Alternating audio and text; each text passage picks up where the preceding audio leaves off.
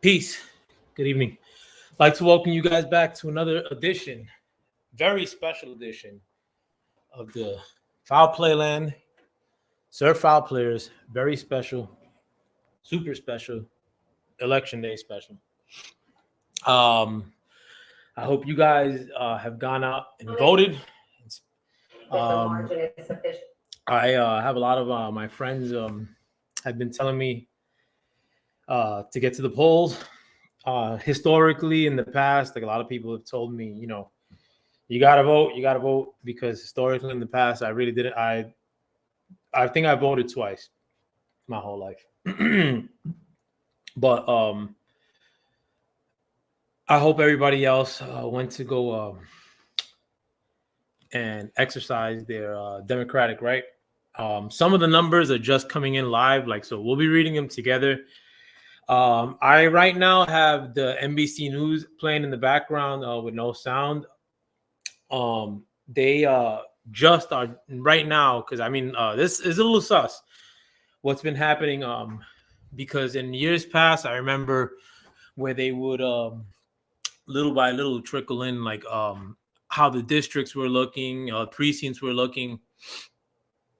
It seems as if there was no election data coming in up until right before I started this video. So now you are starting to get it trickle in. And from right now, they have Trump leading in North Carolina. They said it's 2% in. I don't know if that means that's 2% of the vote is in, but that's impossible because they counted more than 1 million votes in that one. Those are just the Senate race numbers. Some of these numbers that they've been showing are the elections, how they played out in 2016 and 2020. Thing of it is, I think a little bit of that is misleading, when people see it, because they don't see the 2020 and 2016. And sometimes people are really dumb. So they have an Indiana poll numbers, projected winner Trump at 61%. Trump was going to win Indiana anyway, so that's nothing. That was with 281,255 votes in Indiana. That makes Trump the winner there. Projected winner for Kentucky, Donald Trump too. Those are 8 electoral votes with Kentucky. Again, those races they're going to call really early. That normally happens because a Republican always wins there. The one problem that we probably are going to have this evening or today, tomorrow, however long it takes to count these votes, the problem that we will have, one of the big ones that I can foresee is Pennsylvania. Pennsylvania, their laws, as far as with mail-in votes, as far as when they allocated times in which the vote could be counted legally. A lot of that stuff's a little bit funkier than Pennsylvania as it relates to other states or in comparison to other states. So we may not get a number in Pennsylvania that quickly. Another number that is just coming in now, popular vote. New projections from NBC that's popular though. Is that nationally 2% in? And Trump is a 58%. Kamala Harris is 44%. Oh, I maybe that's popular vote nationwide. But you got Trump leading there, which is very interesting. Again, this is the first time it took so long for the numbers to start trickling in. Normally, though, what I do remember is that the Democrats lead early in a lot of these polls. So I'm not sure. Osceola County, Florida, they got Kamala Harris with the 1% edge above Trump. I'm not sure why they mentioned that singular county. Normally Florida's a source of though, so I could see that. Osceola County is in again Florida, and they're mentioning it again. Right now, Harris has 51% of the vote in Osceola County, with Trump having 48.1% of the vote. I'm trying to think what towns are in Osceola County, if I remember correctly. but that's not. I don't think that's Orlando. I mean, if oh no, I think they're indicating that it is near the Orlando area. So maybe they want to rationalize the Puerto Rican swing because Orlando does have a high Puerto Rican area, as does Florida. But the fact that Kamala is winning this one county at the moment, they also pointed out to Orange County, Florida, with Kamala Harris leading there too, which is interesting. Biden, though, last time got 61% of that vote in Florida, Orange County. And tonight, Kamala Harris, as of now, has 58.3%, which is actually less. So those are good indications for Trump. Virginia with 1% in, Trump is leading there too. And that's at 58.7% in Virginia. That's a lot. Broward County, which is my man's out there in Tampa, Harris is leading there again, but Biden won 64% in 2020. Harris won 60.5% right now. Those are liberal counties in Florida. One could assume the ones that are being pointed out by NBC News right now, live as we speak. As I'm watching it, I'm gonna channel surf a little bit too. I'm not gonna play any sound because I don't want the copyright demons to strike your boy. I hope you guys are having a wonderful day. Nevertheless, though, and I'll read out any stats that are coming up. They actually have questionnaires and channels too. Questions that they ask voters. Oh wow! In Georgia, they actually have Kamala Harris with a significant lead over Trump. 57%. That was I thought Trump would win in Georgia, even though it's still early. Indiana, Trump is still holding the lead. I mean, you could expect Trump to win Indiana though. Kentucky's Trump has a 72% lead, so I'm pretty sure that Kentucky's in the bag right now. Trump electoral victories is 19 to Kamala Harris is 20. Kamala Harris is 3. I think Kamala Harris may have gotten Vermont. Yeah, president in Vermont. I think they just showed that stat, but they're not showing the numbers. At the House races, they're not showing the stats yet. I think I was telling my brother Michael Johnson, Boxing Talk more regarding the Senate. Oh no, that's the House. That's the House. I'm sorry. But I know there's some few Senate races that are. They showed a feel about the country today. National exit poll: 72% dissatisfied. Trusted more to handle a crisis. Same exit poll: 50% for Donald Trump, 48% for Kamala Harris. Indiana has Jim Banks, the Senate candidate, beating Valerie McRae. Bernie Sanders in the Gerald Malloy race. I mean, I'm pretty sure Bernie Sanders is going to take that. That's for the Senate seat in Vermont. So, I mean, all these Tim Kaine versus Hung Kao. Like, I actually like Hung Kao, for the senator from Virginia. I think he has a lot of good stuff to say. I'm pretty sure that Mitch McConnell, the sellout, didn't give Dow much money for his race because Dow is actually a good candidate, and Mitch McConnell is a loser Republican that only sets up his candidates to win. If there's a race that's a good candidate that's winnable, Mitch McConnell would rather waste money with a candidate that's a shoe-in Rhino and give them money and just waste it rather than trying to win seats. The Republicans normally operate before Trump as just lovable losers, just paid opposition to the Democrats. Whereas with Trump, he's not taking any of that stuff. I mean, based on like how he talks about this year's election being conducted fairly. Some 69% confident, 30% not confident in the exit poll. Violence resulting from presidential election: 71% people are concerned. I mean, and that's not from Republicans. I mean, Republicans at the very worst. I mean, like I was telling my man Michael Johnson, Boxing Talk more on my channel yesterday.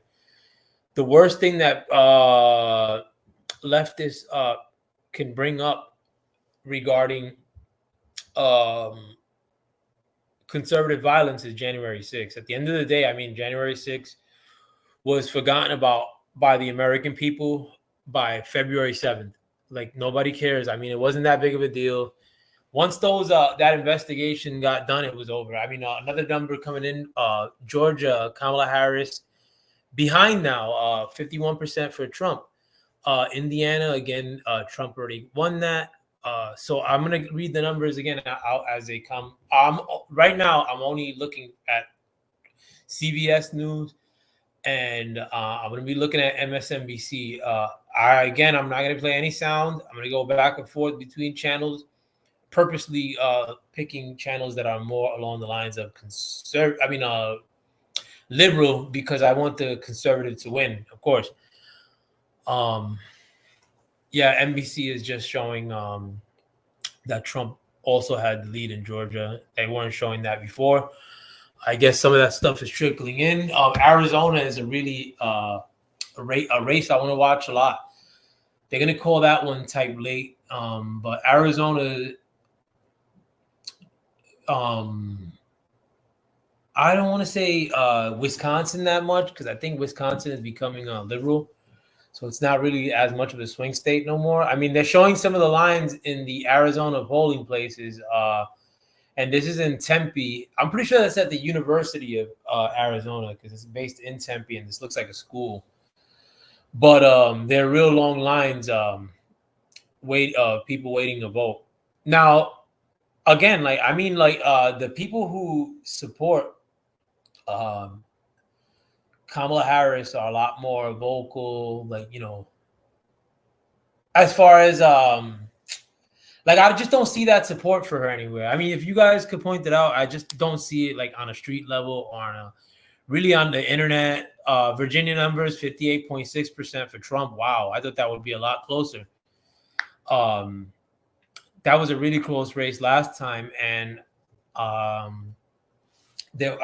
think there was some shenanigans in Virginia last time, just like there were shenanigans in Georgia, Wisconsin, Arizona, somewhat in Nevada, probably many other states, Michigan. So we're gonna see how the shenanigans play out. Last election, me and my son, my wife was in Florida, and we were in the house alone. So I think my son may have been sick or congested. So we watched all the election streams we could. We still up to 4 a.m. So some people will tell you about something, or if you guys could research 51% for Trump, those numbers are going to be changing, but I'm going to keep calling them out, particularly if there's any change. Right now, 48.5% for Harris in Georgia, where Trump is leading in 51%. Not that many people have reported. I'm not sure why. How only a couple 100,000 people in Georgia have only reported. So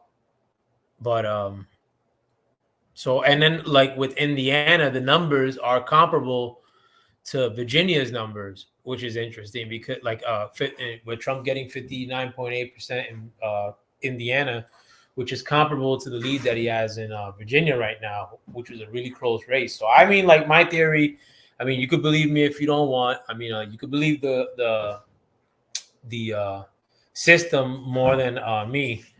But my theory is that a lot of those cases that were brought to court regarding election chicanery were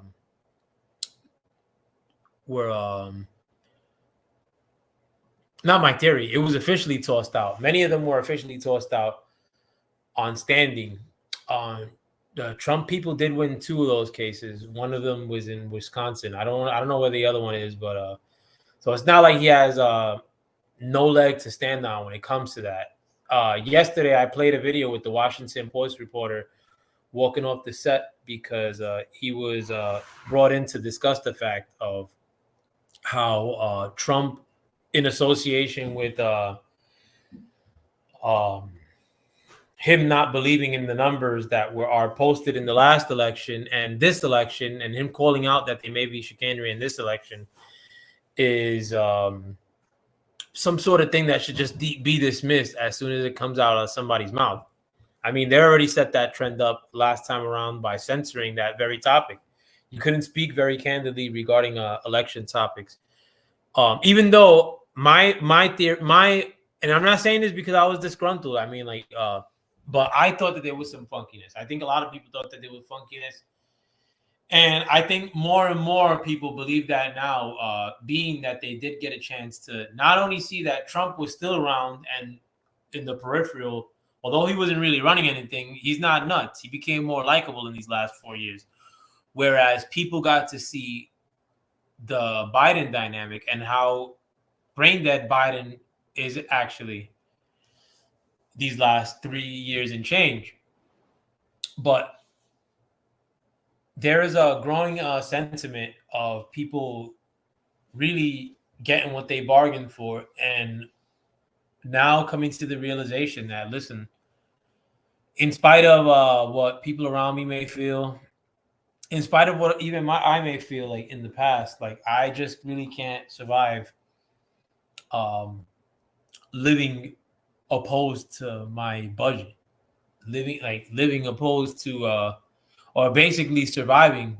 Like, by and large, you talk to people and they know that normally if Trump was dealt the conditions regarding the cost of groceries and how hard life is right now, like to exist, if it were Trump that were running this kind of country like the Biden Kamalas of the world have ran these last 4 years, you would hear every specific statistic and study as to why things are going so bad. See, but right now, what you get is basically from the Kamala Harris and Biden administration is that if you happen to be going through some sort of struggles fiscally at the moment or financially at the moment, that you're not really going through that and that you don't really feel the good things that are happening in this economy. They only want to explain as to what you're seeing is not what you're seeing, rather than like addressing what's really wrong. And the thing is that a lot of people that defend leftist talking points and the leftards, the liberals, they don't talk common sense. They just want to talk trying to get a one-up on somebody, or only want to talk about Trump. End of the day, I mean, how much more can we talk about Trump when Trump's been sitting in the sideline for 4 years? People, so much so that leftists have taken to blaming the border crisis on Trump, rather than the people that did away with Trump's policy of having migrants remain in Mexico while they wait to be processed into America. The Biden administration did away with that. The Kamala Harris administration did away with that on day one of Joe Biden's presidency. Now, I mean, Kamala didn't say, I'm going to put that policy back in place. Like, people want you to go out there and vote for Kamala and just guess that she's going to do the right thing without her telling you her plans. And I just saw a Nick Shirley video, and that's Nick Shirley's a YouTuber who goes out and interviews people in swing states mostly lately, but I guess he had one last day to come out and ask people, like he normally does, who they're voting for prior to the election, or just does random interviews with people live, and these are always live. They're not edited. They're not edited until after the fact. But I like to watch the live streams that he has where he just floats around and asks people questions pertaining to like the area where they live. I mean, and like he went to swing states specifically recently because they're the ones that matter. Because of the vote. Like, nobody knows where the swing states are going to lie. So he's been going around the swing states, and it seemed that there was more love in the swing states for Kamala, which there wasn't much. It was 50-50 seemingly. And he went back to these places multiple times. When he was first going around a couple months ago, not even a couple weeks ago in most cases, to a lot of these same places, there was a lot more love for Trump when he was going on his later visits. And that's any city he went to, any town he went to. But the interesting thing was that today he had one city to select for the last in the series of pre-election result videos. And he chose New York to do today's video. In today's video, though, I mean, and this is Midtown, touristy Manhattan. The people that could afford to live around there. I mean, I'm pretty sure that he wasn't interviewing many people that did live out there. But they, a lot of them were swinging in the direction of Trump. And a lot of them, when you asked them why they were voting for Trump, they could actually break it down and tell you their reasoning. Most people that tell you that they're going to vote for Kamala won't say why they're voting for her without mentioning Trump. Right now, they're showing live video on the CBS stream of Ditmas Park, Brooklyn.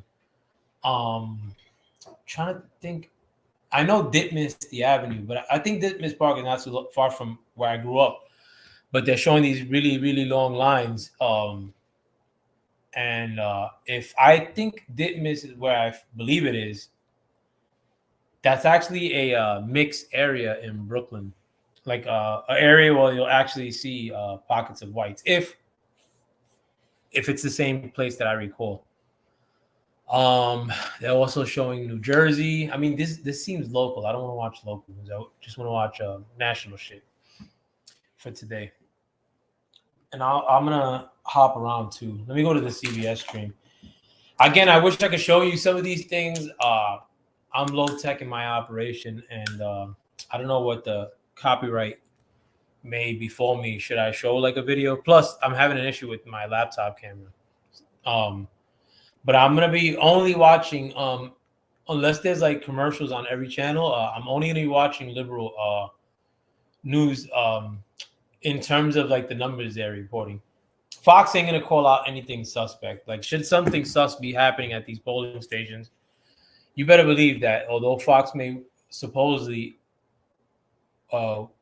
outwardly show that they want Trump to win, Fox probably doesn't want Trump to win. Fox News is just as bad as any liberal network. Let me take a drink of water.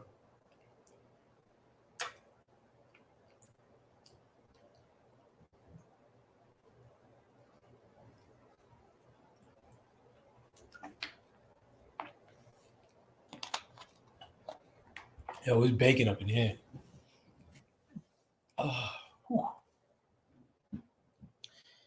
Yeah, and maybe later on I'm gonna go to one of my other bookman's channels later on too. This is the Fox stream. I'm looking to see if they post up any numbers. Everybody's on commercial break now. Yeah, but the sentiment out here, I mean, it seems a lot of people feel as if Trump is gonna win. That's just the inclination I'm getting, or it just doesn't seem as if many people are voting for Trump. I mean, for Kamala. I just haven't seen him anywhere. I mean, if you have a feeling that Kamala may win, and maybe you want to make a little side bet with the FoulPlayer ski, place your bets now. Let's see how these things play out. Unfortunately, I got to watch this wax figure on Fox, but they're showing numbers for Trump at for what are the numbers? Damn, these people. Too early to call. And John. Yeah, like then why show it? Like they showed the number and they said too early to call. Like, yeah, Fox be fronting, man. Fox is the ops. If you're conservative, trust me, that Fox is the ops. Like Fox did a lot of funny stuff in the last election by calling Arizona so early, particularly. Georgia, 58.1% for Trump. He's actually gaining in Georgia too. Or gaining more, putting more distance between he and himself. Projected winner for West Virginia Senate, Jim Justice. I mean, that was probably bound to happen no matter what. So right now, the Senate, in the Senate level, the Republicans have gained one seat. Damn,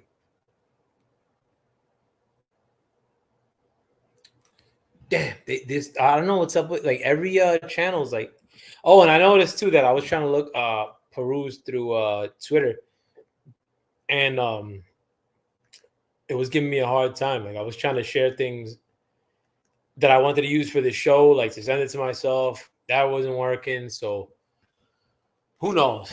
I mean, I would like at this stage, I would expect anything. The counties in red are starting to report, but a lot of gray. That means we haven't gotten reports yet. I want to tell everybody why it's going to need some patience tonight. And I'm going to rewind the clock. Yeah, they're already I'm going to show you the 2020 presidential making it seem as if it's going to take long to count. I'm going to take you back to 8 p.m. on election night in 2020, and you see a similar pattern, right? A handful of red Republican counties have reported at that point, and still a lot of gray. So it's kind of deja vu all over again. But what happens was when we get to the end, then we fill in the whole map and we find out who won. So we're going to need some patience there in Georgia. Yeah, so Georgia, I believe Biden only won by 8,000 votes.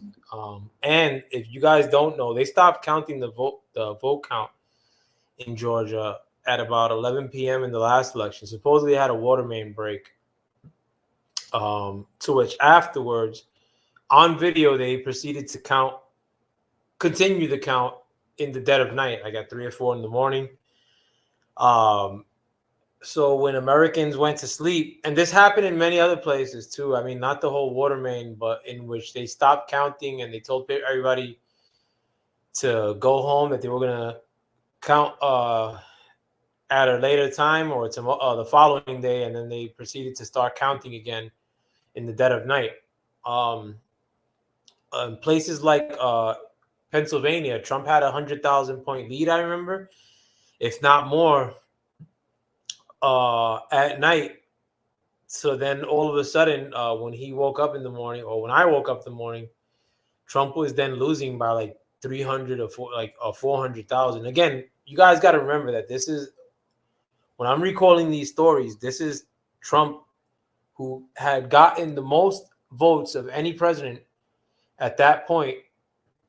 This last election, Trump got the most points of any president in the history of America. He got the most votes for any president that was running for a second term in the history of America. He had more votes than what Obama got in his first or second term.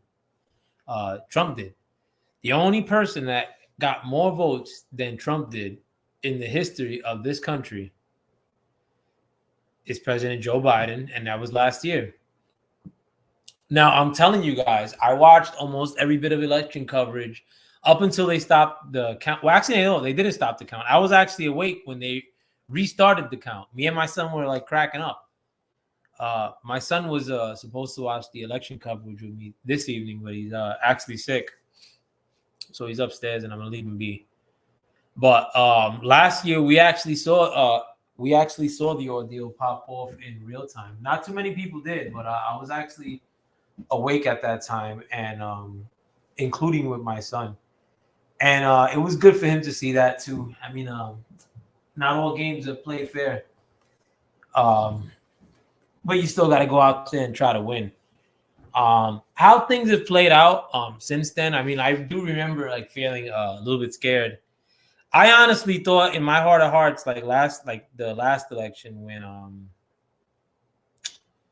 when Trump had that sus activity happen to him in the dead of night where they stopped counting votes.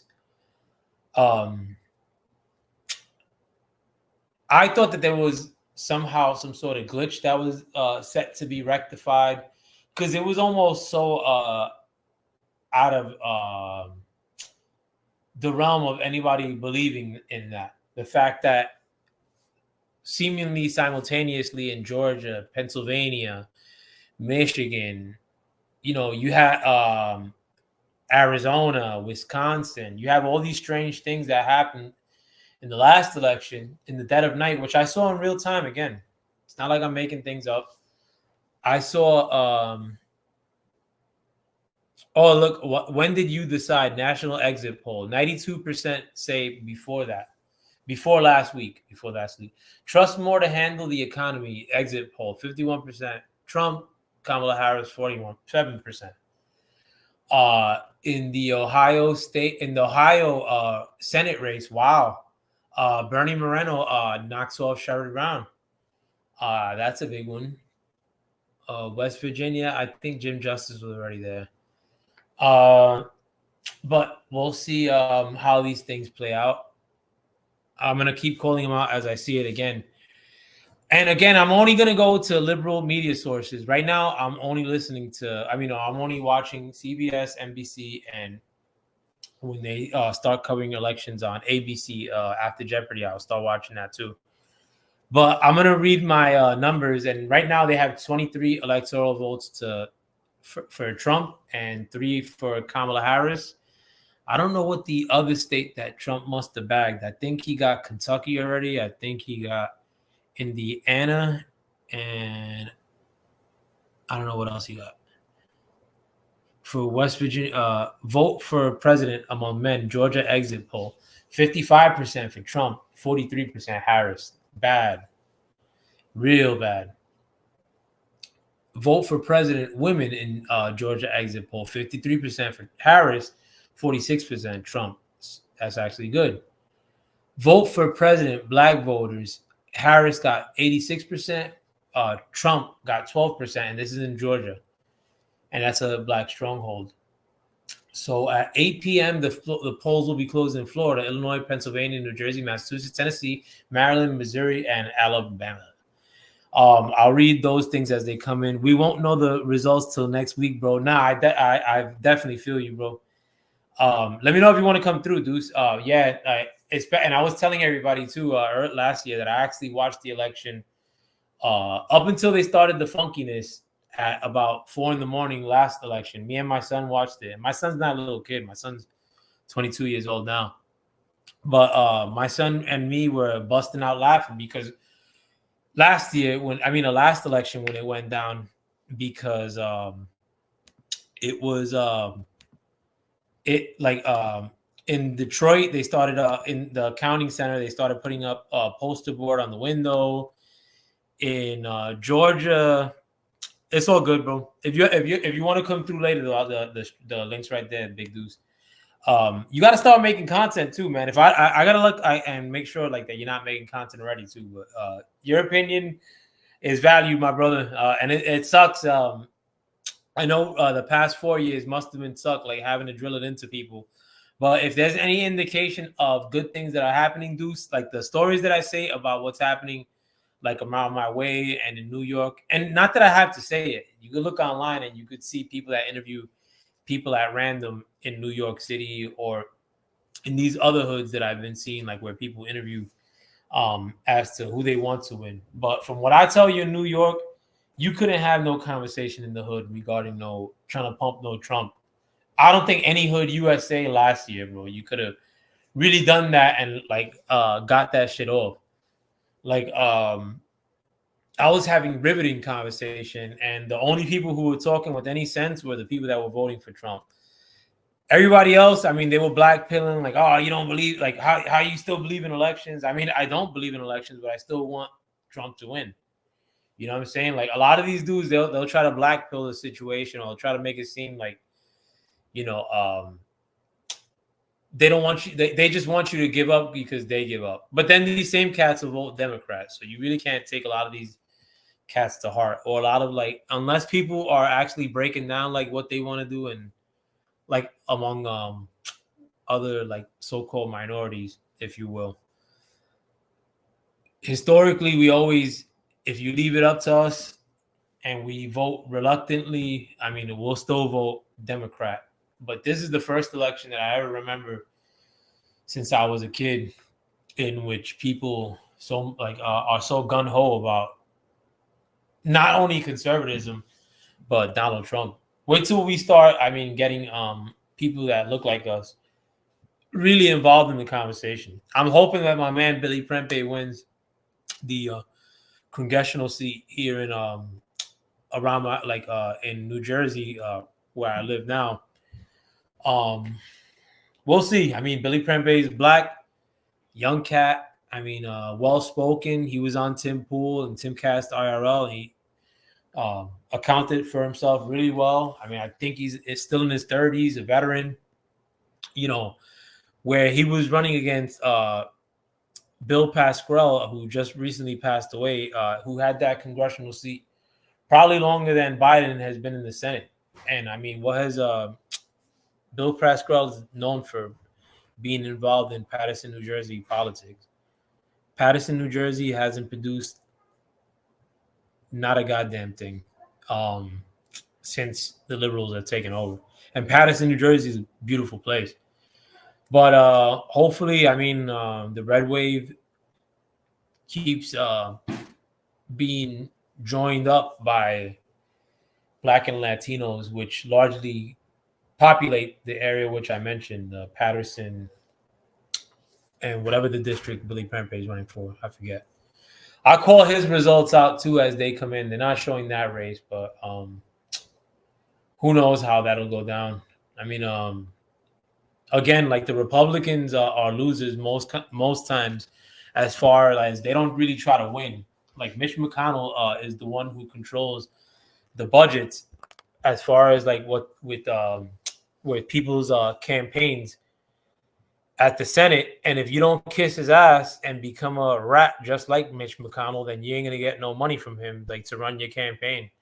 So I said this earlier. There's a lot of campaigns that could be won that aren't won because they're not financed right. Whereas Mitch McConnell will finance a campaign that's definitively in the bag by like a rhino Republican or a campaign that has no shot at winning.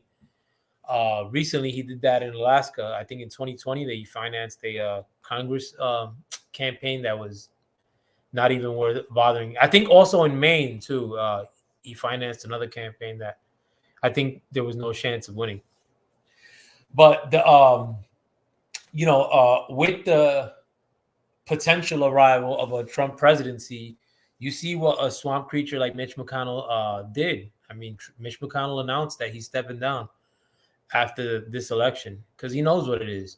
I mean, the Democrats, they won't call out their own. The Democrats, they'll stand by their own in spite of them doing wrong.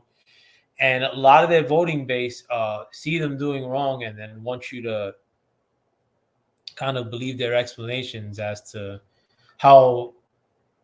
what the Democrats do daily, their thirst for power, their ability to eat their own, how that's rational, but some non-factoid that I don't know about someone in the Trump sphere is reason enough to vote against my own wallet.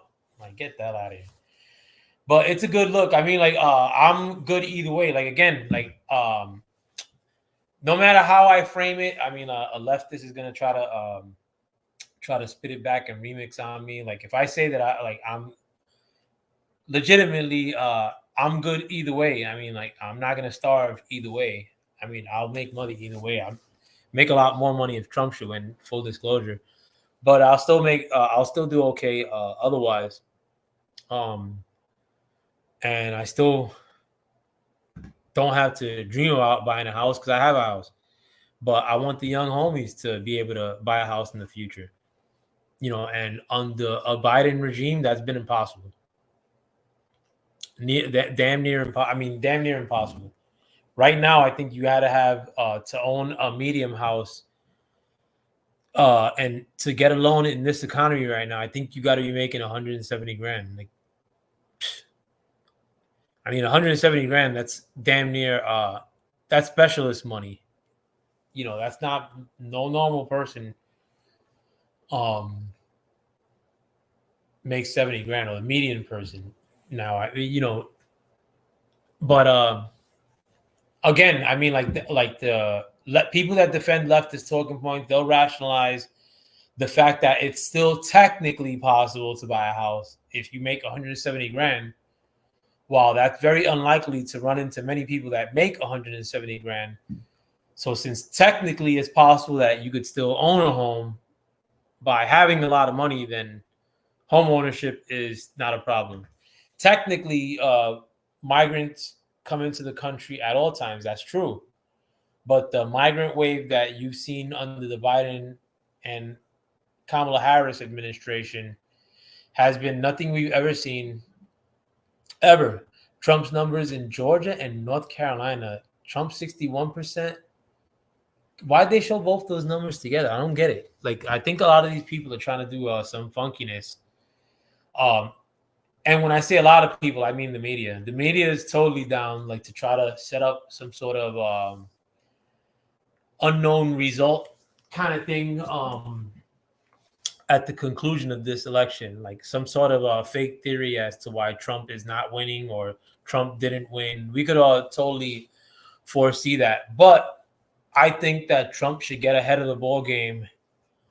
And should he be close to at least getting those, I think that Trump is going to be scratching at 300 electoral votes.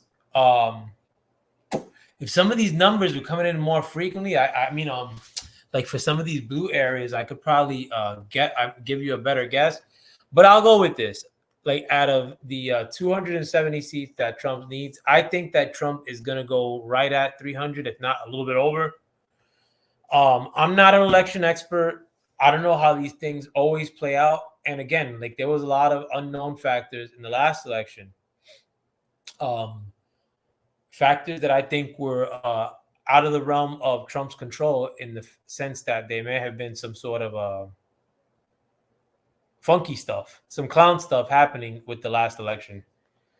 A lot of that was circumvented this time around. A lot of it, Trump pressured a lot of these states to enforce the laws that they already had in the books, or to not change laws days before the election, which is not acceptable, but was put into place in many places this last election. Vermont, Kamala Harris, 8% of the votes are in, and they have Kamala Harris as the projected winner. 3 electoral votes in Vermont. I think that was the 3 that they attributed to Kamala Harris earlier. Oh, yeah, okay. 61% of the vote for Kamala Harris in Vermont, and 35.5% for Trump. That's interesting. There was actually one small town in Vermont that has like 6 people that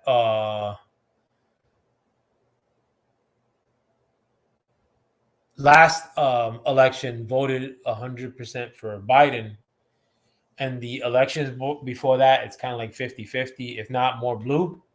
This last election, though, no, actually, it's usually more blue in recent history since they've done it.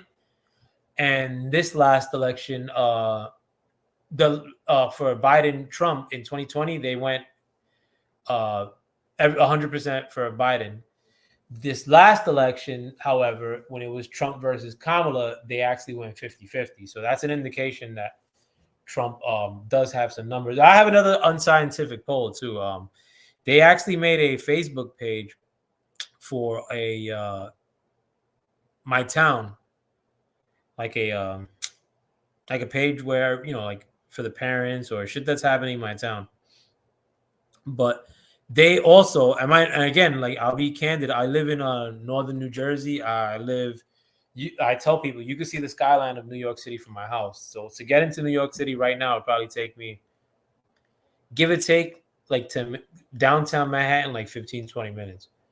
So again, I live in a blue area of New Jersey. I mean, a lot of Latin people in my town, but it's mixed. Like, I was doing the count of people that live on my street. Let's say 16 houses, like 3 white, 2 black, 2 Indian, and the rest is Latin.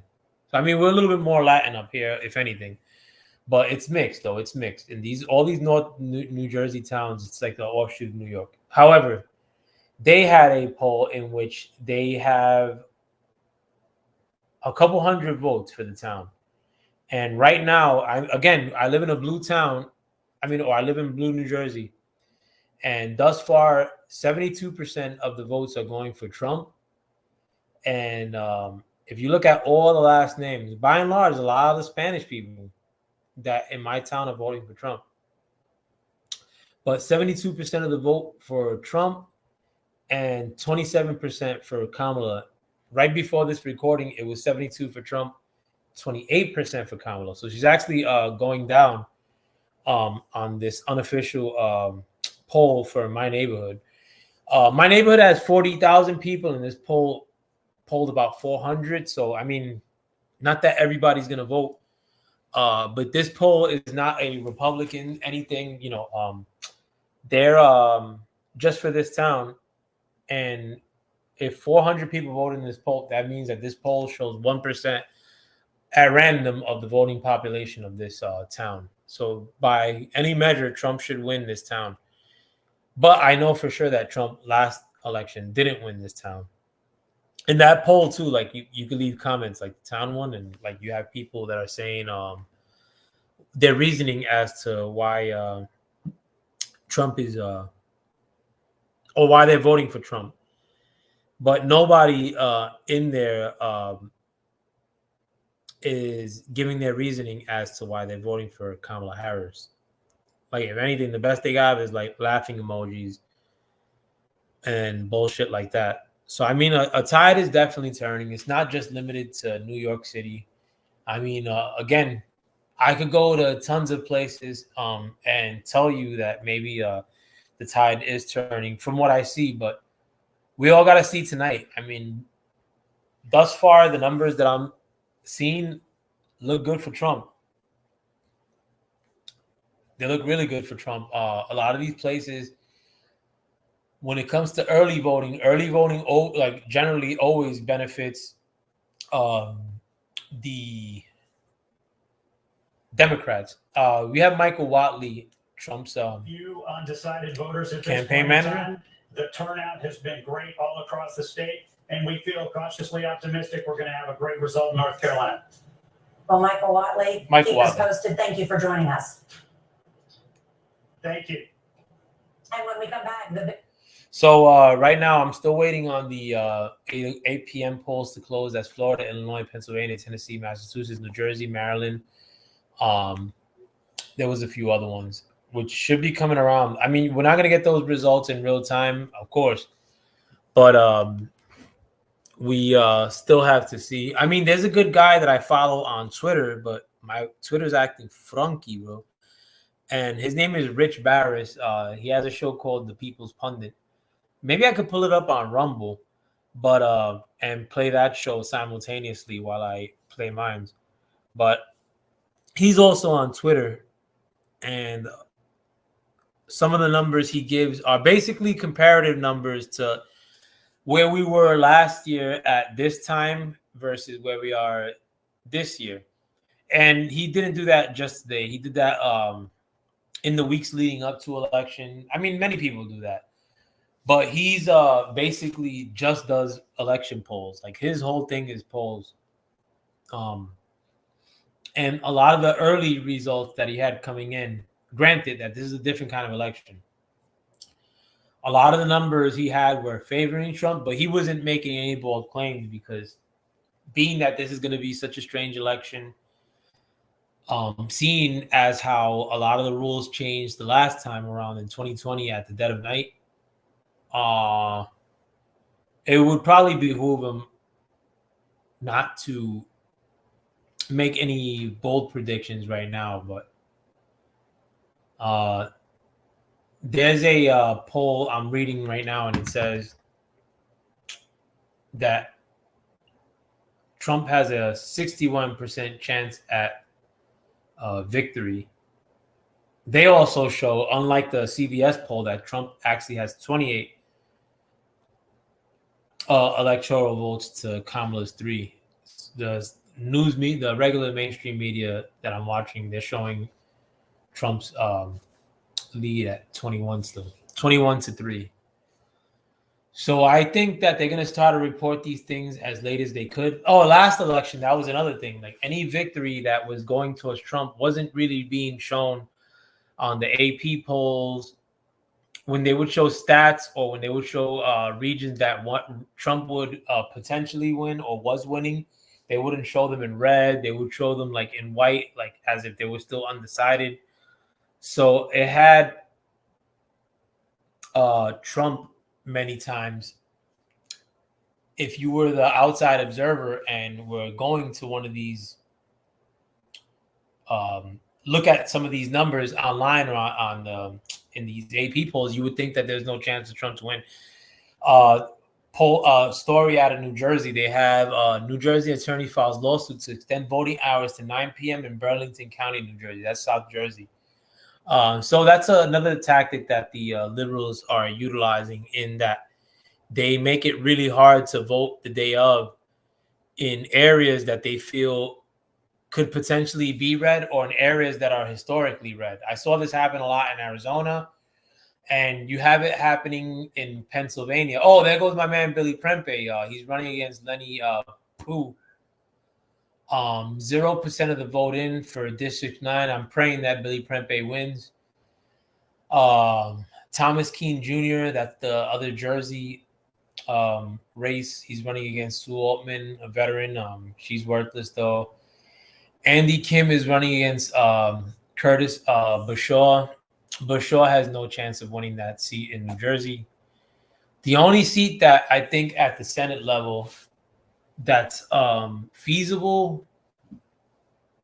Oh, and Mike Mueller is that's another race that is close. Mike Mueller versus Mondale Jones in District 17 in New York.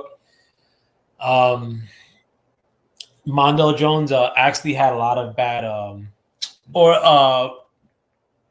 Lawler had actually a lot of good campaign commercials against him. Not that means anything, but see, right now in and they're telling themselves they're trying to break down for the rest of Georgia throughout the night. Only 25% of the vote is in. Trump is way on top, but again, 25% an advantage for Kamala. Right now, check Trump got where 25% of the Georgia vote in, according to NBC, and Kamala Harris has 25% of the vote in, but Trump is leading with a 61% edge in Georgia.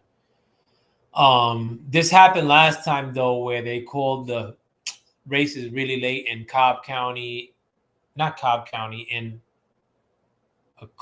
Columbia, in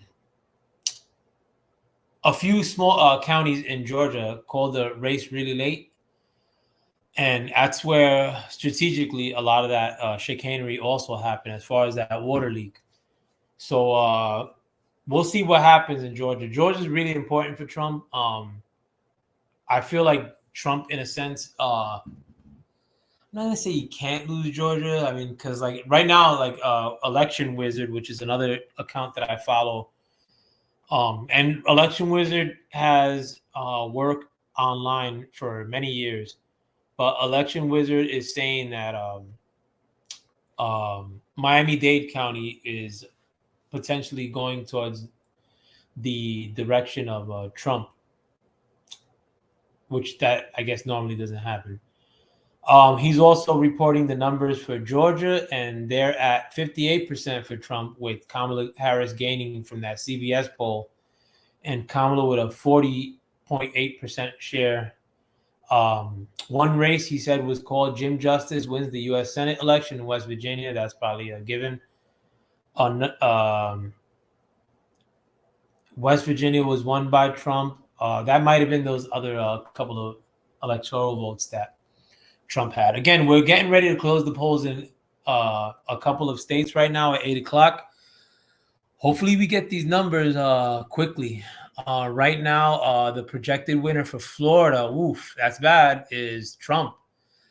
They're giving the projected winner for Massachusetts to Kamala Harris. That was probably a given. Tennessee, projected winner for Trump. That's 11 electoral votes. Maryland, they have the projected winner, Kamala Harris. That was probably a given. Missouri, projected winner, Donald Trump with 10 electoral votes. Alabama, Trump, 9 electoral votes, projected winner. Alabama, 7 Oklahoma electoral votes, and he's the projected winner there. In addition to District of Columbia, Kamala Harris gets 3 electoral votes in D.C. That's a deeply rural area, but right now they're breaking down the last electoral votes. Kamala Harris has 27. to Donald Trump's 90 electoral votes. And that's a really good number. I mean, right now the races are uncalled in Connecticut, Delaware, Illinois, Maine, New Hampshire, Mississippi, New Jersey, Pennsylvania, and Rhode Island. But thus far right now, Trump has 90 electoral votes to Kamala Harris's 27, I believe.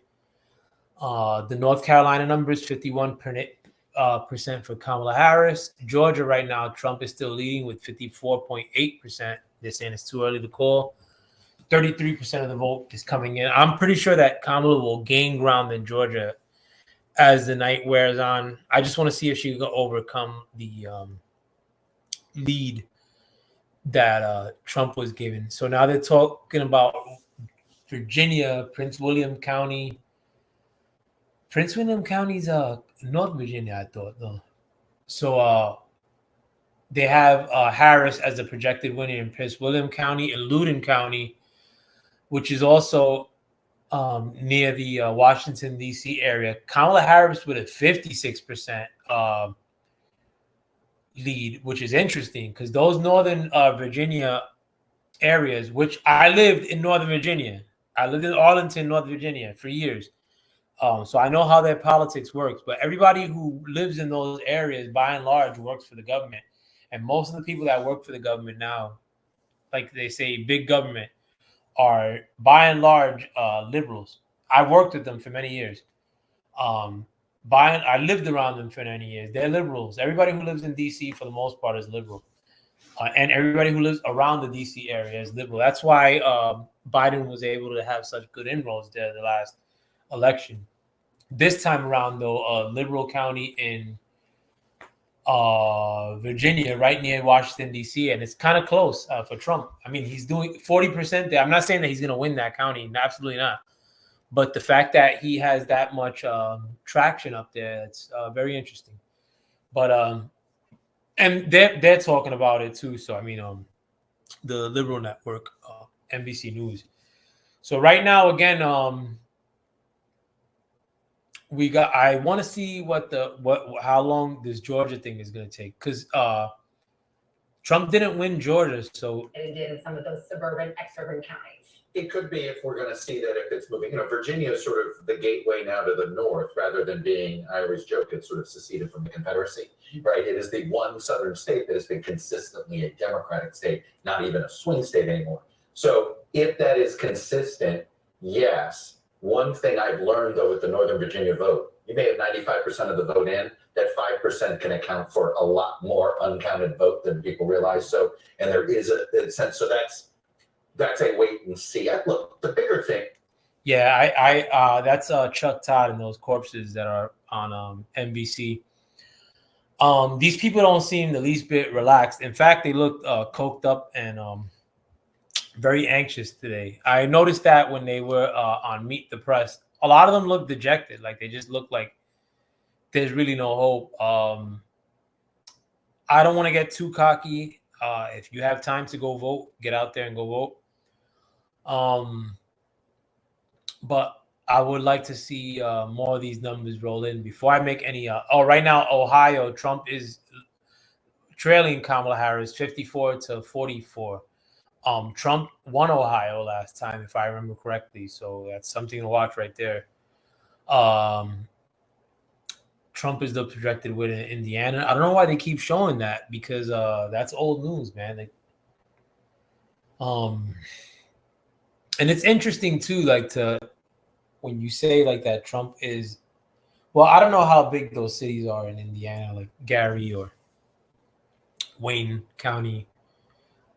But I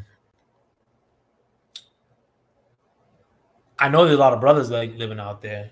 I mean, in addition to I know historically that Indiana is a very white place, but more numbers for Trump, Georgia. Wow, 36% reported in. There was only 30% reported before, but Trump is actually gaining in Georgia.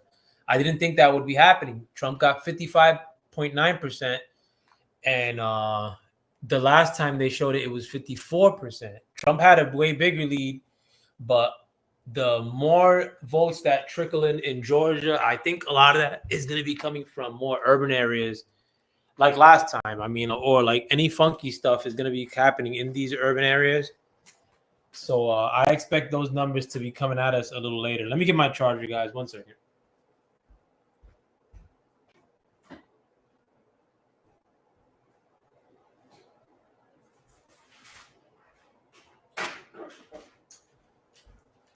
Yeah, so and I'm gonna try to stay on as long as I could.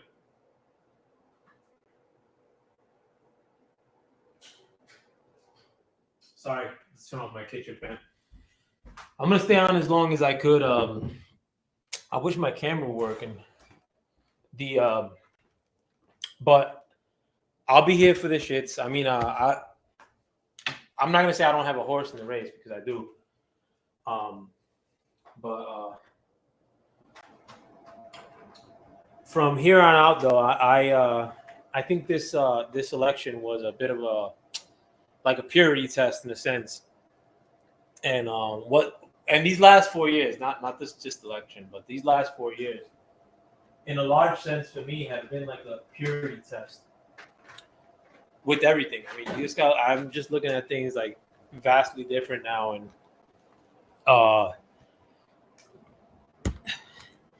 sorry about that. And I have to think accordingly.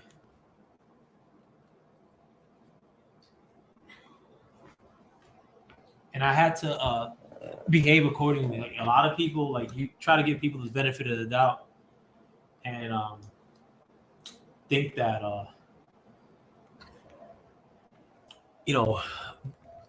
that construction dialogue could happen, but I think people are just too emotional to get out of their own way currently.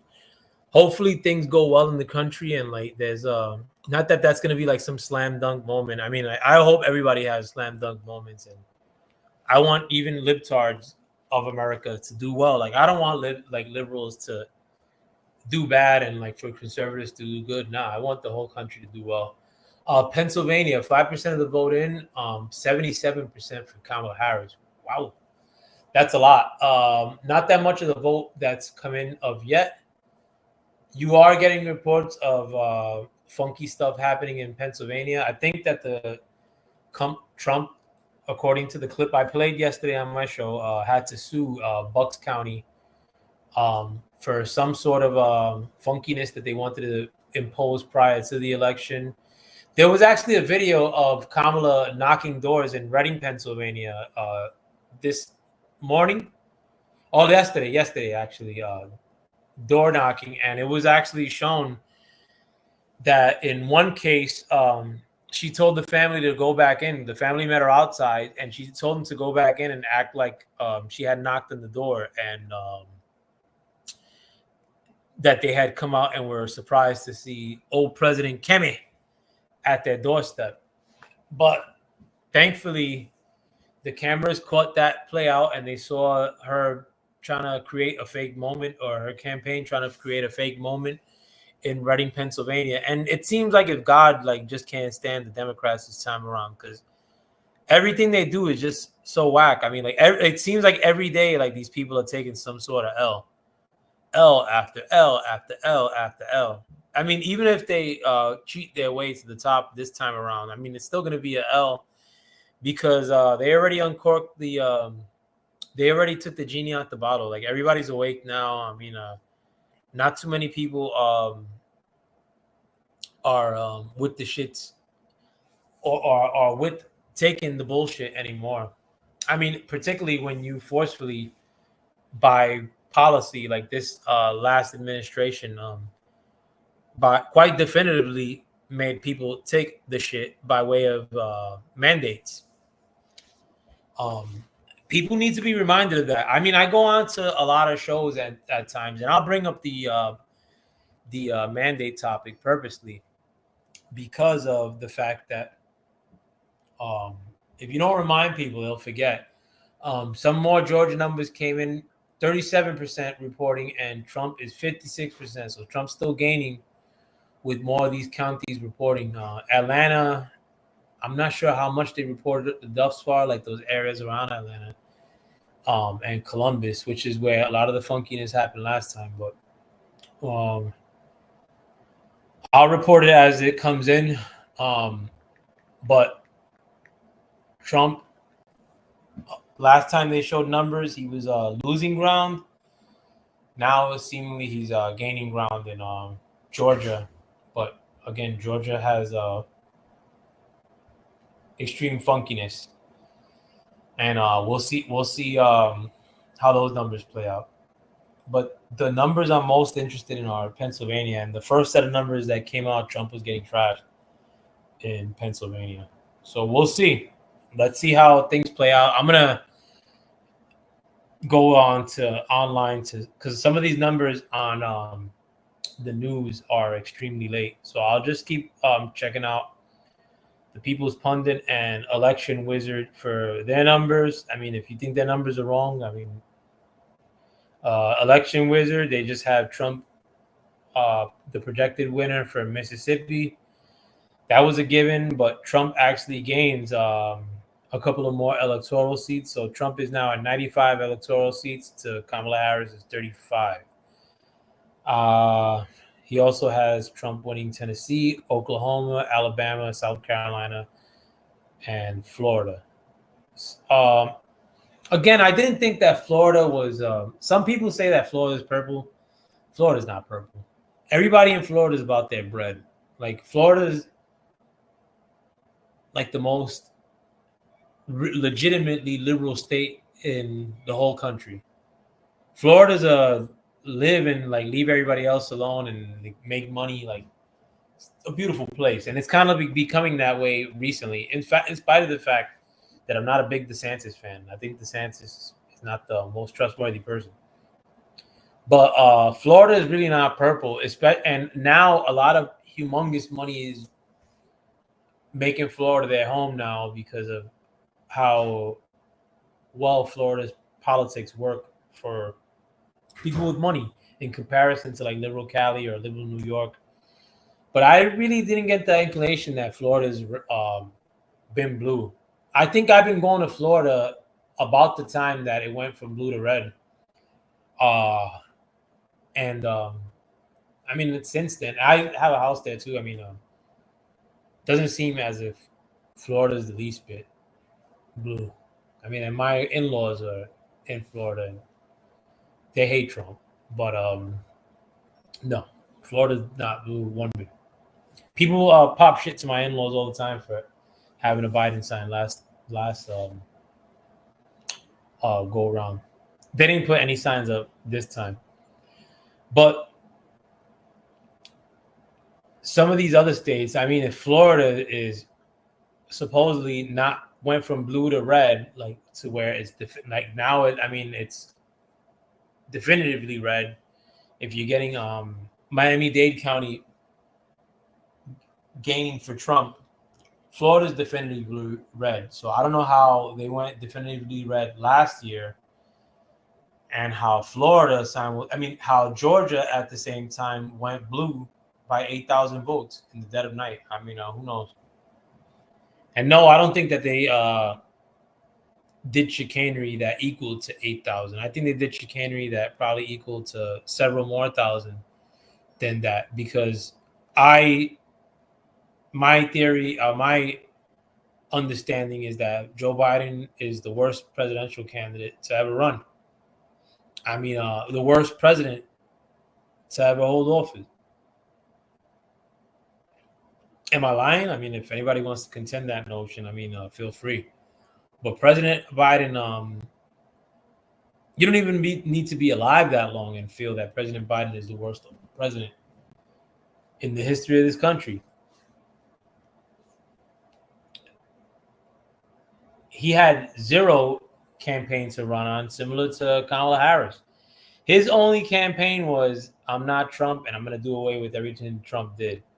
Whereas now, a lot of people are begging for Trump to come back and put back in place what he had in place, i.e., policies against illegal migration, talk of a border wall, no funding or stopping wars from happening. You know, I think people want more of that. But Biden didn't run on anything similar to Kamala Harris. Biden was less likable than Kamala Harris. Nobody sees Biden walking around from the time he stopped being Obama's vice president. Like it wasn't like Biden would show up to the black barbecue and he was just gonna get hounded like as some dude that people had love for because of his association with Obama, when Obama doesn't even get that much love as he used to among minorities. So how is it that somebody who is old, had trouble with their memory while campaigning, had trouble speaking while campaigning, barely campaigned, didn't have any rallies. When he did have rallies, it was reporters showing up and no people. Trump still had rallies with hundreds of thousands of people throughout this whole time, yet Biden had the most election votes in the history of American elections in 2020. Biden had more votes than the super popular Obama. When Obama ran against McCain, McCain was the farthest thing from popular. He was old. His face was swollen. McCain looks like he's under questioning when he used to speak regularly. And McCain was a piece of shit. Sorry to speak ill of the dead, but McCain was a piece of shit. And Trump smoked him when he had his election. I mean, when he ran against him. But you come to tell me that at that time when the vibe of the country was pushing for a change, and that at a time where the whole world was believing that Trump was a fascist, that the remedy to that fascism was Joe Biden, who was unpopular at one, but also a brutal politician, like not a good politician, like not considered a stand-up person due to his politics. Somebody who was aligned with Senator Byrd, who was a Klansman. You know, Democrats actually hide a Democrat association with the Klan, or leftists will hide a Democrat tie-in to the Ku Klux Klan just to get a point across. So, you know, right now we already know, like, the politics in this country are changed forever. One, I doubt that the Biden won by fair means last time around. Secondly, I think that the one chance to pull the wool over people's eyes was this last time. And in spite of the fact that, unfortunately, they did make a lot of people take the jabs with their mandate, in spite of the fact that a lot of people had to go broke because of the politics and how they played out in this country, in spite of all these things, listen, everybody survived and we're here now. Even if Biden don't win, I mean, even if Trump doesn't win, we still won. Or we're still winning. You only needed, in my eyes, you only needed a few more people to wake up to the BS for this to be a landslide win. And this is a landslide win. Fully completed rural counties show somewhere between 0 to 5 point shift towards Trump. And this is in Georgia. I mean, that's not surprising. Breaking amendment for abortion fails in Florida. Somebody else reported that. This is also Florida's reject recreational marijuana ballot measure. That's interesting. Said Virginia is sitting on a nice edge. Total Democrat collapse in Loudoun County spells utter disaster for the Harris campaign. The real battleground was Virginia all along. Unreal. So, again, these are comments by the Election Wizard channel. Excuse me. He's commenting regarding stuff that's happening in a vacuum in these prospective places. Again, these people who disseminate polling numbers like Richard Barris and Election Wizard, they look at things comparatively, like where they can, like how things played out last election versus this election, especially right now, because of the nature of this election being vastly different. So I'm assuming that there's going to be a long block in which we wait for the next round of results to come in. So if you guys have anything, or if you guys want to come through and chop it up or debate, or tell me who you voted for too. I'm going to look for the People's Pundit channel. That way I can stay on as long as I could. And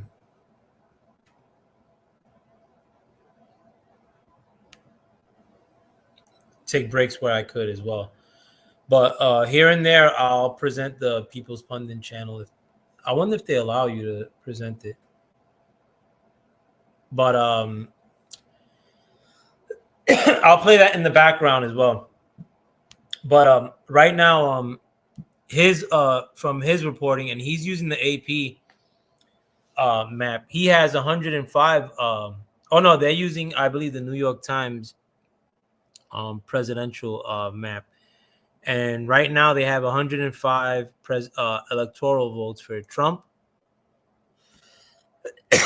and 31 for Kamala Harris.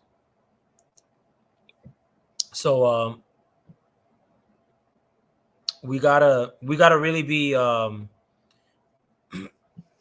vigilant regarding this. Or not vigilant, but the main indicator of everything is going to be these Pennsylvania numbers, and I'm just dying to see what they show up like.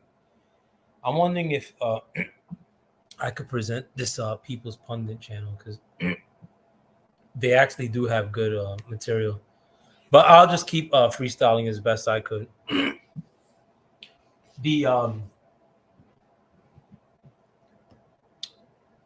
I'm not sure. Also, too, I mean, well, also, let me go back to what I was saying earlier. What Trump should do. I think if Trump is near that election, that number of votes, like very close to 270, which is the electoral vote count that he needs right now. He has 100 and something, according to Richard Barris right now. 105 to Kamala Harris is 31. So if Trump is pretty sure that he's going to win this election this evening, he should declare himself the winner early. If he's anywhere like at that 260 level and Kamala is still in the numbers she's pumping out right now, which is 30 something electoral votes, or if Kamala's at, like, let's say 100 and Trump is near 260 electoral votes at the end of this evening, Trump should get ahead of the game and declare himself the winner. I mean, and I'm not saying that he should do it without having the proper results. I mean, they have an idea of what the numbers are going to be looking like, or they have way better projection numbers than even we do, like these campaigns. And the Trump campaign should know at the end of the night if they're going to get a sweeping win. Right now, it's looking like a little bit of an ass whooping that Trump is rendering to Kamala Harris. But I mean, again, you don't want to get too cocky. If you guys haven't voted yet, do go vote. Go take other people to vote too. I'm not going to tell you who to vote for. I'm just going to tell you who I want to win, and that's Donald Trump. I've said that all along. It's a lot easier to say that nowadays here on YouTube. But I didn't front one bit. I mean, I didn't deviate from my perspective. I've been saying that there was some chicanery since 2020. I've been saying that Joe Biden is the worst president that we've ever had. And Kamala Harris, the fact that they gave us Kamala Harris as a replacement for Joe Biden is basically an insult to Democrats. I mean, and Democrats are not the smartest people, but they're still Americans, but I think that the Democrats should have went with somebody like Robert Kennedy, who gave an incentive to run against Trump with his policies with the that were anti-big pharma. But we get the best of both worlds. I mean, and Trump is a effective leader in the past, and I believe if he's the president in 2025 and beyond, that he'll be an even more effective leader than the last time around, because he already knows how the game is laid out. He already knows who's who. He knows who's a sellout, who should be investigated. And also, too, I think in spite of the fact that it may not be productive, I don't think that we're going to get the country right back into order without a little bit of get back, in the sense of we don't want politics to become what they became in the last 4 years, in which as soon as Trump announced that he was running, you get all these investigations or all these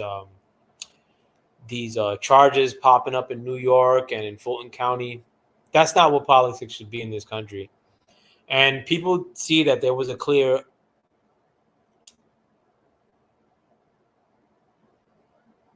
aligning between these cities or counties that made prosecutions against Trump prior to the election and the White House that is currently occupied by one of either Joe Biden or Kamala Harris. Who knows? Nobody knows who's running the White House right now.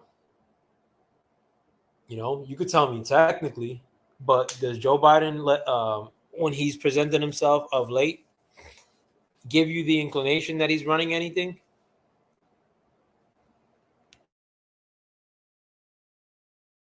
Shouldn't Joe Biden, since he was the biggest vote receiver in the history of vote receiving in the history of this country, shouldn't he be out campaigning and knocking on doors? I mean, if you get that many votes, 80-something million, near half the country, or a third of the country, you would be a rock star.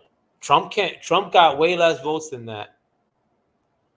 And Trump can't leave the cribs without being swarmed. Trump is literally the most famous celebrity in the world right now. Could Trump be the most famous celebrity in history? Who knows? The way that some of these dudes can't get his name out of his mouth, you wouldn't think. I mean, you would think. Take a sip of water.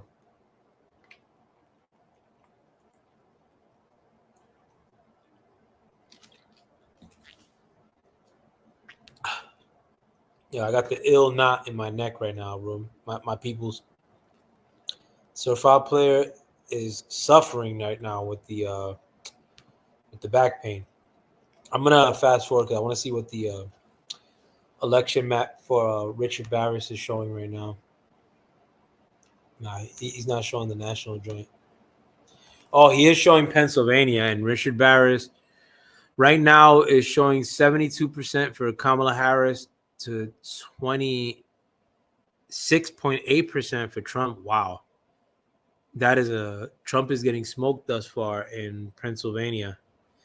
But the odds for Trump winning the presidential election are 71% to Kamala Harris's 29.8%. So that's really bad. I mean, thus far, it is quite literally looking like a red wave. But you don't want to get too cocky or too comfortable if you're a conservative or if you want Mr. T to win this time around.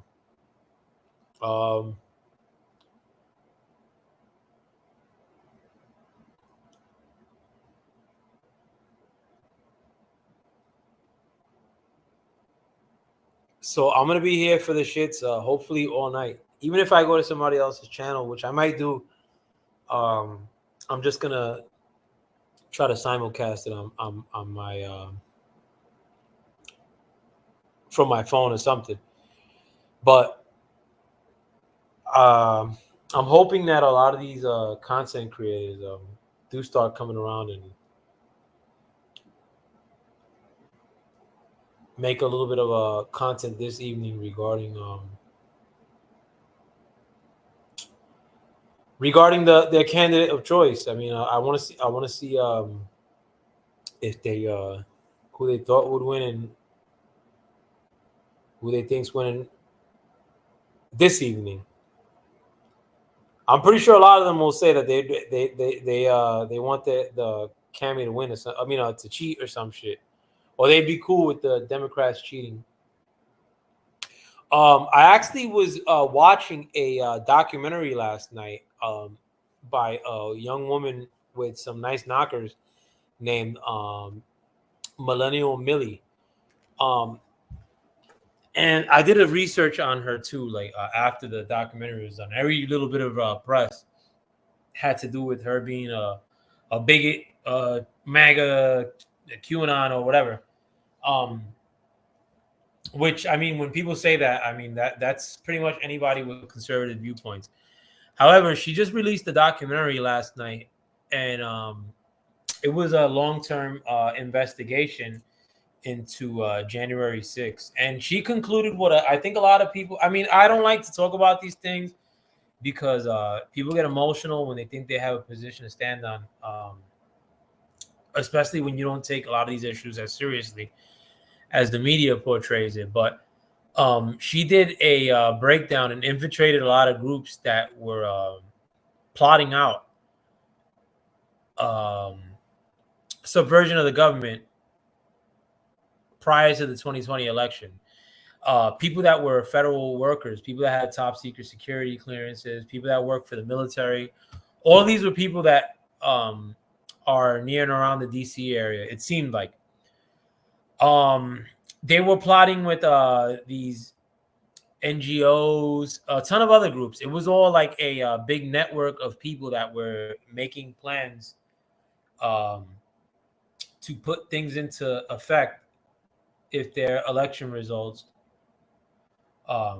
didn't favor them. So basically, if Trump won, like they had it all plotted out, mapped out, things in relation to the Capitol, the plan to break windows. And I think that, you know, with all conversations, we should have them a lot more candidly and not assume that just because some white people tell us some factoid that we should believe it. Like every factoid about January 6th, to me, shouldn't be believed. Ultimately, only 2 people died, and it was one protester that died by being shot by a Capitol police officer, in addition to one Capitol police officer who died later that day. He wasn't beat up. He died of a heart attack. Those are the only 2 people that died in relation to January 6th. Stop fronting. You know, and if you want to look at the people that stormed the Capitol, quote unquote, it was in the hundreds.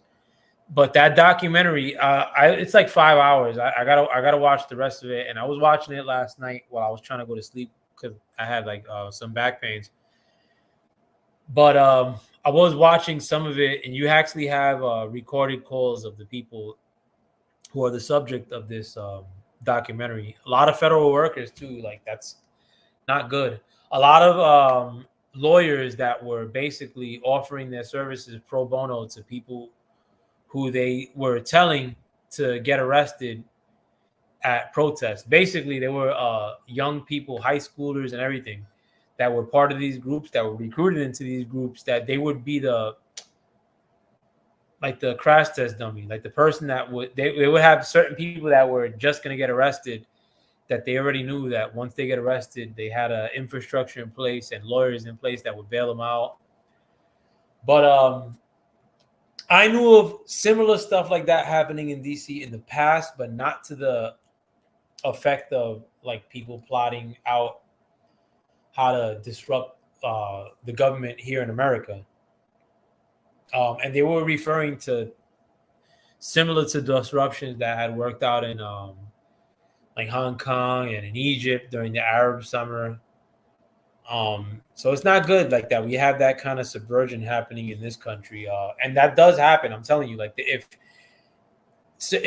certain people feel that one candidate is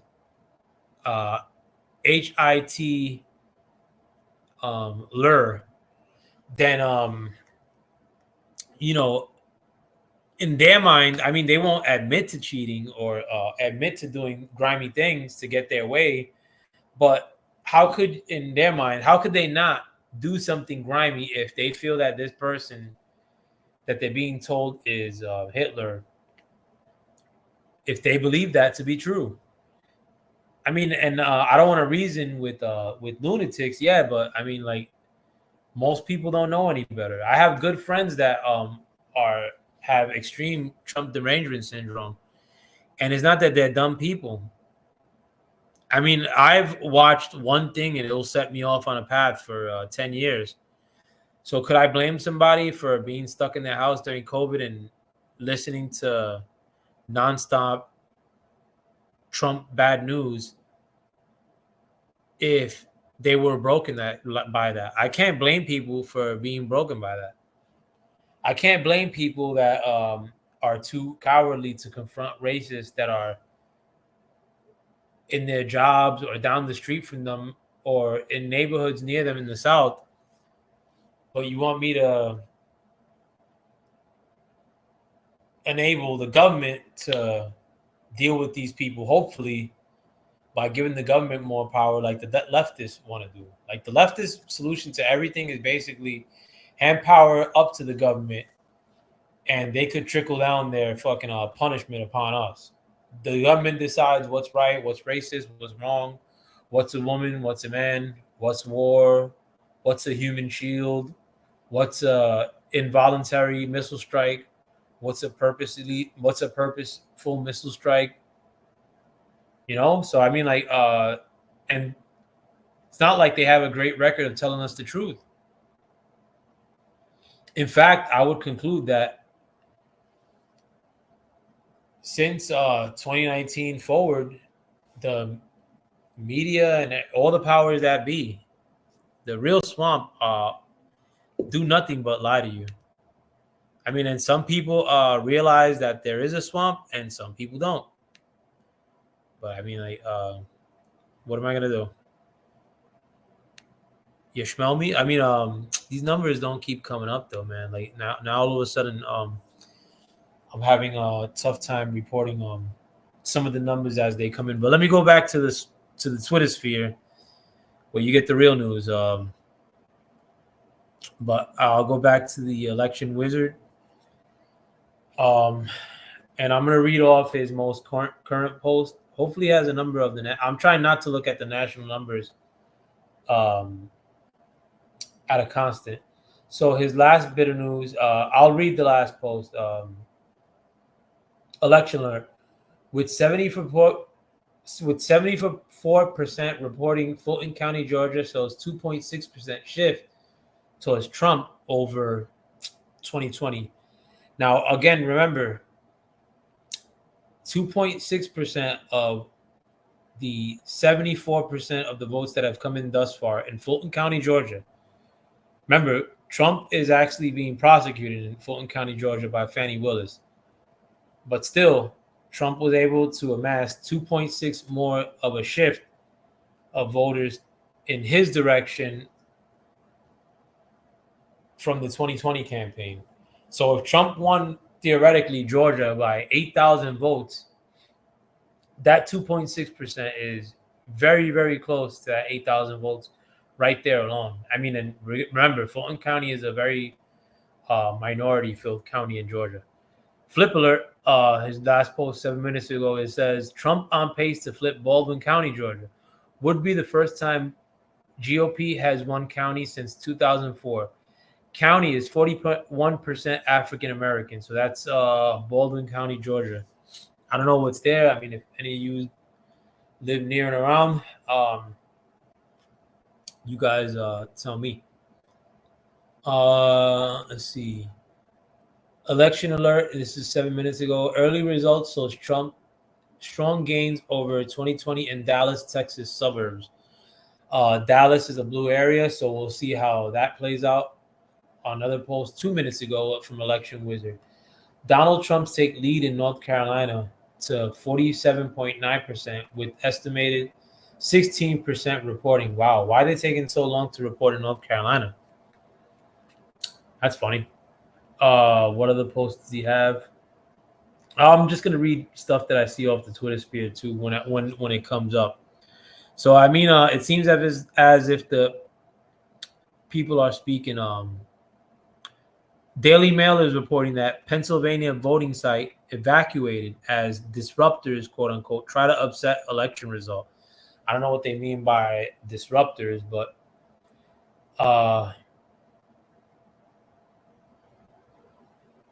and this is from one projection showing that Trump by the end of the night is actually going to get more electoral votes than I was anticipating. They actually have Trump getting 312 electoral votes to Kamala Harris's 226. So that's actually better than I anticipated. So I'm kind of being reserved with my numbers for the time being. But I have a good feeling that the person that I want to win, Donald Trump, is the going to be the person that takes it home. I want to see what the electoral count numbers are now. Actually, I'll go to the AP poll. Not the AP, but Associated Press to see what numbers they're showing. So let me see what the updates are. Yeah, so oh man, Associated Press is playing games, dogs. They did the same thing last year, but right now, like, they're putting Trump at 101 to Kamala Harris's 71 electoral votes. We'll see. I mean, what those numbers are as the night progresses,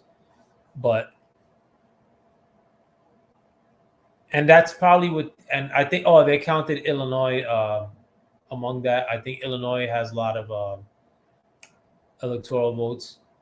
Yeah, Illinois, they have 19 electoral votes and 9% reporting, and they have Kamala Harris winning that race. Trying to see if any counties there went red or are going red.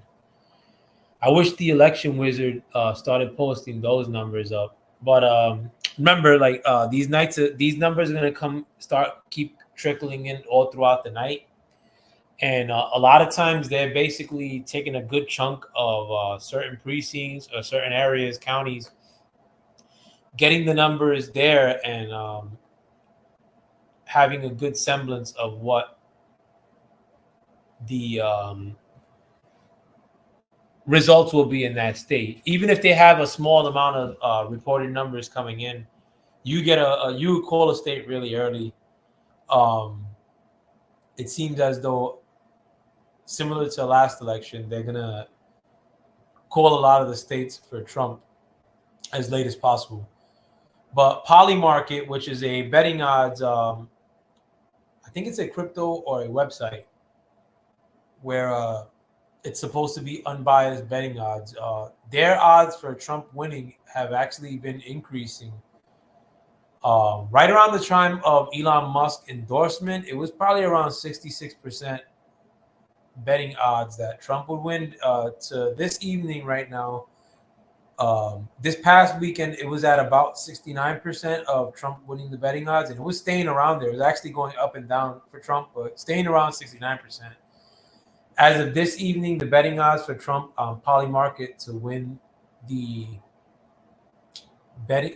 election is 72.3% for Trump, 29% for Kamala Harris. I'm reading stuff off Twitter. A lot of people, listen, like, to anybody who says they don't have good shit on Twitter, listen, it's not that I'm reading shit that is favoring what I want the results to reflect. No, it's that I told you guys in the beginning of the stream that at 7 o'clock when I started that stream, a lot of these numbers weren't coming in. There were no reported numbers, no early voting numbers that they wanted to post. And they usually do that the day of the election pretty early. They'll give you some numbers, But the media plays just as much games as anybody, and I think that they didn't release those numbers purposely because they know what it is. They know that Trump is holding a similar lead to what he has right now. And right now it seems like Trump is doing really well. Thomas Massey, a congressman who I actually like a lot, he was also running again and he retained his seat. But that was I was sure that was going to happen. Trying to see if any other numbers posted up. But to rely on like the Livestream news and the AP, I mean, I was doing that last year and I was stressing the whole time. I mean, because their results, I mean, it's just slow and it just seemed to be trying to throw some sort of benefit to Biden last year. And is their release of these numbers at this slow and torrid pace another byproduct or another result of the mainstream media trying to make it seem as if this race is close? Who knows? I mean, but you could never trust the mainstream media and the powers that be. That's another lesson that I hope you guys have picked up, or I hope you guys have that lesson metastasized in your brains now. Never trust the powers that be. Yeah, so the numbers for Pennsylvania are trickling in. Kamala Harris had a nice size lead there when they first reported the numbers. It was like 88% for Kamala Harris. Trump's 12%. Now Trump has 30% in Pennsylvania, with Kamala Harris is 68.7%. One thing I do know, there's a guy named Scott Pressler whose sole mission was basically to try to win the state of Pennsylvania for Trump. So he did the smart thing and enticed a lot of Amish people to vote. And he knew that vote was going to go largely red because they're farmers. And they don't normally vote, but they live in the same economy as the rest of Americans in spite of their Puritan ways. But he did a large-scale voting drive in the state of Pennsylvania for the last couple months. A lot of it had to do with bringing in migrants to the voting booth. But from his account, they said that he had registered on his own. I don't know if this is solely in the Amish community, but that Scott Pressler registered about 170,000 people in the state of Pennsylvania. So a lot of that is going to swing in the direction of Trump. I don't think that Pennsylvania was that close in these last couple of elections, but what I do know, and what I'll tell you without a doubt, is that Pennsylvania is one of the funkiest as far as how they run their elections. Philadelphia in 2020 had a lot of problems the last time around. Also, like I reported earlier, Bucks County had to get sued by the RNC or the Republicans so that they could rectify a law that was not going to benefit the conservatives.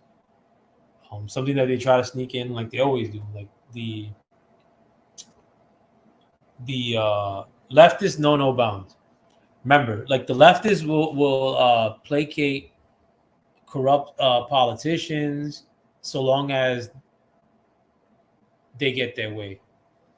The leftists will placate the rainbow community to the point where they'll let them or rationalize the fact that men who dress as scantily, white men, mostly white men who dress as women, are actually women. This is the positions that the left has been stuck at trying to defend. So if you align yourselves with that, I mean, like, that's on you, but don't come preaching to me as to, what I should be doing, because I detest a lot of the things, many of the things that the left stands for, even before they were associated with the left. You smell me? You know? And again, I'm not a bigot. I was partying around, not partying, but I mean, like, I'm a DJ. Like, I've DJ'd dance music, electronic dance music. In spite of the fact, I'm an enigma too. I do things at my own pace. I'll tell you that I'm a DJ, yes. And but I came up 100% in the turf, in the real hood.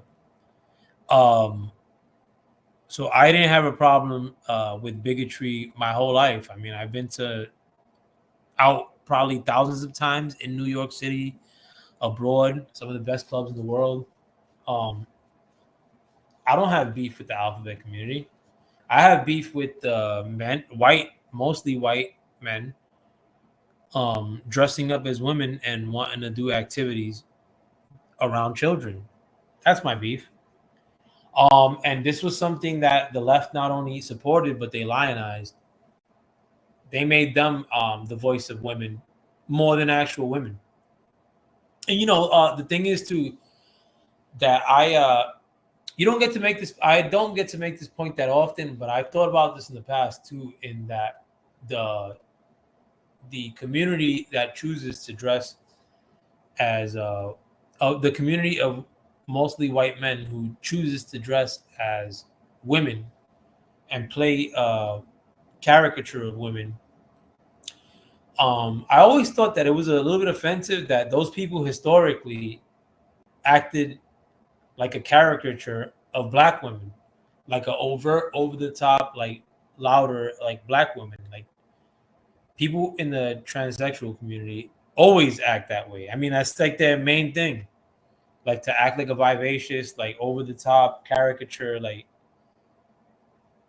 am I wrong? But this is like again, mostly white men who dress up as women, who are allowed to act like a caricature of black women. And I mean, like, I guess that's totally cool. It's acceptable. I mean, in fact, when Biden won the last time, they actually had somebody in that community doing a horrible rendition of something happening here. I think his name was Billy Porter.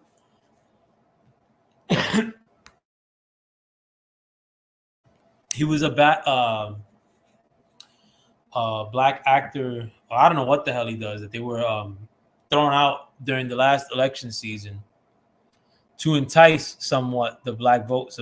I guess, I don't know, but we don't really rock with that stuff, man. I'm telling you guys right now. I mean, if there's one community that doesn't rock with that stuff, it's the minorities. Historically, we never rock with that stuff. Historically, I don't care if you go 100 years into the future and you say that this is the law and you got to accept men that dress up as women are actually women. You could go 100 years into the future into a Mexican party, let's say, and have somebody who is a man dressed up as a woman, and they're going to look at it as if they may be offended or they'll laugh at it outright. But they definitely won't take it seriously, or they won't lionize it, or they won't make it seem like exalted, like the leftist, liberal, white want you to do with these kind of people. And again, I don't have anything against any community. You want to go out and get nailed as a man, go ahead. Who's to stop you? I mean, I just don't want to have your life around me as much as I could. I'm detested by certain things. Like, am I not allowed? If you were to say that you want to live around me because I'm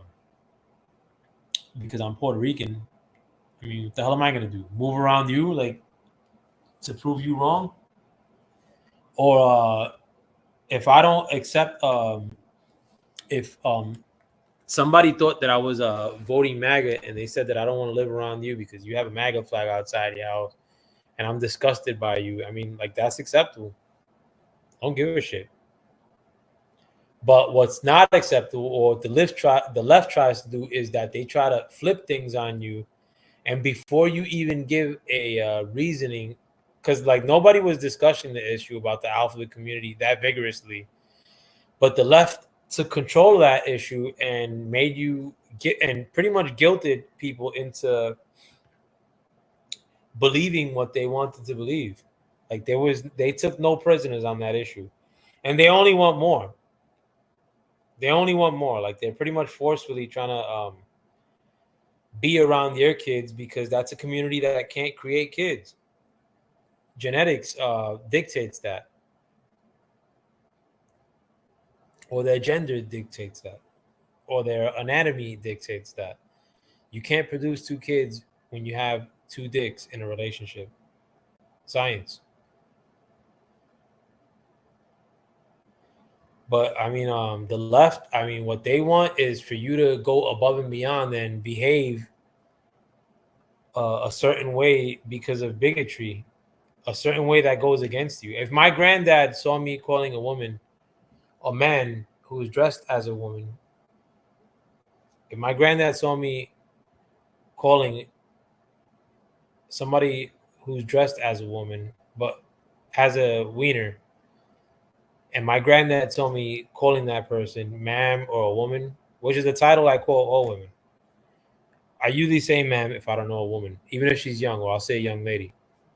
But if my granddad caught me calling somebody who was born with a dick young lady or ma'am or young woman or a woman, he would probably say don't use my last name any longer. You know? But and again, that's my nature. I'm Puerto Rican. Like, don't think that Puerto Ricans, all of us, behave like fucking Mark Anthony, or that we're playing fucking maracas or some shit in our pastime, like just lamping around or getting offended by comedians' jokes. Not all Puerto Ricans are the same way. And I'm the enigma of all Puerto Ricans. I've always been that way. I grew up in a neighborhood that had a lot of Puerto Ricans, but my home team wasn't Puerto Rican cats. I was always beefing with them. Anybody in my neighborhood will tell you that. Same shit. I like the underdog. It makes life more entertaining. And my man, Mr. T, is the underdog of underdogs.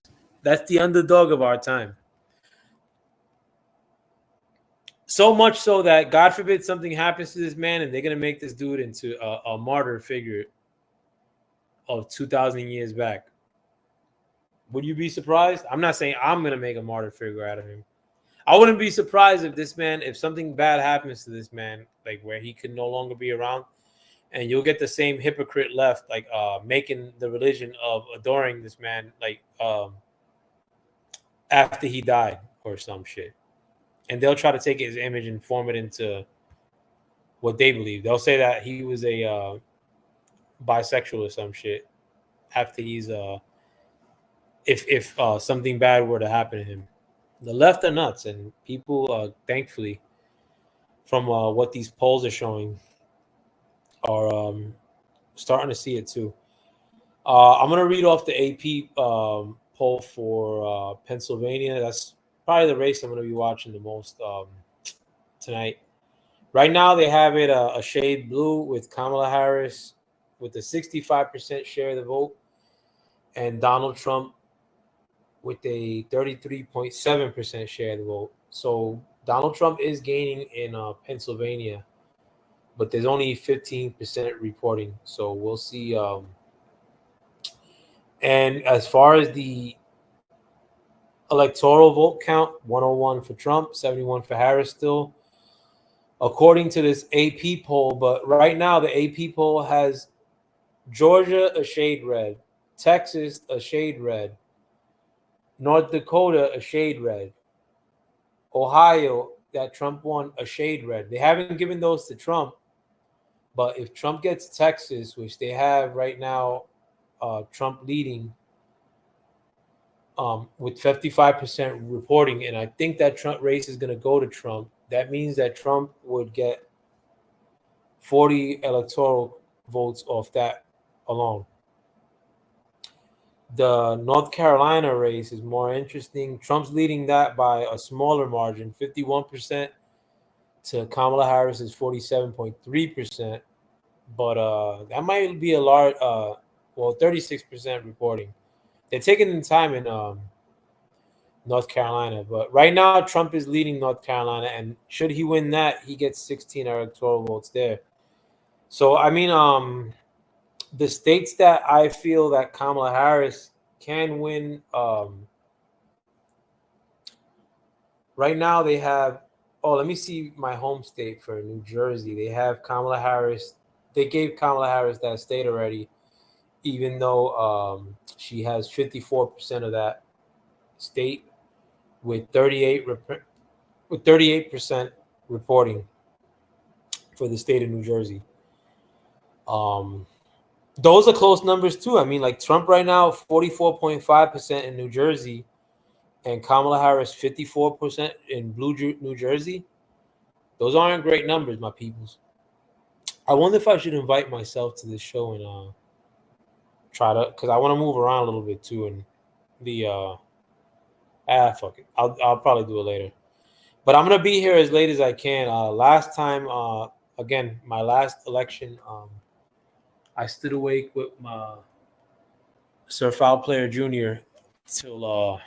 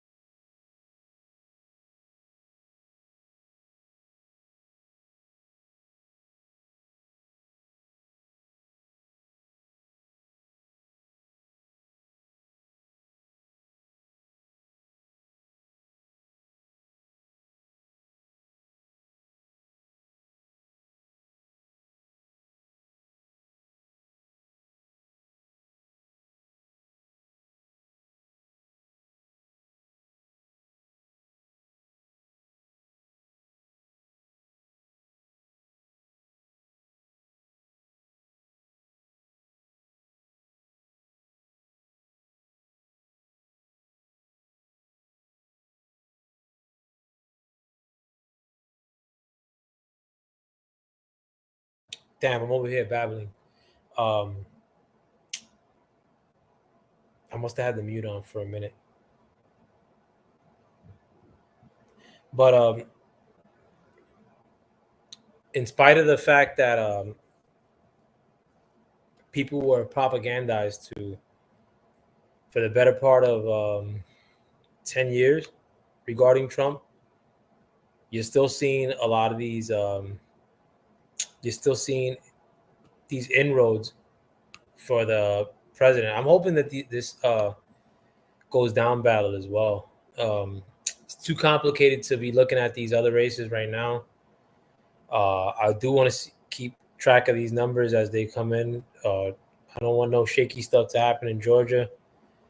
Georgia, it seems like Trump's doing a little bit better as we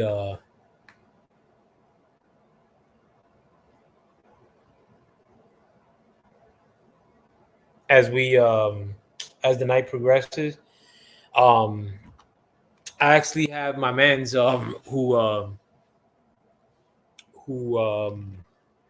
voted Biden last time around, saying, or he just texted me some anti rainbow stuff in addition to saying F the immigrants. But he lives in New York City, so could you blame him? So you know where he's going to be voting. I mean, what direction he voted for. And it's good to see, I mean, like a new wave of conservatism. Because a lot of the people that I'm telling you have kids, and you don't want, your kids to grow up as a conservative, the way the liberals are designing for our children to grow up. No accountability, like tearing shit up all the time, thinking that, I was in my feelings is a good excuse, like to go kill somebody, like ridiculous. I mean, we want more accountability. Like, I mean, like, if you don't have accountability in your life, then I mean, you really ain't doing shit. You smell me? And right now, it's good. Like, no matter what, like, to get the country and the world back in order, it's going to take a lot of hard work. If you want to complain your way out of not working, I mean, you'll be largely ignored. But even, I mean, like, and to think about it, like during the Trump presidency, I think it's like race was the biggest issue at all times. But I know a lot of people that were adamantly anti-Trump during that time who not only bought their first houses, but every time we would speak, it would be about investments and what they had going on. And I'm about to buy this. I'm interested in buying that. Now I talk to people and all they do is complain about how expensive everything is. The cost of goods is attributed to a president, whether people don't like it or not. I mean, the cost of goods, if they were really high under Trump, people would attribute it to Trump every step of the way, and people would make every sort of study that would cement that notion into the population's heads. Everything that was bad that one could say about Trump has already been said. The people are speaking. They see what the deal is. My apologies if I had this on mute for a long time too, screwing around with this goddamn Axios map or something. But I'm gonna be here with the Squid apps all night. If anybody wants to come hotbox with God and say that I'm talking out my ass, I'm here for the smizzle. And besides that too, I've actually been right thus far. I mean, I don't want to get too cocky because, again, this election is still up in the air. And this portion of the show is going to be kind of boring probably. Although I'll be here all night. This is the hard part, the waiting. Because the first set of polls closed at 8. The second set of polls probably closed at 9. And with states like Pennsylvania, taking their sweet time. Like I would want to keep track of Pennsylvania. Right now, it's a 57% margin for Harris and 42% for Trump. That margin is closing. When the poll first opened, or when that poll first opened, it was. I'm gonna keep taking pictures of these numbers since they keep changing. But when I first looked at those numbers, they were 20% for Trump, and little by little, it's increasing. That means nothing, honestly. I don't know what that means, but Trump right now definitively is smacking the shit out of Kamala with these early results that are coming in. So I'm guessing that Texas is already a done deal. 58% of expected votes were reported. Yeah, Trump has to, like, see, in Texas, they're declaring it for Trump because of the 10% margin and what the expected results are going to be. So I don't know what's happening with these other states, though. Like, Trump has 50% reported in North Carolina, with Trump leading 50.6 to 48.3 for Kamala. Virginia, it's a really close race, but Trump is leading that race 49.6 to 48.7. I'm not sure how that went last time, but I want to say Biden, I think, won Virginia. West Virginia, no surprise, that's Trump.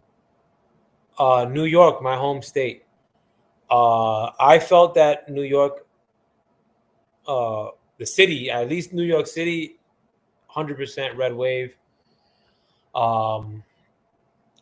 You did see the reports, or there were reports showing on Fox News earlier that there was a problem with the election center at Ditmas Park in Brooklyn.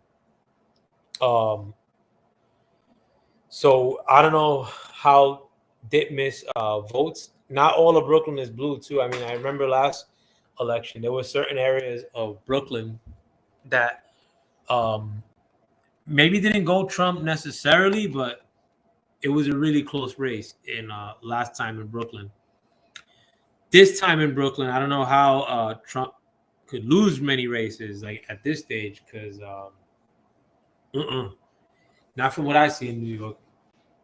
You know, at a minimum, a lot of the people that would have voted for Biden the last time around, or were anticipated to be voting for a Cam this time around, a lot of those people would have stood home.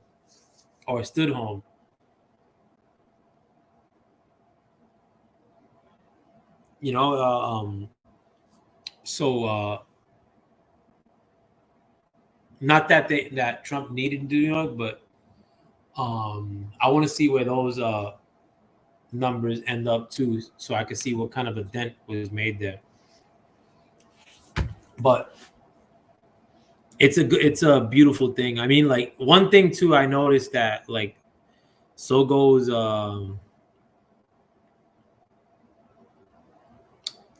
like that men are kind of like taking a little bit ownership of the conversation, in the sense of like not being guilted into feeling a certain way. Like, I just feel like across the board, like the sentiment has been like to make men feel guilty about women's rights, for instance. Like, that's the latest version of where they were trying to guilt men into voting for Cam. Another number just dropped in. I don't know how the hell, but Trump gained another electoral seat, 178 for Trump now to Kamala Harris is 99. Let me read these Pennsylvania numbers as they come in. I think Trump is actually losing a little bit of ground in Pennsylvania. The last time I looked at those numbers for PA, Trump had Trump is gaining in Pennsylvania. Trump had a 42% share of the vote, where Kamala Harris had 57.1% of the vote, and now Kamala Harris has 55.5% of the vote to Trump's 43.5% of the vote. I wish I could go on these because I listen to a lot of people who have really thrown themselves behind the cam wave, or like they made their channels into political channels. But I would like to maybe chop it up and see how they feel like. But honestly, I'm looking at my YouTube recommendations now, and I listen to a lot of these channels purposely, like, and not one of them is live streaming right now. What happened? So I don't know. Like I think that, like, and a lot of these dudes were making it seem like they knew what the hell they were talking about. Insane that they thought that Kamala was gonna sweep this thing. That Joy campaign ain't cutting it right now. If Trump needs 270 electoral seats to win the election, Kamala Harris, then Trump would need 98 more seats. I mean, 98 more electoral seats. So Kamala Harris would basically have to almost double her numbers as of now to try to catch up with Trump, and she still wouldn't be beyond the threshold. Whereas if Trump puts on a 100-point lead, which could be going down in some of these states. Damn, is Pennsylvania in play for Trump? Could that be? Let me actually refresh this page. I want to see if anything changes. Oh, yeah, good.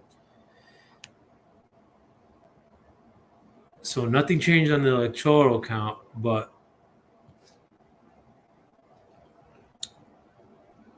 the North Carolina numbers, a little bit more separation there. Arizona, why even show the race if they're not showing all the numbers in these races? For Arizona, they ain't showing anything. Just put another state there. Michigan, that's another race. I want to stay tuned into 53% Kamala Harris to Trump's 45%. Shit, that's a little bit close. If they haven't reported many of the numbers in Michigan, Trump might do a little damage in Michigan. Let's see. Let me see if they show Ohio. I think Trump won Ohio. See, because Ohio is normally goes blue, and Trump won Ohio. So I don't know how he lost Michigan the last time around. It seemed like he had a lot of fanfare in Michigan. Michigan also is having some funkiness happening too. In terms of their counting machine having issues.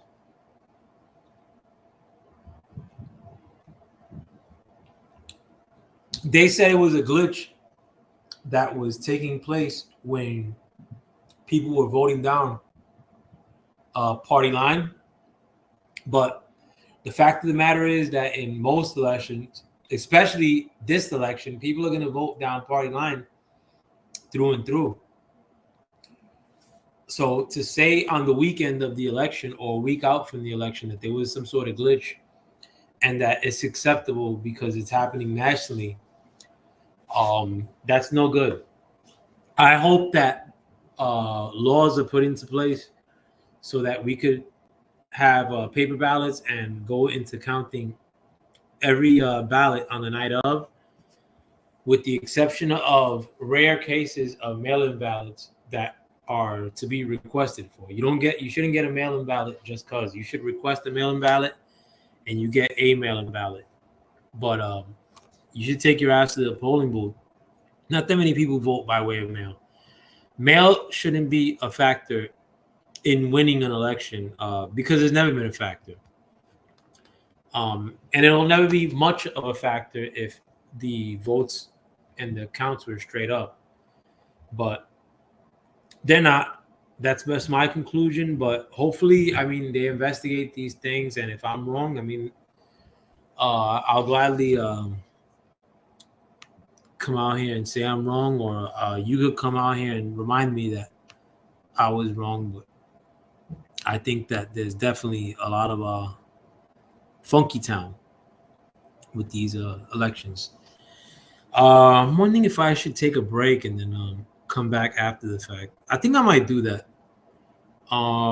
Yeah, I think I might set my shit up for like 12 or something, because these numbers are coming in. I mean, just not my expertise. So, or maybe I should just keep rocking. I'll probably just keep rocking. Maybe my get something to eat while I'm on the stream.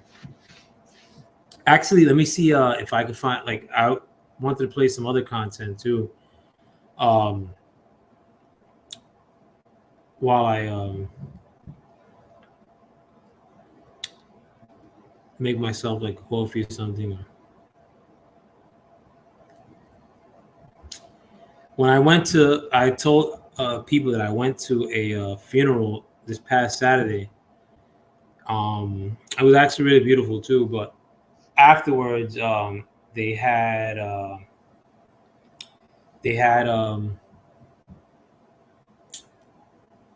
food and whatnot at a place right across the street. Like, it had food and music, and they had played a song that I hadn't heard in ages.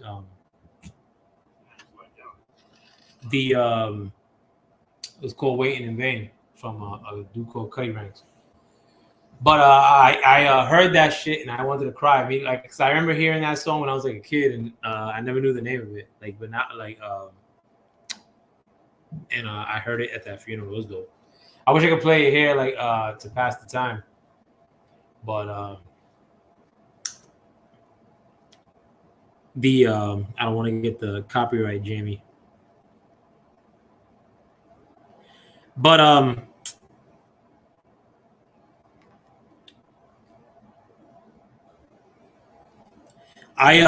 just debating whether I should take a pause. I mean, because this is the lull in the action. I mean, this is like where nothing really happens. I don't know if I should stop and resume the action after the fact.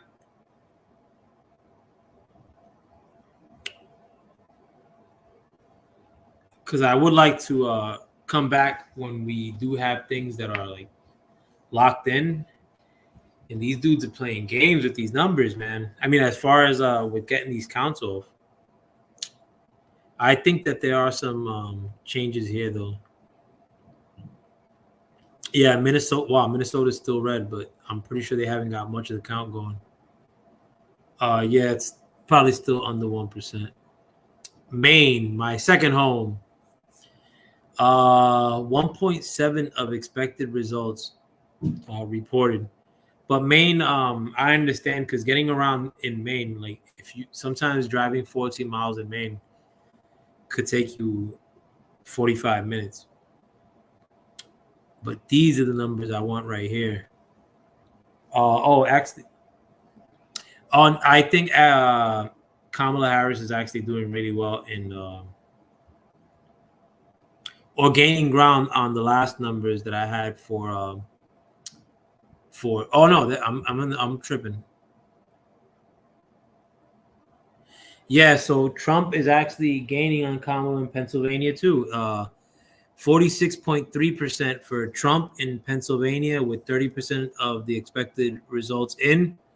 To Kamala Harris is 52.8%. Now, again, this number keeps increasing for Trump and diminishing for Kamala Harris. When I first took a picture, it was 57.1% for Kamala Harris to Trump's 42%. So that's no bueno.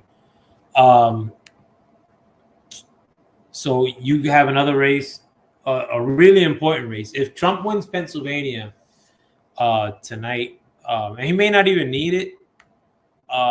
Let me see. I'll do the math right now in states that and I'll whip out my trusty calculator. I want to do the math with you guys in what the path to victory map, if you will, for Trump or for Kamala Harris. I may not even be able to really do a real good Kamala Harris one because I really don't see many paths here. But I'll start with Trump first, who now has 178 electoral votes. So he would need 270. So right now he needs 92 votes. So I'm gonna go by states that I feel that he could potentially win, and I'll start doing the math and where his path to victory may lie. All right, so right now, Minnesota, I'm not gonna put that for Trump. Maine, I won't put that for Trump yet either. I think Maine went to Biden last time. I don't know how. These states up here in the New England, I'll just attribute them for Biden. The Democrats usually do well in the Northeast. Virginia, if the number I want to see, yeah. So right now Virginia is too close to call, but Trump is leading in Virginia, 49.9% to Kamala's 48.4%, and it's a little over half of the vote that's in. So I don't want to give that to Trump of yet. And I don't know if this poll has given it to Trump. Actually, hold on. So there's 40 here, 60 here. So that's 70 right there. I just want to see how many they gave to. Well, I'll go on states that I think Trump could win that are over here on this side of the map. So definitively, we'll give Montana to Trump. So Montana, with their 4 electoral votes, will go to Trump. That puts Trump at 182. Idaho, 100% certain that they're also going to vote for Trump with their 4 electoral votes. So that's 186. Utah is also going red. They normally do with their 6 electoral votes. That's 192. Arizona is a toss-up, so I'm not going to count it. Nevada is a toss-up. Oregon is blue and blue over here. So these red states that aren't dark red, I believe, have not been counted for Trump, though they feel that they may possibly break for Trump, and that's why they're in red. See, like, so Georgia, you have this 52.4% to 40 for Trump, to Kamala Harris is 47%. So I don't know if that's too big of the disparity for Kami to make up, but let me see. And that's with 77% of the expected votes reported. So I think Georgia might be a wrap for Kami, unless they have a mass wave of votes that they haven't counted from the real urban areas. But I think that's it, that Kami can't win that vote. North Carolina, I mean, like that seems like if Kami might be able to win that vote either. Let me see if I could zoom in on these states. How can you not like show the breakdown of the state? Damn. Yeah, so New Mexico. I don't think Trump won that last time, but he has a decent lead here with almost 2 points.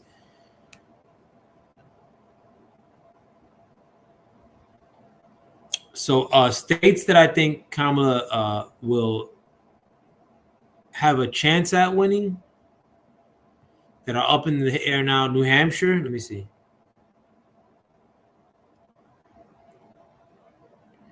New Hampshire with the 4 electoral votes has Harris up by 53% to Trump's 45% with only 40% of the vote in. So that's still up in the air. Pennsylvania, still up in the air with Trump gaining ground. Michigan, nice size lead for Kamala with 52.5% for Kamala to Trump's 45.5%. So almost a 7-point lead in Michigan. but that seems to be dissipating. Wisconsin is very important. Not very important, but I was almost sure that Wisconsin was going to be really blue, but it seems like Wisconsin is kind of close. 47.9% for Trump. It's a large share. This Minnesota number, I mean, I guess they haven't counted many of the urban areas or some shit, but these numbers are coming in really slow. Real slow.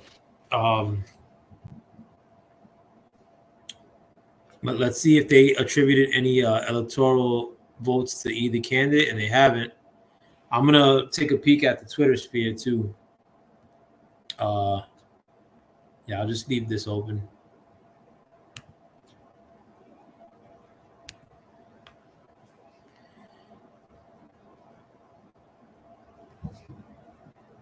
But if anybody wants to take a little side bet, if you're interested, let me know what's up. Just don't try to front on me and like make me look for my money. That usually happens with these online betting. Somebody on Twitter showing a party that's happening downtown Miami. What looks like Collins Avenue or Ocean. And they're celebrating Trump, it seems. Let me check on the election wizard and see what their latest is. I'm going to go up to where I left off last. And election wizard is calling the state of North Carolina for Trump. Wow, that's bad for Kamala Harris. El Paso County, Texas, moved 16 points towards Trump. That's a border town. And that's not a border town, it's a border city. Donald J. Trump, this is 12 minutes ago, Donald J. Trump leads 52.6% to 68.8% in Georgia with an estimated 73% reporting. So Trump has a really sizable lead in Georgia. That might be too much to overcome from what I've seen in elections past. This is 8 minutes ago, and this is from Twitter. From the account is called Election Wizard, and it says with an estimated 53% reporting, Harris underperforming Biden by 1.5% in Oakland, MI, which is Michigan. A key Democrat stronghold. I don't know what Oakland County, Michigan is, though. Election alert. With an estimated 29% reporting, Harris underperforming Biden by 4.9% in Duane County, Wisconsin, a key Democratic stronghold. So, again, this is bad news because you're talking about Biden, who was the biggest vote getter in the history of elections. And when he's losing, or when Kamala's losing in these areas that Biden won by 4.9%, like the one here that Election Wizard is mentioning, in which Trump has a lead of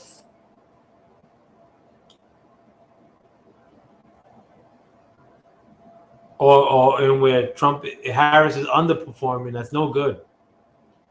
Because I mean, like, Kamala was like the reason as to why you should be invigorated. Kamala was the reason why Joe Biden is not the one running. I think, honestly, Joe Biden could have ran a better campaign. That's just me, though. I've been saying that. Like, even with the muttering, because, like, the media wasn't going to cover him babbling. They haven't been doing it for the better part of 4 years. But being that Kamala was a brand new candidate, the media couldn't look away. And Kamala did the worst thing that a politician could do, which is basically hide from the press at all costs, not really detail like what you want to put into policy, and basically run on what the corporate media has been pushing for 9 years, which is basically Trump bad at every cost, Trump bad. Every issue is relegated on Trump bad. And I think people are have had it. It's showing. You know, when you have numbers in Democratic strongholds like New York City reflecting poorly on the Democratic Party, enough's enough. Everybody knows what it is. Let's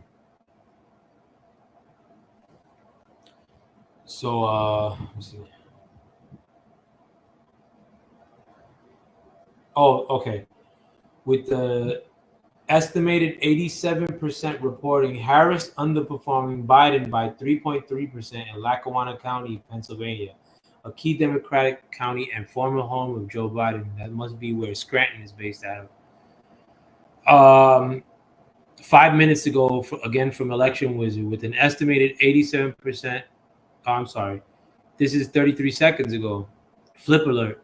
With an estimated 48% reporting, Trump leads 52.4 to 45.7 in Sauk County, Wisconsin, a county that Biden won by 1.7% in 2020.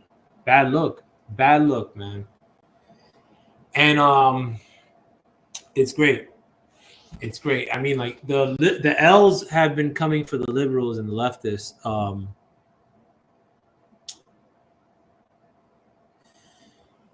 It seemed like with more frequency leading up to this election, and there's no better L than to potentially losing this election.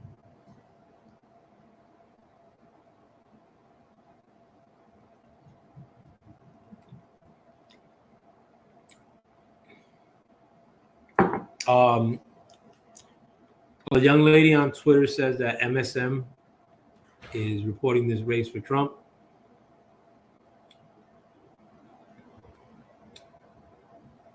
Oh, this is another account that I started following yesterday, actually, and it's actually called Kamala's Wins. And I want to see what they're reporting. I like to go into the other side. Oh, well, there's actually a little bit of a change on the electoral map. Positive change for Trump. Trump is now nearly doubled the Kamala's lead with 188 electoral votes to Kamala's still 99. Again, I'll go back to that Pennsylvania race. Wow. Kamala Harris, I think, is going to lose Pennsylvania, my peoples. When I first started keeping track of this about an hour ago, these numbers are trickling in. And in Pennsylvania, let me read that again. I don't want to jump out the window yet. So when I first started reporting these numbers for Pennsylvania, Trump had, and this is about an hour ago, or since I've had this map up, 42% with 23% of the expected vote reported for Pennsylvania, and Kamala Harris had 57.1% in Pennsylvania. Right now, the number for Kamala Harris in Pennsylvania with 65% of the reported vote coming in, that number is now at 52% for Harris with 45.8% for Trump. I'm trying to see what state was declared for Trump or given to Trump to change his number to 188 now. It's probably one of these small, maybe Wyoming, I guess. But let's see what the numbers are in North Crack. In North Carolina, Trump is leading 52.1% to 46.9%. And that's with 65% of the turnout expected votes reported. Virginia, Trump is gaining a lead on Kamala Harris. Bad news with Kamala Harris. That's with 60% of the vote reported. And Virginia is really, I believe Virginia normally gets their count done pretty fast. So I want to, that's because should he win Virginia right now and or North Carolina, this might be over because that would put Trump at 188 plus. This would put Trump, should he win as expected, North Carolina and Virginia, that would leave Trump at 188 plus 16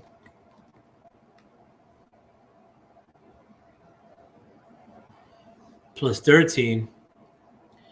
And again, should Trump clinch Virginia and North Carolina this evening, then Trump would be at 217 electoral votes.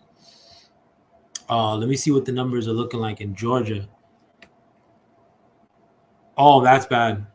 Trump is leading by 52.2% in Georgia to Kamala Harris is 47.2%. So that's not a good look. 91% of the vote in. Oh, no, I'm sorry. I want to see Illinois out of nosiness. Illinois. Wow.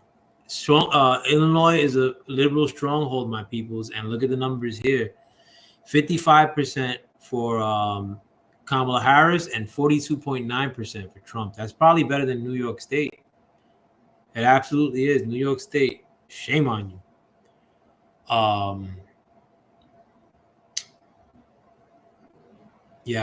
These other numbers, Pennsylvania.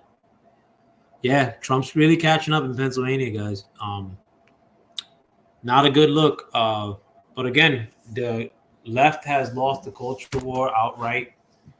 The left is hemorrhaging the black population, the Latin population, so much so that there's Puerto Ricans like myself that have come out in defense of free speech on the heels of somebody insulting the island of Puerto Rico by way of a joke.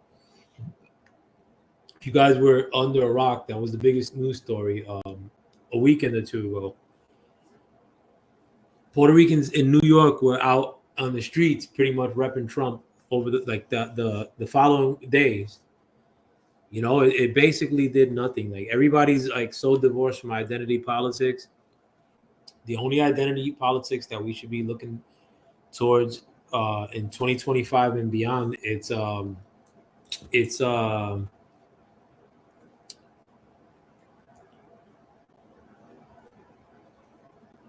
to distinguish the new illegal immigrants from true Americans that are born here and that come into the country legally. Like, and I'm not set tripping on immigrants. Listen, like, you can make a case that Puerto Ricans are immigrants in a sense because we're Spanish and we're nuts. We're not like, we don't normally act prototypically American, even though we're a Commonwealth of America and we don't vote. But we could come to America, you know, by using a regular ID because Puerto Rico is a Commonwealth. And I could fly to Puerto Rico with just an ID because Puerto Rico is a Commonwealth. But one thing is that Puerto Ricans, especially the men, are nuts, and they're extremely proud. As far as countries go, I mean, nobody reps their country more than Puerto Ricans do. Mexicans, sit down. You can't hold. You don't hold that throne. Like, and I'm not one of those kind of Puerto Ricans. You don't find one Puerto Rican flag in my car. I never owned a shirt that had a Puerto Rico anything on it. I only went to the Puerto Rican parade like 2 times. Well, the one in Manhattan. You know, I'm not Mr. Root Puerto Rico necessarily, but I love my island. Do I want a Jewish comedian to make fun of it? No.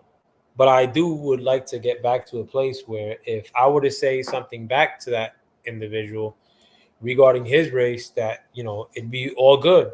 That nobody's going to say, oh, well, that's equivalent to anti-Semitism or some shit like that. Like, I don't want that kind of conversation ever again.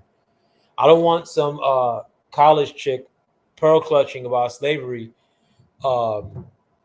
when she dates fucking white boys that are also in college with web feet.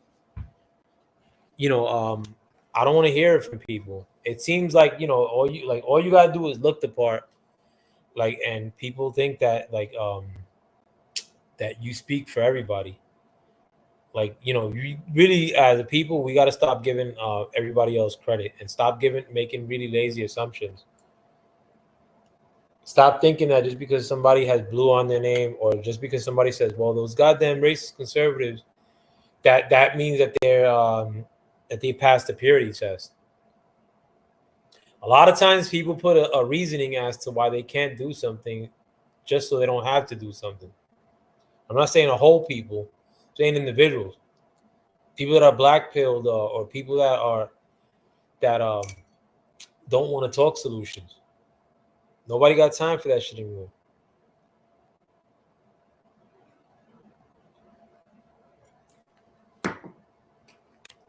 And a lot of you young cats let a lot of non-minorities be the arbiters as to what's black, what's Latin.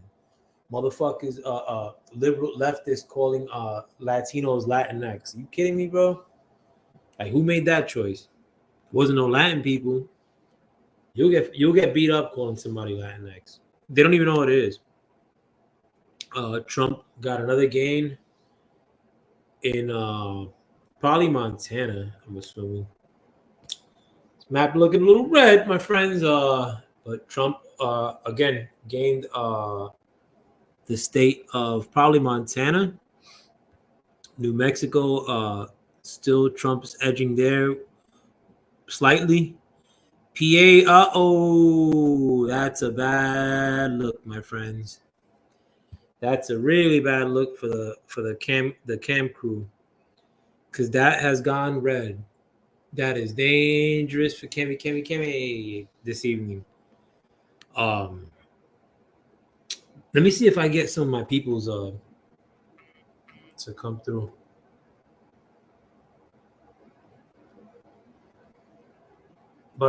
And I've been keeping track of this Pennsylvania race from Jump Street. I mean, to me, that was the one that I've been looking at the most from Jump.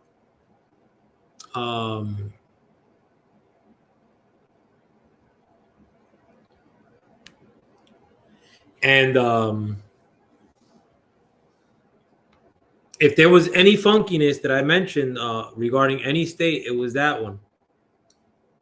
Historically, I gave a little breakdown at the beginning of this as to what had taken place in 2020 as far as their last set of issues that they had during the last election, and what happened, what was being reported, not being reported, what had to be litigated in court by the RNC with some of the counties in Pennsylvania trying to get cute with this election.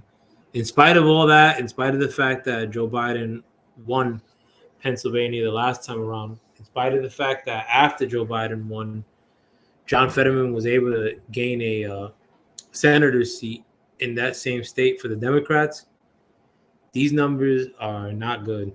Because I just showed you guys that Kamala had probably a decent digit lead. It's now turned blue again. Could probably expect that throughout the rest of the night, but or some back and forth. But too close to call right now, and you still don't see any gains coming from the Kamala side. I mean, I'm sure she's going to get California. That's 54 votes. So that'll put her at 153. And Washington, geez, Oregon might turn red. That might be bad. But that's still way too early to call with Oregon. Let me see what Maine is looking like. Still real low reporting numbers, but Trump only got a slight edge in Maine. But in Georgia, Trump's still gaining, and that's 80% reported, but that was 80% reported earlier, so there's no change there. North Carolina, not much of a change, but Trump's still holding down a small lead. Virginia, Trump is gaining a lot in Virginia. I think that might be going to Trump. I may be wrong, but I think Trump, I could look it up in a few seconds, but I think Trump may have lost Virginia this last time around. And I think Trump may have lost North Carolina last time around.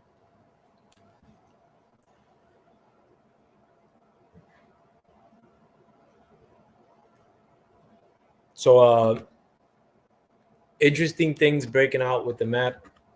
You still have a red lead in Minnesota. I could almost make a bet that Minnesota is going to vote blue. Michigan. Wow. Trump lost Michigan the last time around. Those numbers seem to be getting more even in Michigan, which is favorable to Trump. Colorado, I mean, Colorado's a bunch of pasties out there, though. All the widest states are the ones that are sure things for Kamala, with the exception of California. Be great if California were red tonight. That'd be fun. But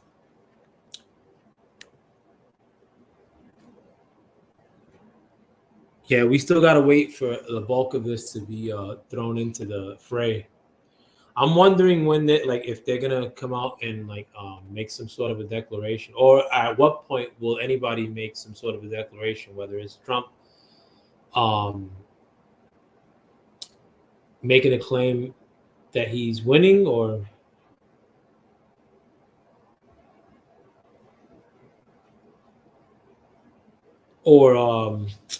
whether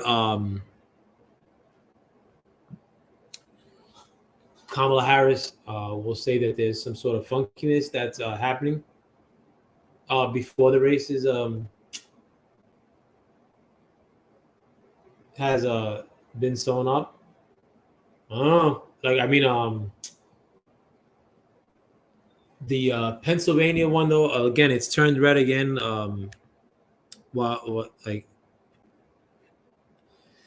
So earlier when it turned red, I thought it was gonna remain red, but it went from from blue to red to blue, and from blue to red. No, yeah, it went from blue to red again, but still too close to call. But I just read something on one of these pages, the Kamala wins, and it said breaking. Said about Georgia being 90% reported. It said, never mind, I lost it already. Oh, let me look. Let me see if I could get any updates from Election Wizard again.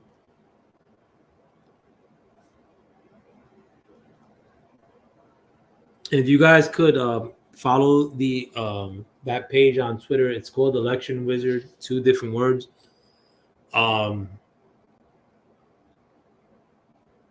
He gives no frills,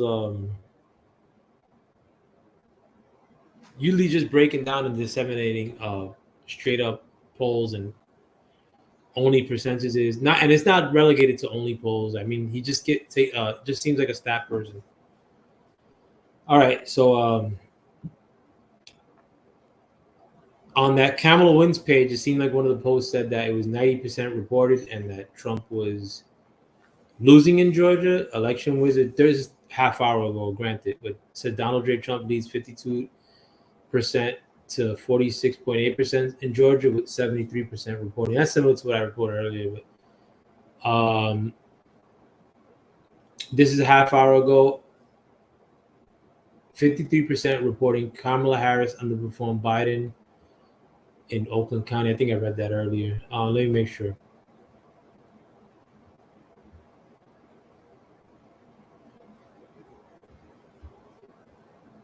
Okay.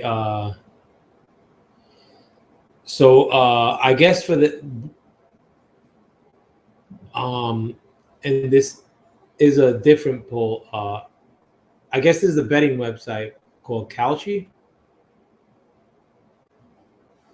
Yeah, KALSHI. And that betting website, as of now, has Trump. Well, they said 75 to 25. I don't know if that's true or not. Yeah, 75 to 25 for Trump. Trump has a 70% chance of winning election, according to the New York Times. Donald Trump captured lead in Pennsylvania by 10,000 votes, and that was 7 minutes ago. With 95% reporting in Lackawanna County, Trump has 48% of the vote to Kamala Harris 51.3% of the vote, where Trump had actually lost ground there. Like from last year, he had 53% of the vote, and Biden had 45% share. So Kamala actually did well there. Election Wizard 1 minute ago. New York Times forecast now shows Trump winning the popular vote by 0.4%. So maybe they're trying to get cute. This is from half hour ago. It says New York Times forecast for Electoral College. Trump, 293 electoral votes. Very close to what I was saying. To Harris is 245.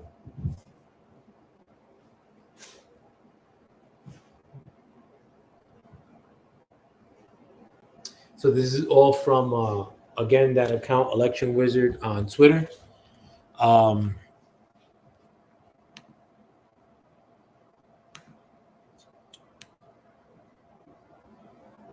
Well, actually, there's one state here that they've attributed to Kamala Harris. So I'm assuming it's either Illinois officially or Colorado officially. But right now, Kamala Harris just gained another 10 electoral votes, and I'm assuming that's from Colorado. So right now the count is 198 for Trump and 109 for the Vice President Kamala Harris.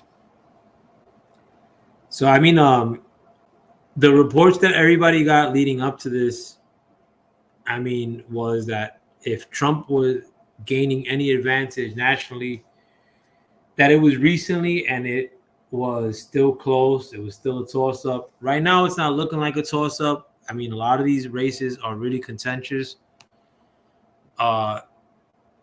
If you wrap up Georgia this evening, which I want to see when it gets to 90% of the votes reported in Georgia, to see what that number is looking like.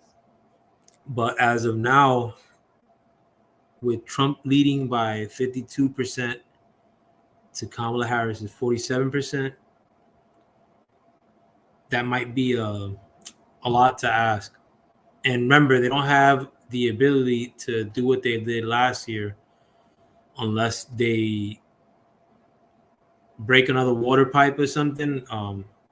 You also had some funkiness earlier. Brad Raffensperger, the Secretary of State of Georgia, who's in charge of the election count, said that there was a space heater that was left next to one of the computers that was tallying the votes, and that the computer was messed up in the process, and that the problem was rectified this morning or some shit. But Brad Raffensperger, if you guys don't know, was one of the people that was on the call with Trump, in which Trump was asking him to look for votes.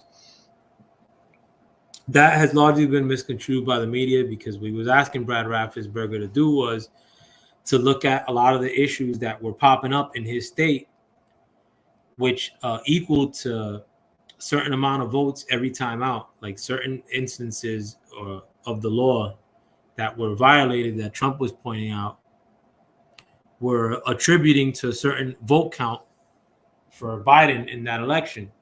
So Trump's basically trying to point out, listen, if you look at this thing, I might have a couple thousand votes here or a couple thousand votes there. So just look at like these things that I'm telling you to look for. But Raffensperger, being a deep state, smaller hatter that he is, was in on like the BS. If some BS did go down in 2020, which is my conclusion, I think some BS definitively went down.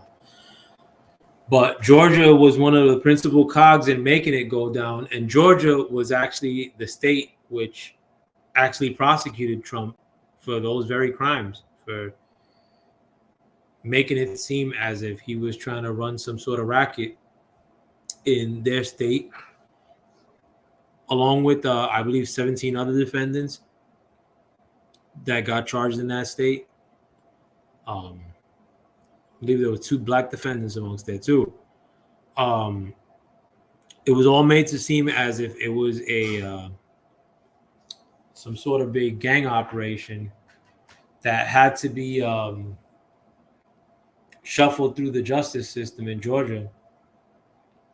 And it all became worse than a nothing burger. It was like the prosecutor that was going after Trump, Nathan Wade, was on the run when he got subpoenaed by Congress. They literally couldn't find them. They were bitching that him as a prosecutor knows that him inhibiting being served or not showing up to be questioned was inhibiting an investigation that they were conducting. The dude was officially on the run for like a week or nowhere to be found. And these are the people that went after Trump. Like, I mean, the individuals that were selected to go after Trump.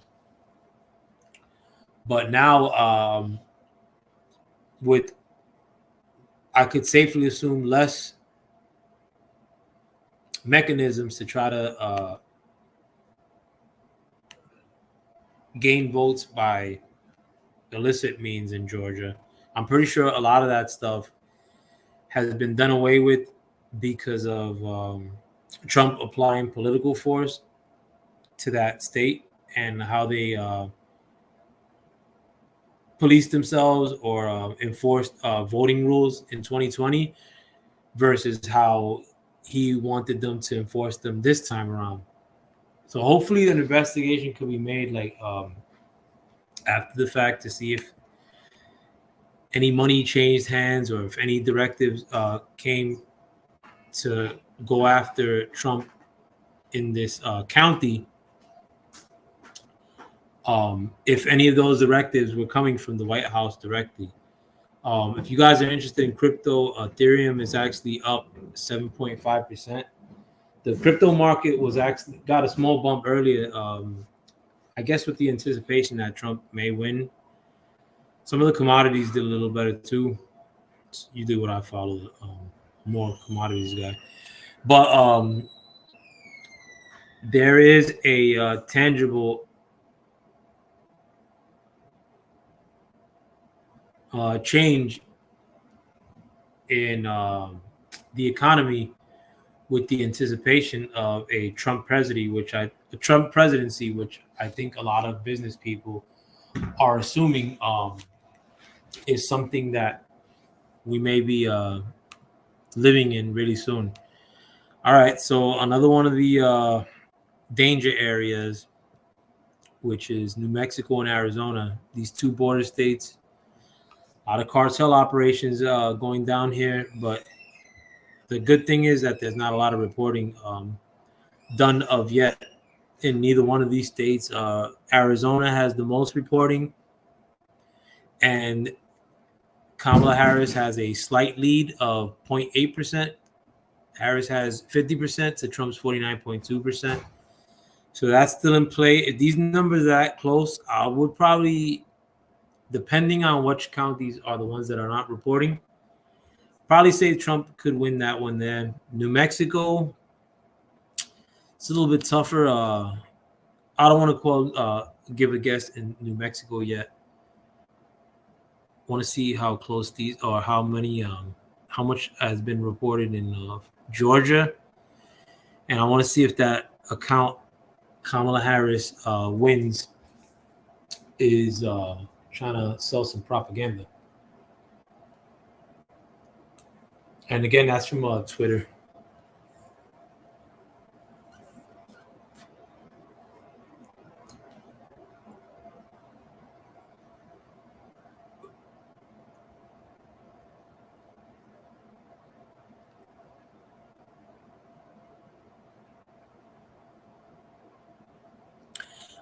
This is from an account named George on Twitter, and he's reporting about Pennsylvania, some funniness or some funkiness. And this was a tweet done 20 minutes ago at 10 p.m. And he said, breaking, the RNC just forced Centre County, Pennsylvania officials to keep counting ballots throughout the night after they plan to stop counting. They will not be able to pull off the late night mail-in ballot dumps they used to cheat in 2020. Yeesh. I didn't mean to say the C word. But, I mean, if that's not true and you know somebody in Center, whatever county, let the FoulPlayer know. I'll correct it. But I don't know. I was expecting to be doing this stream this evening and have a lot of detractors show up and make an assumption and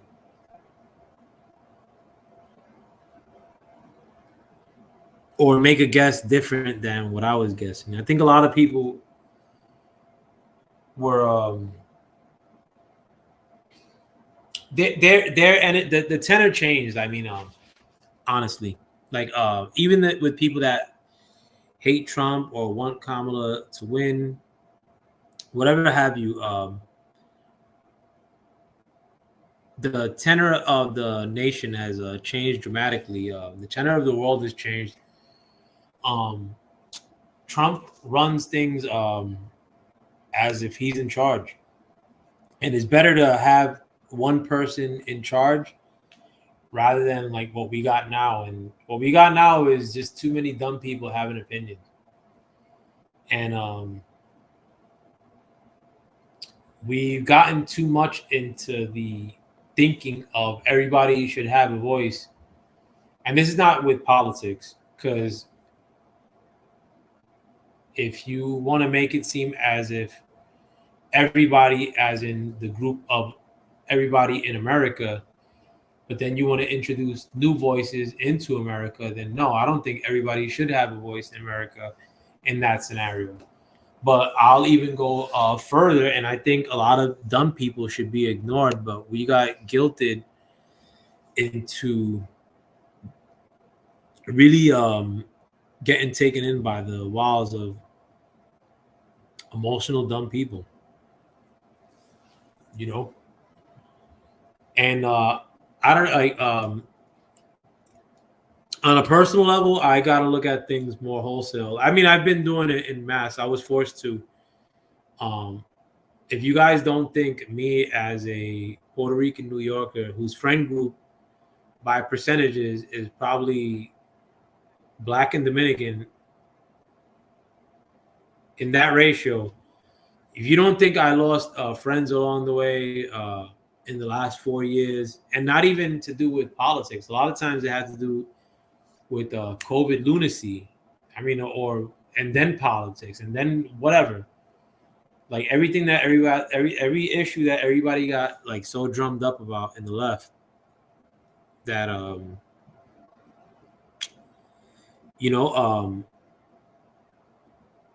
don't think I'll ever be suckered into even reasoning with people any longer. Like, but that's the directive I want to take on a personal level, because it's necessary. I mean, like a lot of people you think are not sleeping at the wheel, but people aren't sleeping at the wheel. They're submerged underwater while asleep. Kamala just gained a couple more electoral votes. I don't know what state they attributed to her. Maybe Rhode Island. No, none of these are small ones. But right now, Kamala has put on, I believe, 3 electoral votes. So right now it's 198 for Trump, 112 electoral votes for Kamala. We'll look at the Georgia race again while we're here, and it's almost at 90% with Trump creating a little bit more separation. I think that race is probably in the bag. We could say that the disparity of 3 percentage points, 3.3 percentage points with 85% of the expected votes reported, that's going to be a lot to make up. I don't know why that race isn't called for Trump already, honestly. But this one in North Carolina, that's a really good sign for Trump because that disparity was kind of close coming out the gate, and Trump lost there, I believe. All right, more neck and neck out of Virginia. That state was a small lead for Trump a couple seconds ago, and with 67.2% of the votes reported, right now Kamala Harris has a 0.5 lead on Trump in the state of Virginia, or the Commonwealth of Virginia.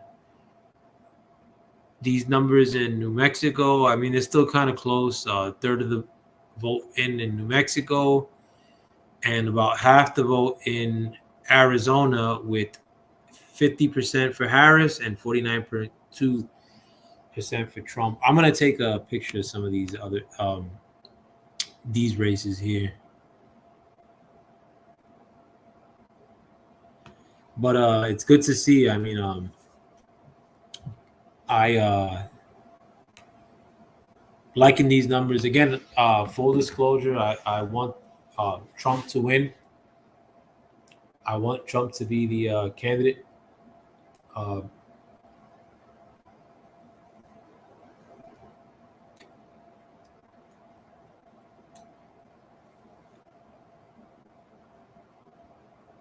But I've said that from jump.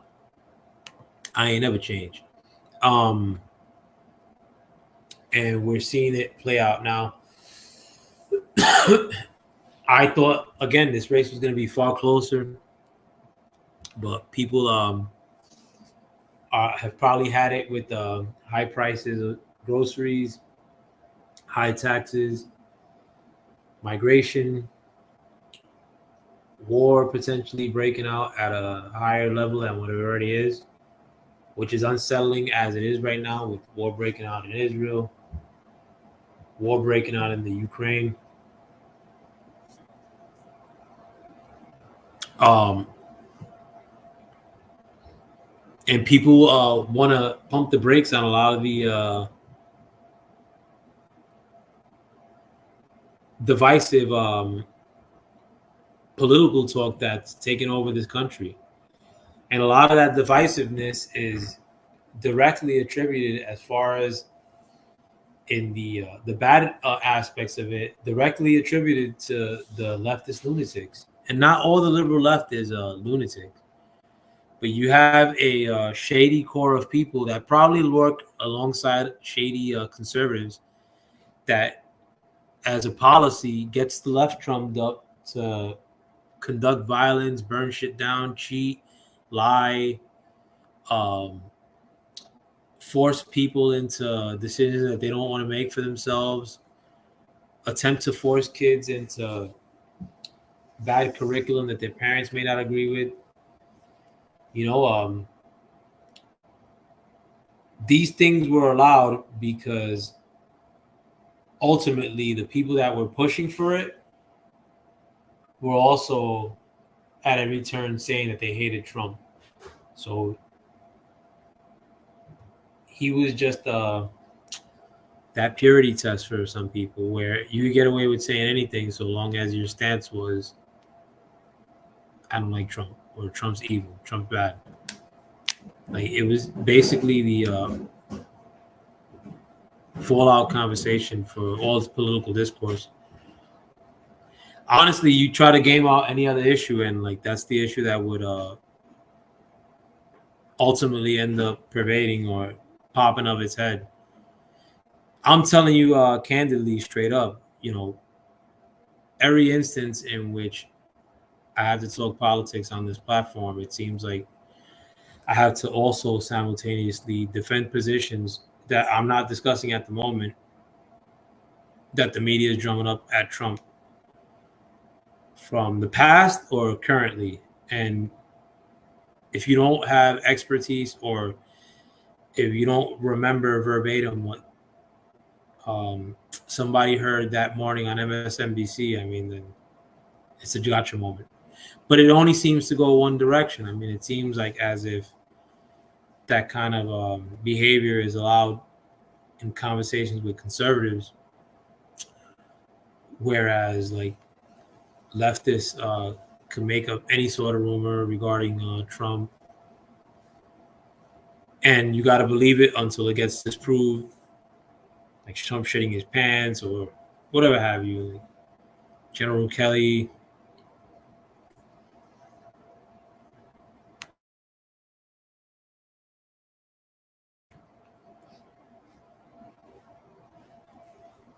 But I'm hoping more than anything. I mean, not more than anything, but I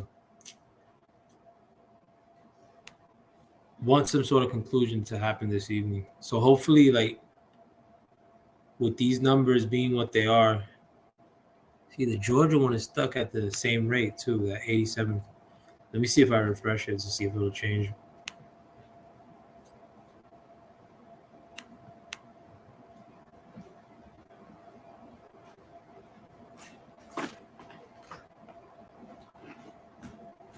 Yeah, his lead is still in Georgia about 3 points and change, and that's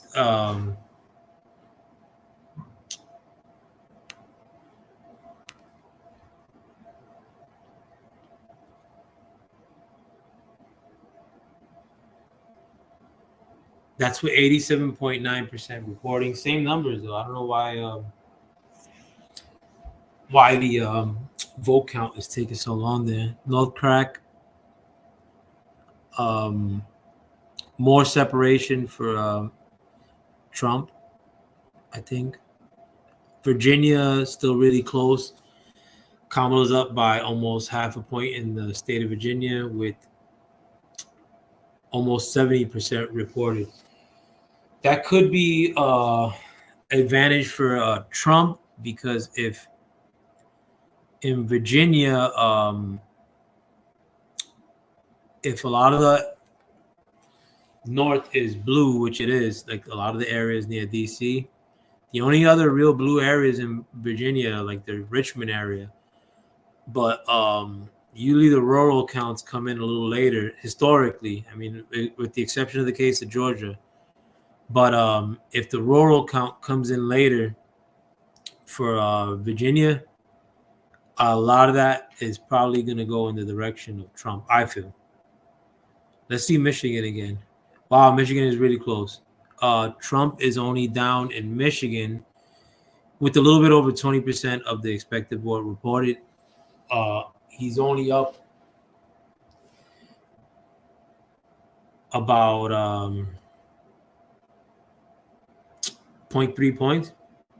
So again, he lost Michigan by a decent amount, Trump, last time. If he's this close, I mean, well, it's still too close to call.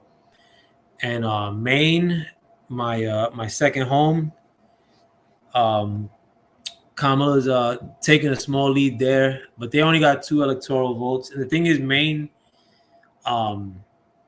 again, that's my second home. Everybody who's in Maine is a New Yorker, and there's no more pasty or white area than Maine. It's either fishermen and New Yorkers with a lot of money. So you either see pickup trucks or Audis in Maine, but Maine's politics have been taken over by leftist lunatics. But 2 electoral votes, it's not much.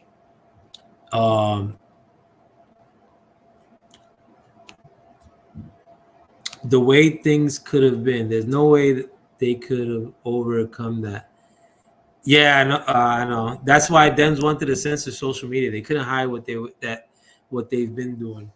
No, and that was I was trying to tell somebody on my panel yesterday, like as to how you couldn't speak on that subject as far as some shenanigans happening during the last election that wasn't allowed to be discussed on this platform, and it probably still is not allowed to be discussed. Like I believe that there is an algorithm. If there's an algorithm, it has to be lacing up against Sir FoulPlayer. I'm not, even though I don't come out here that often, but it's because I'm conservative in large part, and they probably don't want other people that look like you and I to start coming to this awakening that's happening, or mass awakening. But it's happening no matter what. I mean, you can't cover the sun with using your hands and fingers, and even throughout the censoring and all that stuff, because it was, I mean, everybody self-censored, but big tech was also censoring, and that shit was Gucci with some people, but I think that it was gross. I mean, and you couldn't talk about the vaccine hesitancy, which, I mean, if anybody had an issue with the vaccine, it was Black people. I remember, like, and I don't know if you recall those times, they're still here, but there was a small 3-week period, probably. It was probably like 2 weeks. If you could recall, when Trump authorized for Project Warp Speed, which basically cut the red tape and allowed the vaccine to be made at a faster rate of speed. I don't like the vaccine one iota, but I thought that him cutting the red tape so that there could be a vaccine option rather than waiting on one to get the economy going, that was fine by me. But when Trump first came, when some people were saying that Trump came out with the vaccine for like 2 or 3 weeks, I don't know if you remember, but they were like celebrities, politicians. I think Kamala Harris even alluded to the fact that if Trump came out with a vaccine, that she wasn't going to take it. But it was the same vaccine that he came out with, was the one that they mandated afterwards. But I remember for like 2 weeks, tons of politicians, celebrities, all liberal, of course, were calling it the Trump vaccine and that they weren't touching it. But then like 2 weeks later, not only did like they all flipped the script, but social media, big tech followed along and like reinforced it with the censoring, and you couldn't. So then basically the issue that was biggest amongst Black people in relation to vaccine was vaccine hesitancy. I mean, like, you can't blame them because of the Tuskegee. But then some of these same fools that will bring up shit like Tuskegee are also trying to guilt me into like some Kamala shit. But I mean, besides that, though, the fact that we were censored from discussing all these things, that's why I think a lot of people are coming into like a real wake-up moment right now, because you were being told to shut the fuck up for like 4 years, in essence. I mean, that's just one of the reasons. I think honestly, like that, like there might be some earth shift stuff happening simultaneously too, and that that's also happening and making people behave far differently. Because in spite of the fact in real life that I see a lot of people that are outright behaving more nuts than ever before, I'm also seeing the most righteous fucking dudes and women that I've ever seen before popping up out of nowhere, and it basically surprises you. Like, I mean, or not surprises you. Like, you could have people that you fucks with, and all of a sudden, you don't know they feel a way, and then they start sounding like bigots, just like you do. Like, you know what I'm saying? Like, I'm saying bigots facetiously, because people will call a Black man a bigot in 2022 because he didn't want to take the vaccine or some shit. Let me go back to this poll numbers. Oh, let me. That's why the Dems wanted to censor social media. They couldn't hide what they were. Oh, I'm sorry, I read that. Trump's probably going to win the popular vote. There's a good chance of that, you know, in spite of the fact that I don't trust these numbers most times, but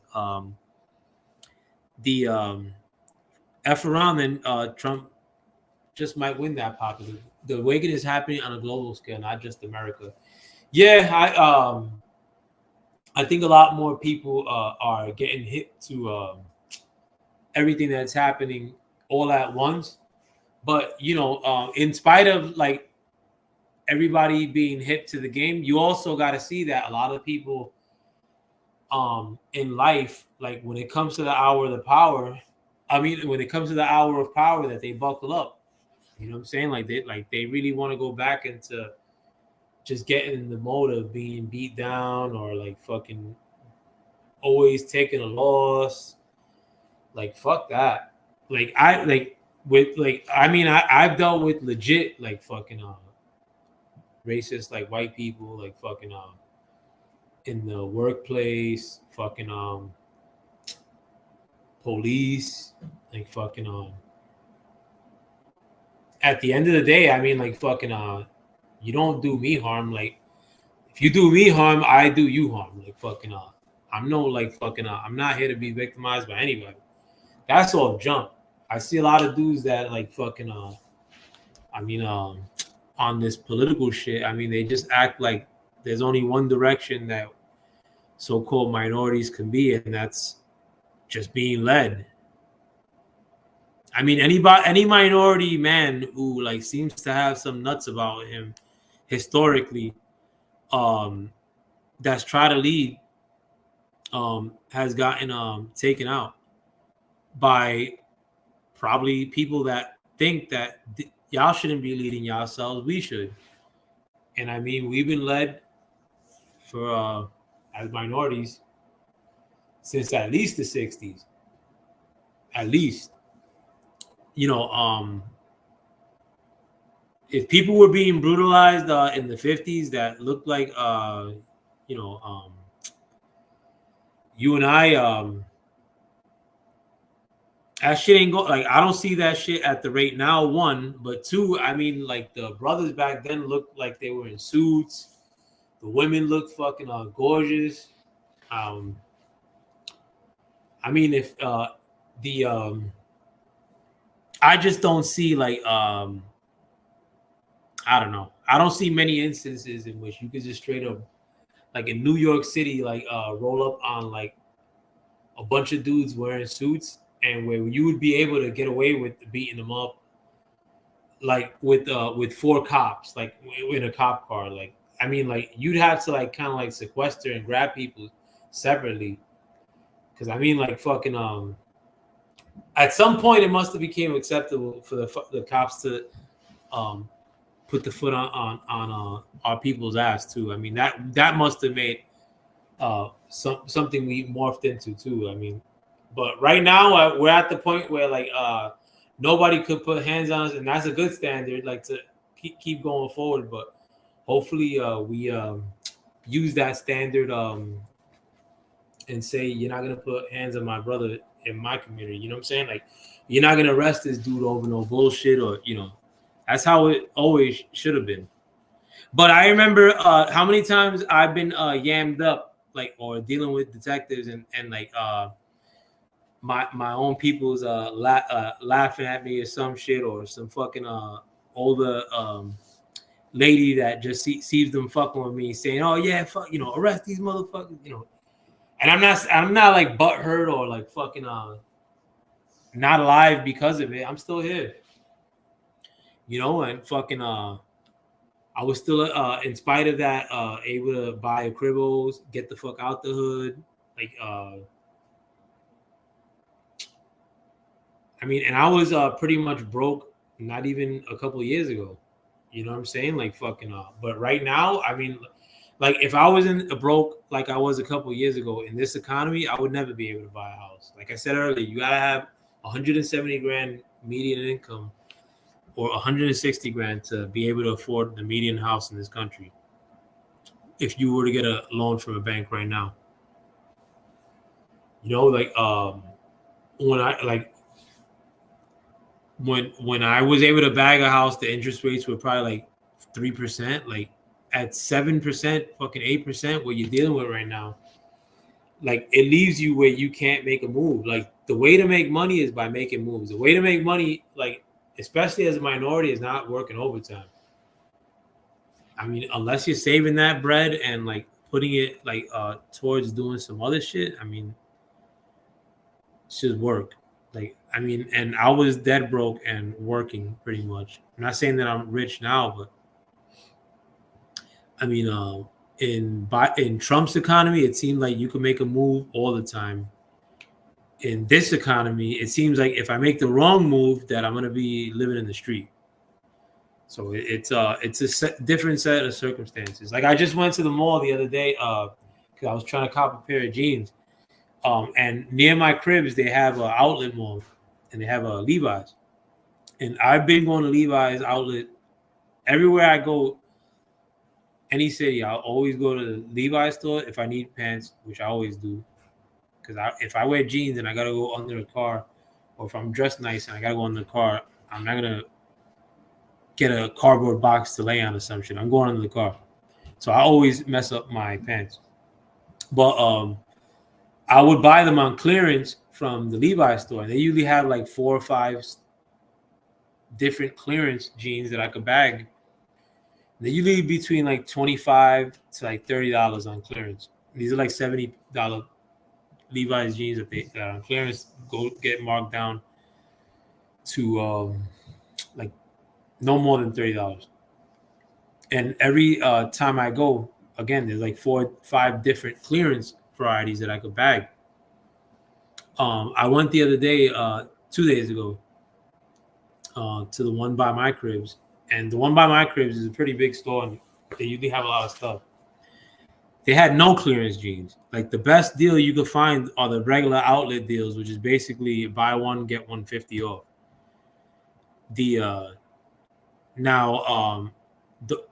I left without buying jeans. Like I only have like literally like 1 pair of pants now. And them shits, if I bend the wrong way, I'll need a new pair of pants.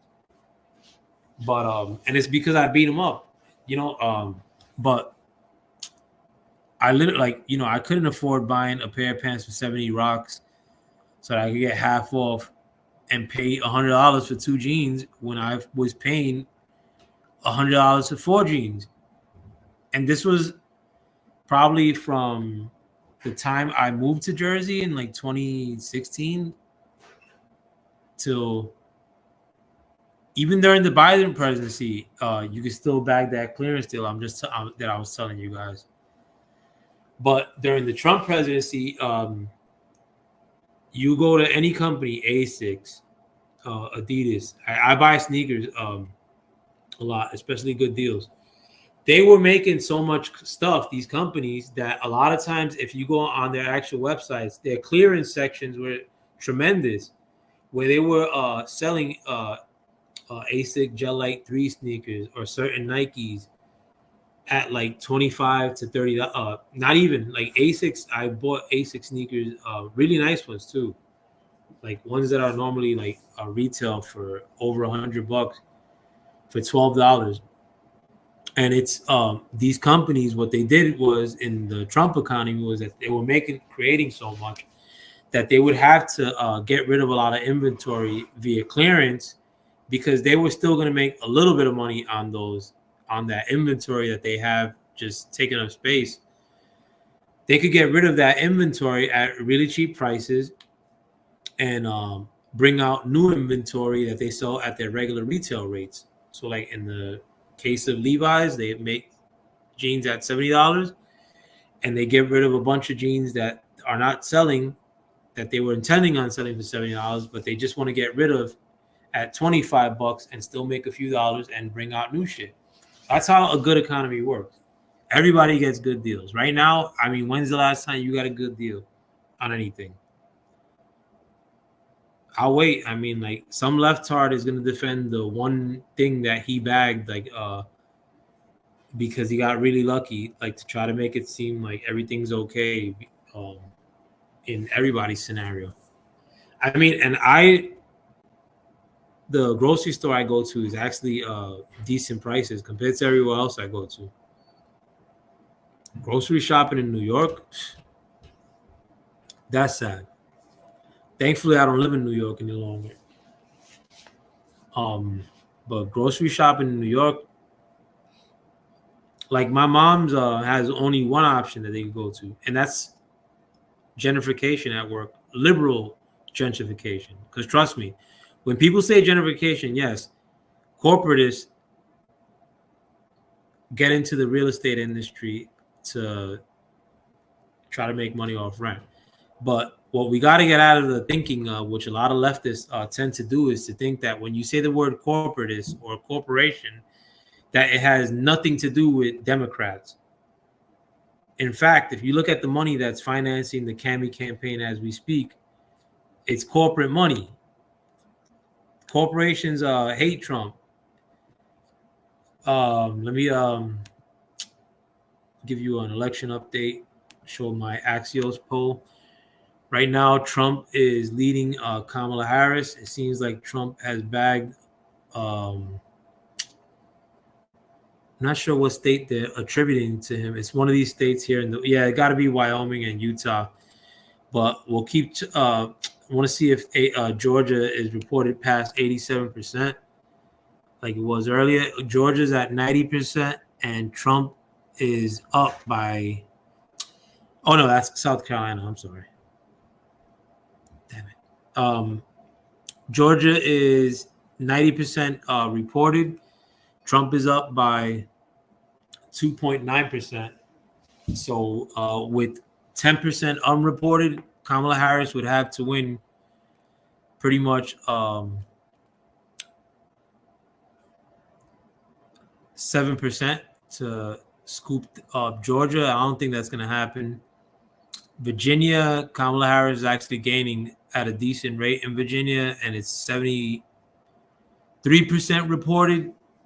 So I think it's safe to say Trump may have bagged Georgia. If he bags Georgia, that's 16 electoral votes, which would put Trump at like 226. PA, that's the more important race. Trump is winning PA Trump might win PA, my friends.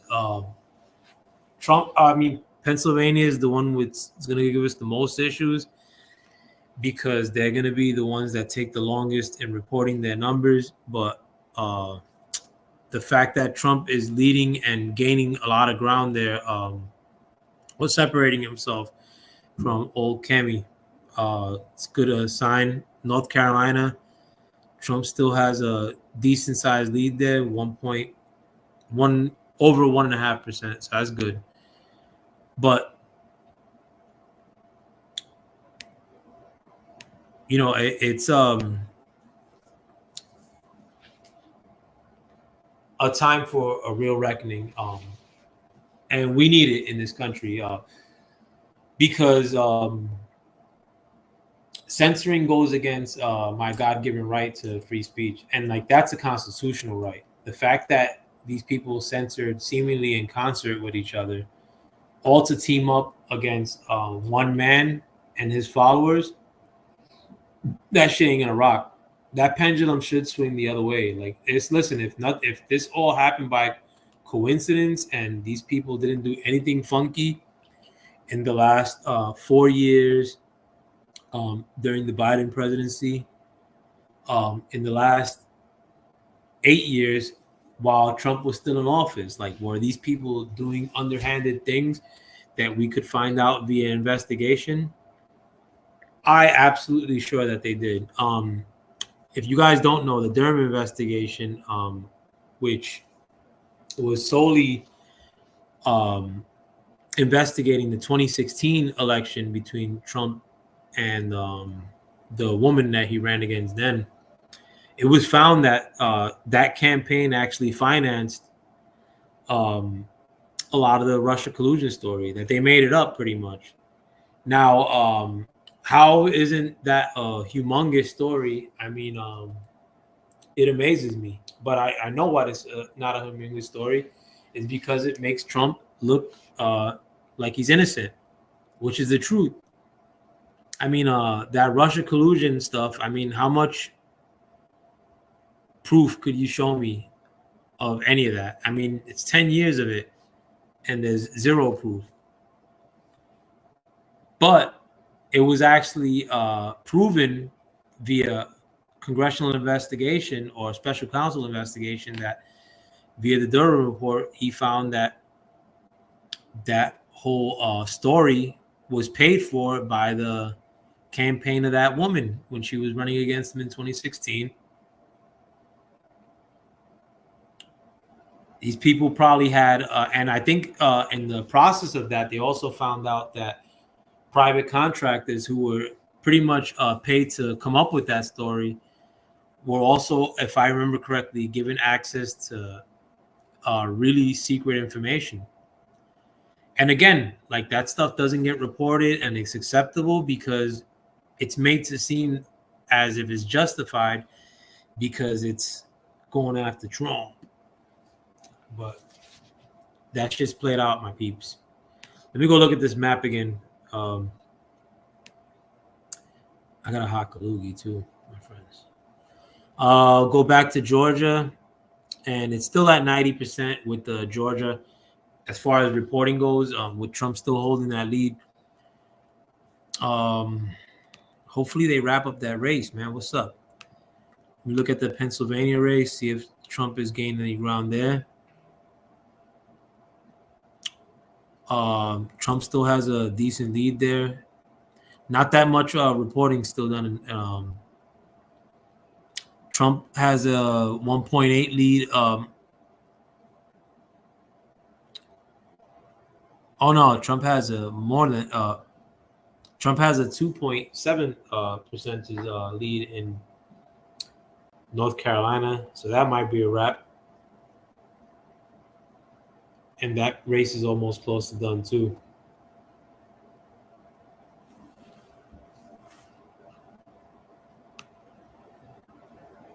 But these are really good things. Trump has 210 electoral votes. I don't know if that number changed while I've been babbling in these last couple minutes, but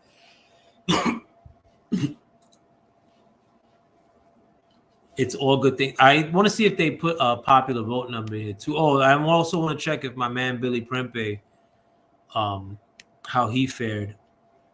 If they show these numbers coming in for the New Jersey.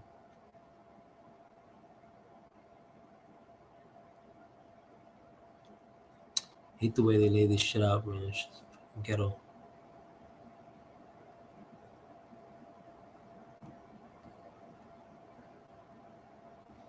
Yeah, that's sad. I don't know if it's I think it they're still counting for my friend's race, funnily enough. And I think they showed him down by only 3 points. So that's what's up. So hopefully Red Billy could beat this bitch. See, and that's a shame too. I mean, like, because my man Billy Prempe is a black dude, young, really smart. The seat that they're running for, it was occupied by Baseman Bill Pascrell for many years until he died recently. But the Republicans are a very stupid party. Like a lot of times Republicans are basically paid opposition.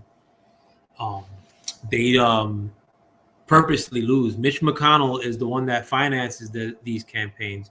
So here in election, this in New Jersey, my friend Billy Prempe, I mean, who's probably no older than 35, he's probably younger than that. Black dude in Paterson, New Jersey. I mean, if you guys listen to hip hop, that's where that one-eyed rapper's from. I forgot his name. Where the hell is that rapper? That one-eyed dude, Fetty Wap. But and Paterson is straight hood, black Latin area.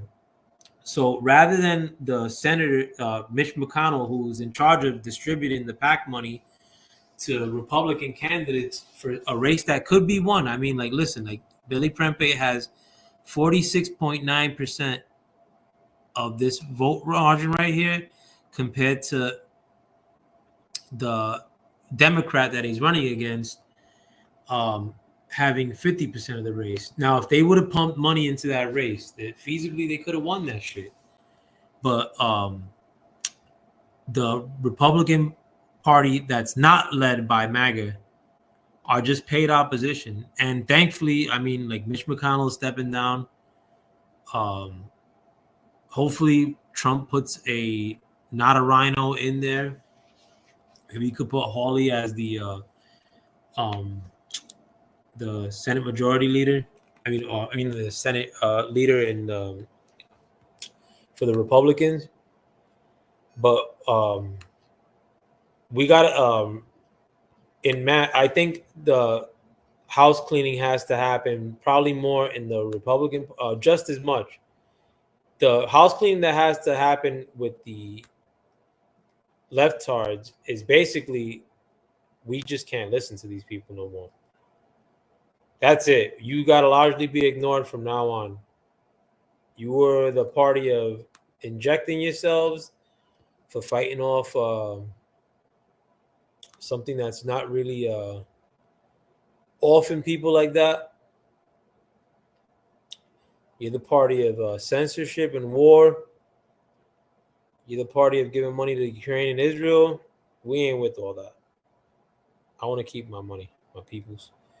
So Kamala gained ground with the California. California, unfortunately, has 54 electoral votes. California used to be a red state, if you guys don't recall. And Washington,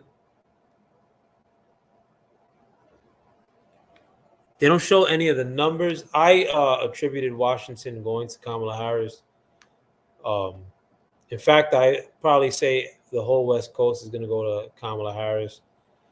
So I'm not surprised if that all goes in that direction. Just want to see what's up with this Georgia. Still at 90%, man. I don't know if these people are trying to be cute. Virginia, you still got a Kamala separating herself in Virginia, actually. So there's a good chance that Kamala could win Virginia. I don't know if that's going to be the case, though. In the race in North Carolina, Kamala's gaining a little bit of ground, but North Carolina, a state that Trump won, 86.3% expected voters reported, and they have Trump leading by 1.9%. So it's almost 10% of the way done with Trump in a slight lead in that state. New Mexico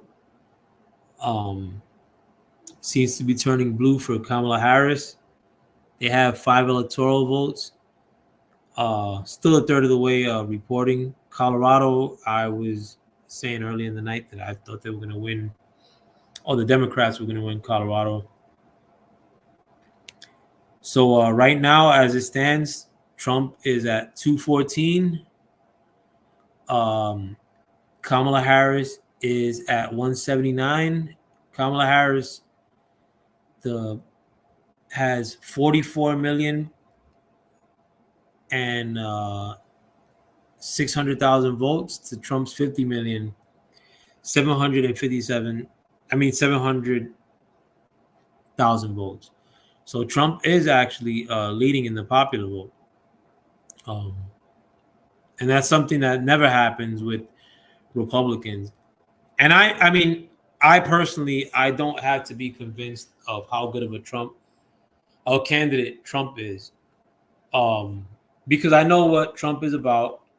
I had all the time in the world to disseminate all the bullshit that you guys were hyperventilating about these last 10 years. I got you. I have a head on my shoulders, just like you do. I could actually speak as to why I could endorse him without getting emotional. But having said all that, I don't even know what point I was trying to make.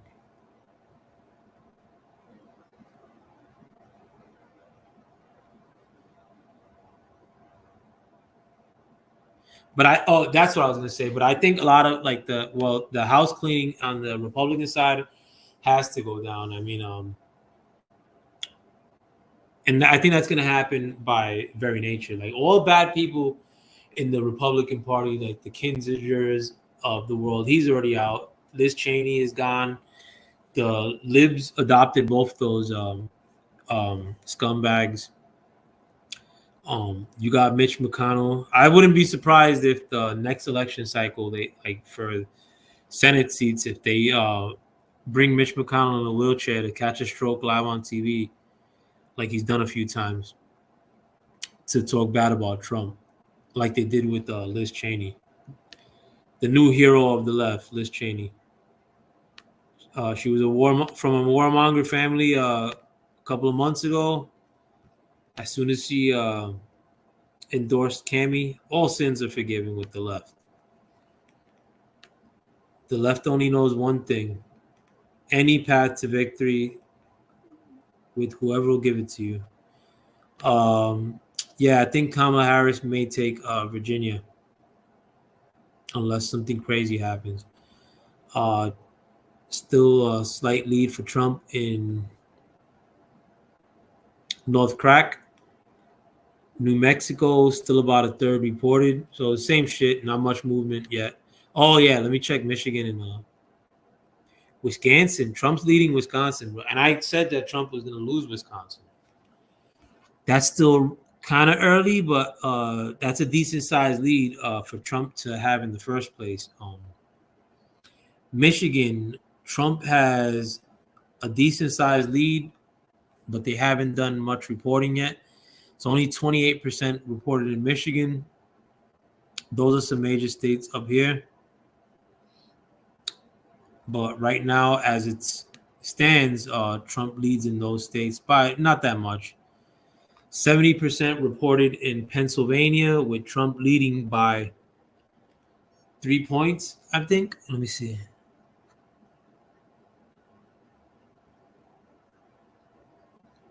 Yeah, with Trump leading by 2.5 points in Pennsylvania. So Trump might bag Pennsylvania. With Trump winning Pennsylvania, so I'm going to see a path to victory for Trump as it stands right now. So, all right, leftists, it may have to be, this may induce a couple of tears, but you guys will be okay. Because I'm going to say what Trump's path to victory is right now. If he wins Georgia, let's see if that number is moved. 91% reported in Georgia. I'm sorry. Man, these dudes are playing games in Georgia. See, the bottom one says 88% reported. Hey, wait a minute. Georgia earlier, like just a few seconds ago, said 90% reported, and now it's gone down to 88.4% reported. How do you have 90% of the people report and then that number somehow goes down? Well, anyhow, right now, as it stands, Trump holds a almost 2-point lead in Georgia. So that number actually may have changed to benefit Kamala. So that might be due to some funkiness. Who knows? Trump still has a small lead for Arizona. I was shaky on Arizona. I still am. I think there's a lot of corrupt entities out there. New Mexico, surprise. Kamala Harris has a decent sized lead in New Mexico. Yeah, so the numbers, the big ones to watch are North Carolina, where I think Trump's lead is pretty comfortable there.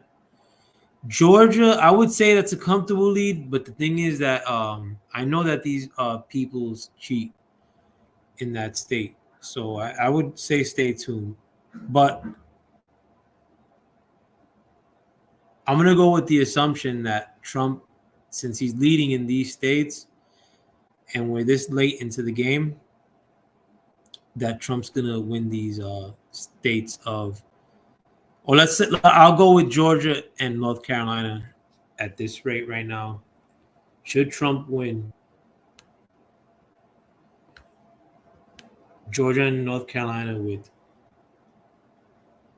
214 at this current juncture, that would put Trump at 214 plus 16 plus 16. So these are assuming that Trump wins Georgia and North Carolina. That would put Trump at 246. Yeah, 246 plus, 214 plus 32 would put Trump at 246. So we could further go down the line and look at Pennsylvania again. So if Trump were to win, in addition to Georgia and North Carolina, which it looks like he's leading pretty comfortably in both these states, should Trump also win Pennsylvania, which at this current juncture he's leading, but I'm not sure if he's going to win Pennsylvania. That to me is a toss-up, but I'm going to act like he may win Pennsylvania because he's leading there, and should he clinch Pennsylvania, that would put Trump at 265. So the path to victory after that would be Trump to either bag one of Michigan, which he doesn't really need that much. It's one of these bigger states. That's the only shaky part, is that Minnesota, Wisconsin is funky because they were funky in 2020, but Trump's leading by by over 3 in Wisconsin. Michigan, too early to report, but Trump's got almost 5-point lead there. Minnesota, Trump's leading by a lot. Wow. And I thought Minnesota was going to Kamala, but it's still really too early to call. Arizona, half the report. Trump's leading only by 0.2%, but that race is still way up in the air. Only half of it is reported.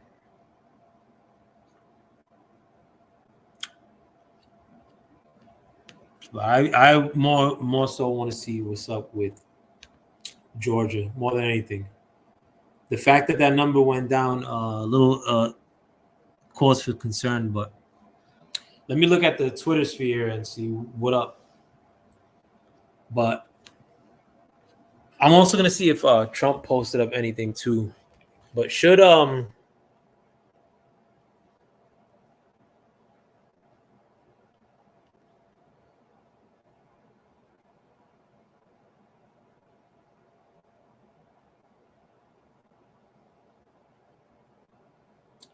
somebody commented the 2 biggest mistakes Democrats have made in the past decade are embracing and enforcing wokeness on America. Number 2, pissing off Elon Musk.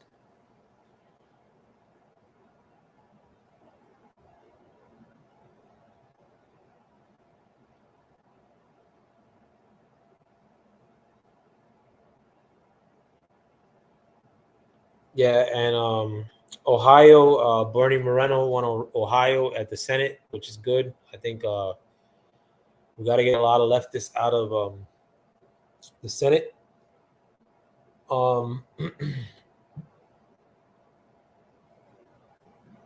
Somebody put a number on Twitter. I don't know if that's accurate, but they have they put it at 169 for Harris, 246 for Trump. Oh no, 242 for Trump, 108 Harris. I don't know what the hell they're saying. Oh no, the last thing they put was 246 Trump, 169 Harris. But that's just a random account. Let me look up Election Wizard on Twitter. Actually, before I even do that, let me see if I'll look up Election Wizard first. Let's see if we can solve this race tonight. What do you say? Yo, and if y'all up in here too, man, comment for your boy.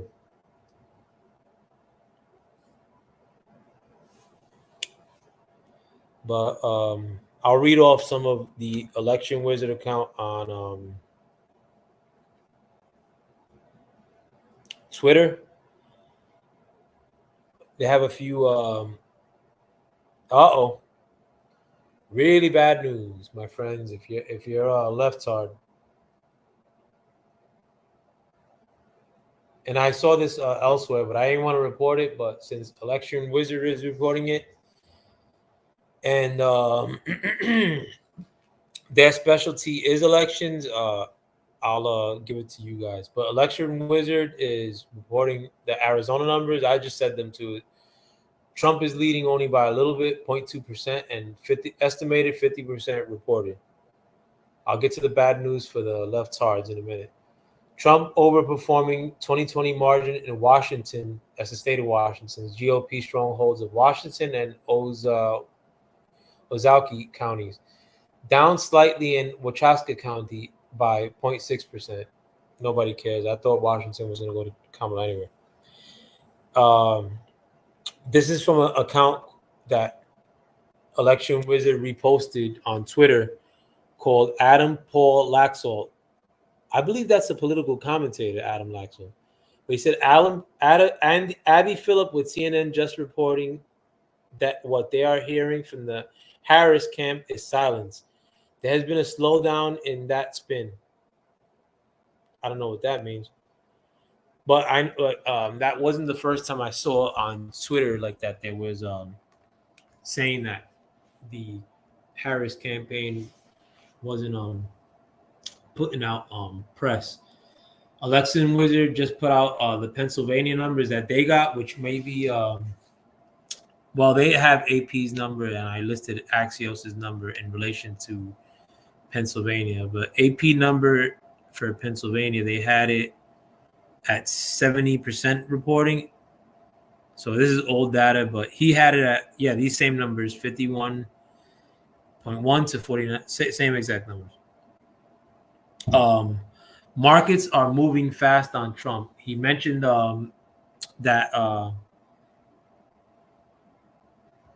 website that I guess bets on who's going to win, and they have it at a 90-10 for Trump. Michigan rural counties, I guess I like these things though. Shift towards Trump since 2020. Alconia County, plus 3.3%. These are rural counties again. Keweenaw, 0.7% for Trump. Mackinac County, 1.1% gain for Trump. Iona County, 1.6% gain. St. Joseph County, 2.3% gain for Trump. And Eaton County, ultimately, 4.2% gain for Trump. That was the last of I heard from Election Wizard. I'll look at other people and see what they have to say via the Twitter sphere. I want to see if the man himself has anything to say regarding the events of the evening.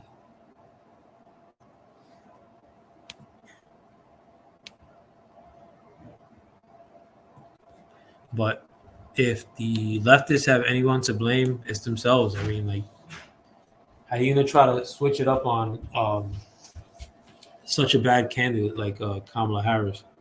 If Trump was that much of a danger, like, why not give concessions to Americans rather than like inviting outsiders into the country? At least in the hopes of winning an election.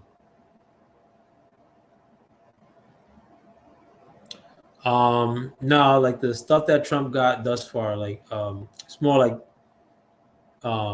stay in line or California get out to vote. Nothing crazy though, nothing in the last like hour or so.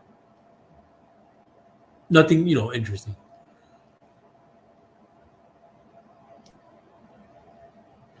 But it would have been fantastic if my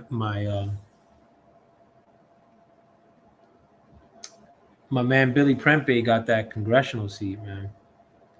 But right now, as it stands, the Republicans have also gained 2 seats in the Senate, and I think that might be giving the majority to the Republicans.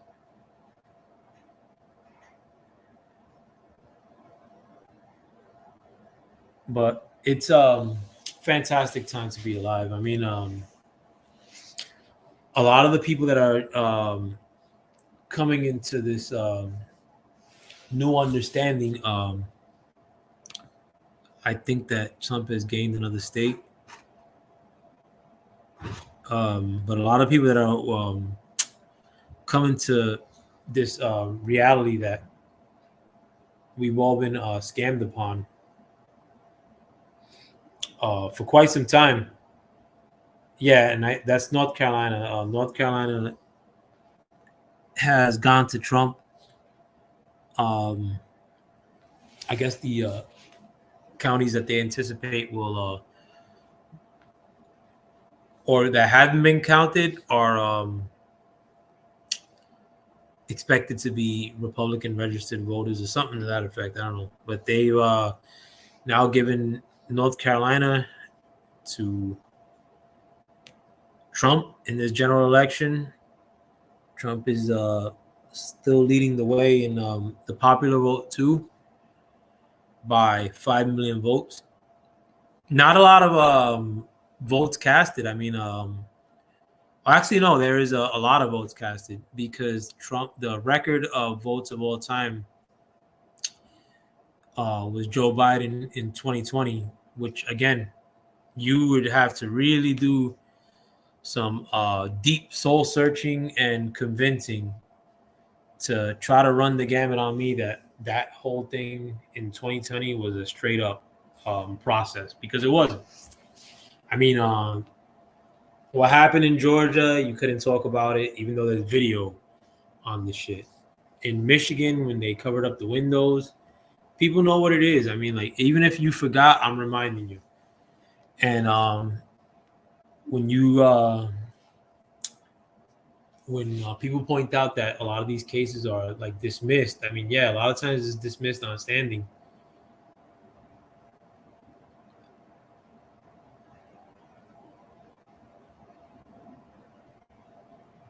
But now we could really start to get to the bottom of it. And you know, with the special counsel that Trump enacted, like, to investigate the 2016 election that I mentioned earlier, the Durham report, that was Trump on his way out of office. Trump could have done that from day one.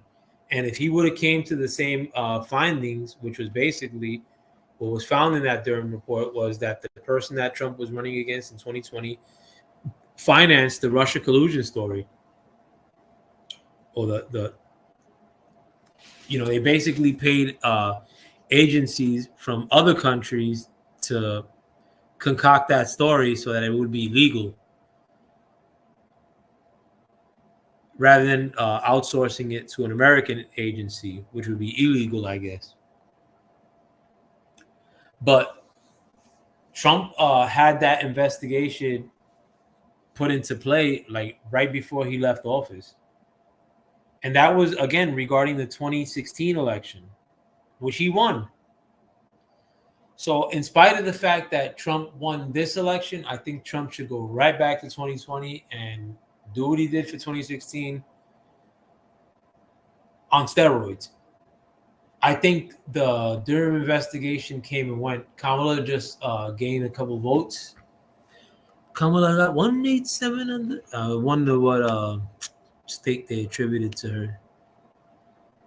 her. Let's see. I'm not sure. If you guys know what state just went for Kemi, you tell me. But Let me go take a peek at the Georgia numbers. That number has since moved for Georgia. Now they went back to 90% of expected votes reported for Georgia, and Trump has 51% of the vote.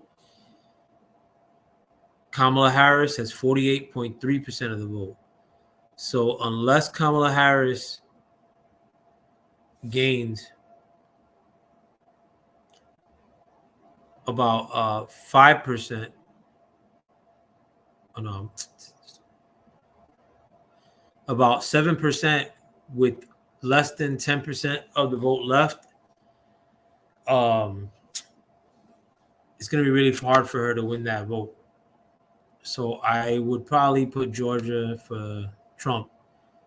So right after Georgia gets claimed, or should Georgia get claimed, because I don't want to get too cocky. Wow, look at how close New Jersey was, man. That's bananas. But Pennsylvania, it's still about 76% of the way reported, and too close to call there. But should Trump win Georgia, which seems very likely, with 91% of the vote reported and him holding a almost 2% lead, that would give Trump at that point 246. Should he bag that scalp? Now let's see Arizona. Arizona's really close still. No change though as far as the numbers reported. New Mexico, not much change, but as far as Trump getting any advantage with Kamala Harris's lead in New Mexico. Now Michigan, the big dog. Wow. Remember, guys, Trump lost his state. So right now, as of this current juncture, even though we can't have a lot of faith with what happened in Detroit in the last time out, with the third of the vote reported, Trump in Michigan is holding a slight lead. Wisconsin, with 2/3 of the vote in, I had with Trump losing Wisconsin, but Trump actually has almost or more than 3% lead in Wisconsin with 1/3 of the vote in.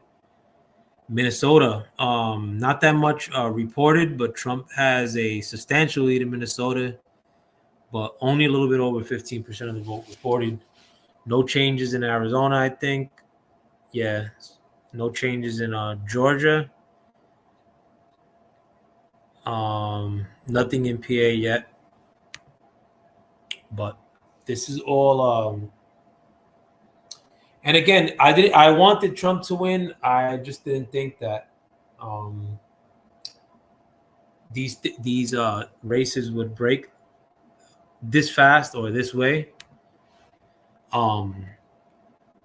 This time around, Trump told people, like, or some of the people in the Trump camps had recommended people voting early, or that they should go out and vote early.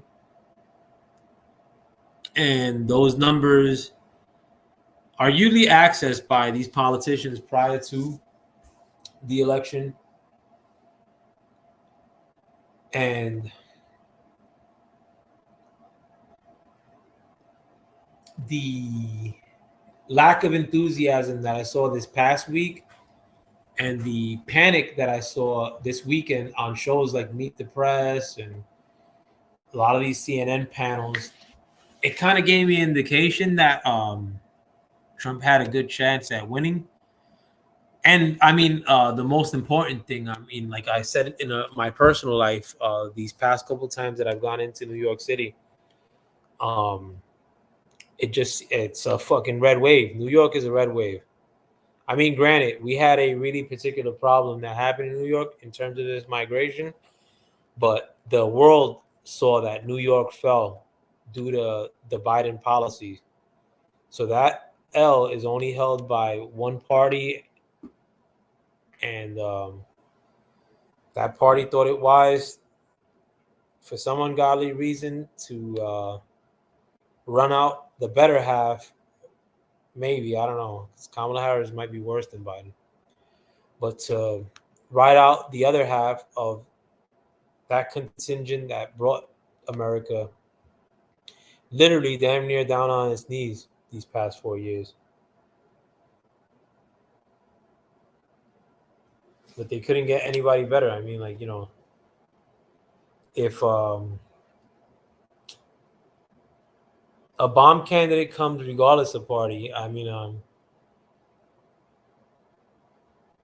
they're going to get my vote.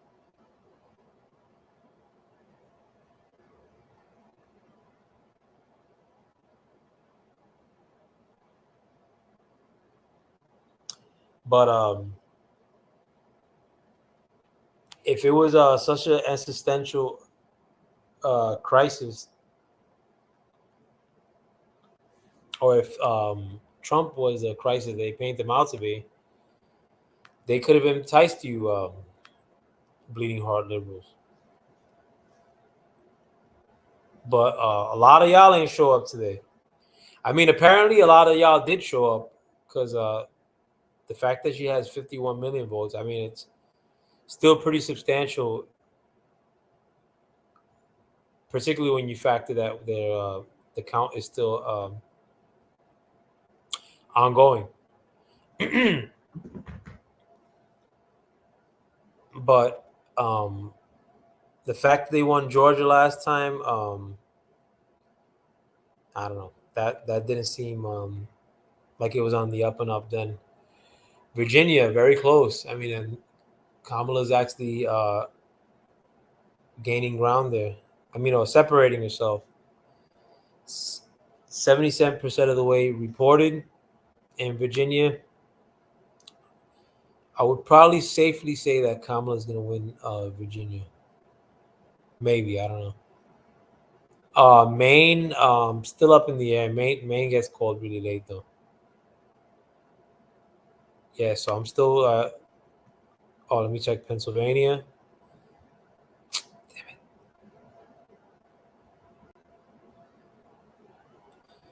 Pennsylvania is still amount of numbers reported as far as the people who have voted. I mean, 77% of expected votes reported. And right now, Trump is holding a little bit over 3-point lead in Pennsylvania. That's good. So with less than a little over 20% of the vote left in Pennsylvania, it would leave Kamala having to make up about 2.4%, with 23% of the election yet to be counted.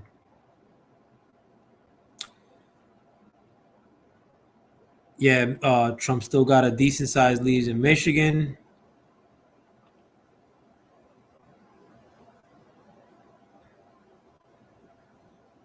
Yeah, no reports for Nevada. I'm surprised.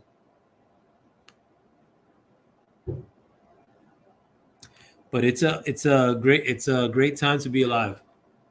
And at the end, listen, like, I think, and again, I'm Puerto Rican, 100% Puerto Rican, but my peoples is black. My little grandson, Jack, is black. My brother, Olamrak, is black. My granddad, Herminio, was black. And I'm only saying this because the left likes identity politics, so I got to speak in their language at times. But the fact that black men will be attributed this Trump victory is probably a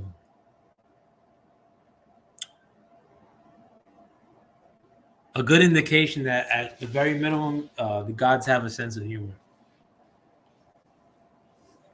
And it's not, and I don't say that in no trolley way, because you'll see what happens with the minority men who are now talking the way they're talking, and you see the change that gets put into play. And no, it doesn't have, it's not a sea change, because not everybody got to change. At the end of the day, we already know, like, not everybody could change. There are morons. But the ones that amongst us that do change, I mean, like the people that move into this neighborhood every day, I mean, it seems like it's well-to-do Black, Latin people, all mixed bag. I mean, like, you know, these are the people that are really going to change this country by raising great kids.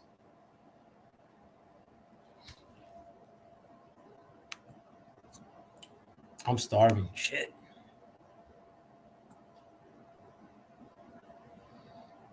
Yeah, no change in Georgia, and Kamala Harris is doing well in Virginia.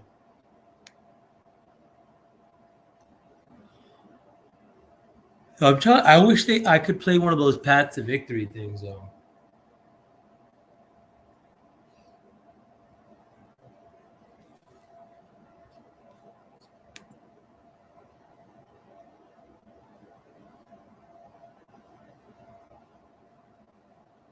Did this shit change? Okay.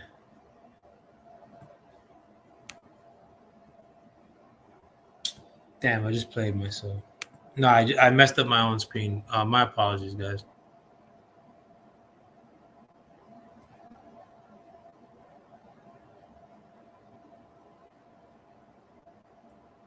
Damn, how the hell you change this shit?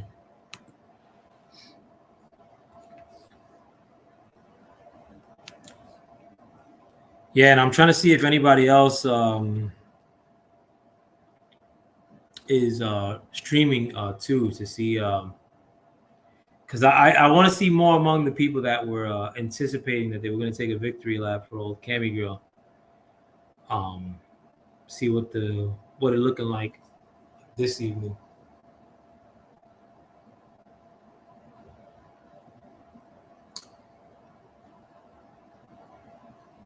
Man, I would like to play the preview for that documentary I told you guys that I saw this past evening. I didn't watch the whole thing too. I mean, but the broad's name is like Millennial Millie. And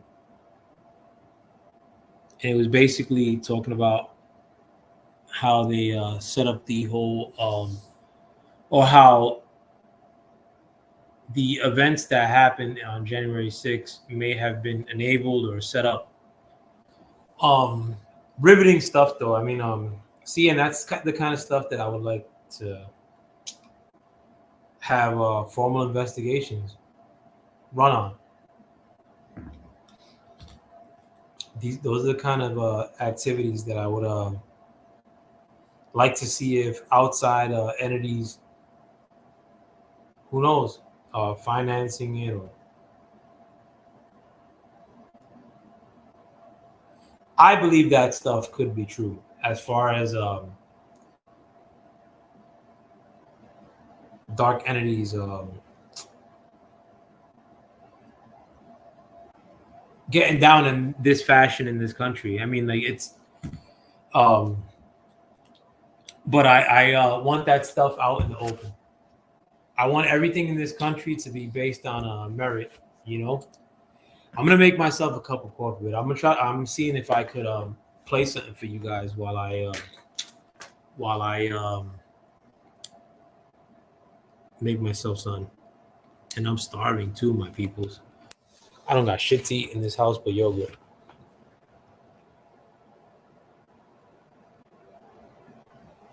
Oh, let me check Twitter real quick to see if any if the election wizard posted up anything.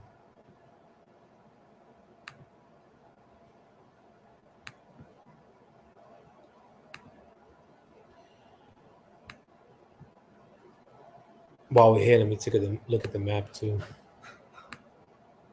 So Georgia, still that crummy ass 91%. What's up with these people? Pennsylvania, 79.6% reported. I think that number increased. I don't know. Let's see, Michigan. Damn, if Trump would have been Michigan, that would kind of be dope too. But at this current juncture, right now, Trump's at still 230, 192 for Cam. Arizona, still at around 50%. What's up with these people? Funkiness. New Mexico, not much change there. Cammie still leading. Oh, Wisconsin. Trump's still leading there. Kamala is actually gaining though. And that's a little bit over 2/3 reported. Come on, Michigan. Wrap this shit up. And Georgia too. What's up with y'all, bro? Y'all got all the time to like pump Usher in the Stu Black attire that he wears now. Why is Usher all of a sudden wearing all black since that Super Bowl? But get your shit together.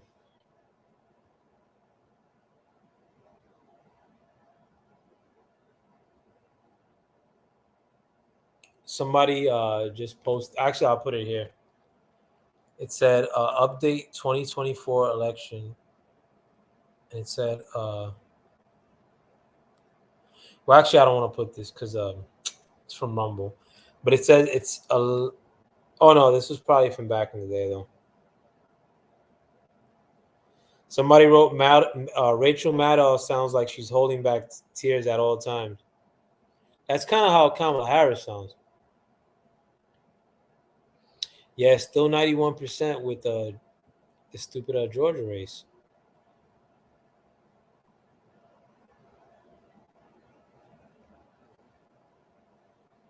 Yeah, no action on PA either.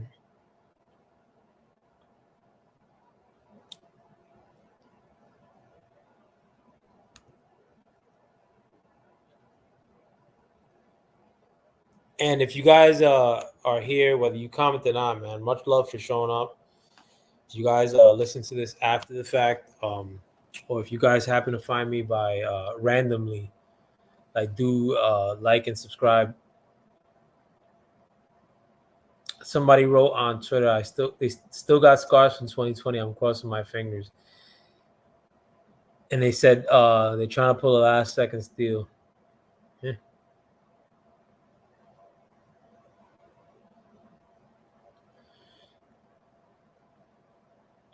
Republican lost the North Carolina Attorney General's case.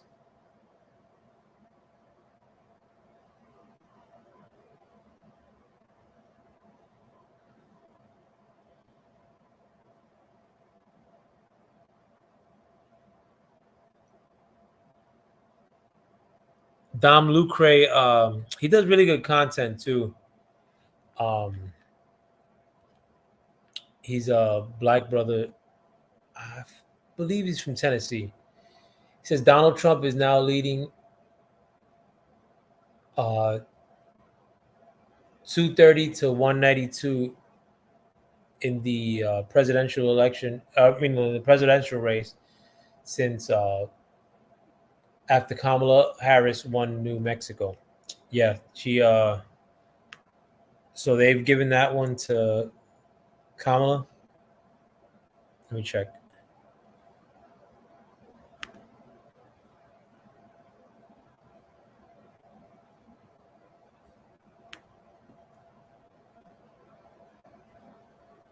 Yeah, I mean, it's still 72% from this chart. I'll take his word on it. I mean, these things seem to be catching up slower than Twitter is. Where the hell is the PA race? Yeah, that PA race is still at 81.2% now. A little movement there. As far as the numbers reported in, that's the only numbers I'm kind of peeping for more than anything. The vote tally that's in, but Trump gained a small 51.4. I don't know what Harris had before, but right now the separation between the two is 2.7 percentage points. Arizona is now reported at an even 50%. Small Trump lead there. Michigan 40% reported, and Trump is leading by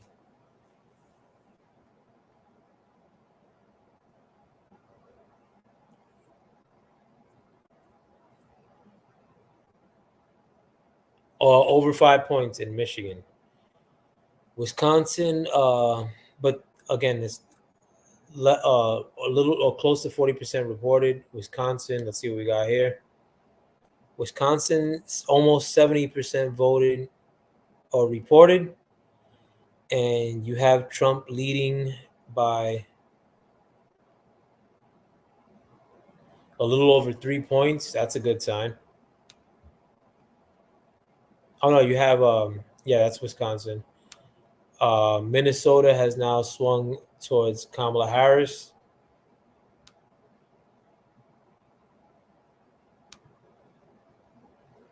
%91 still with this Georgia race. Driving me nuts. I'm gonna leave something plain. Let me make sure it's something cool. I want to see if I find something on Twitter that's fresh, like that way I put some new shit too.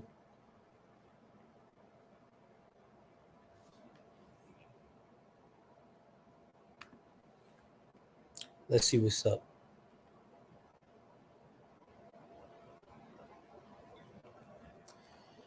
Yeah, and so I'm more doing this because this is largely boring.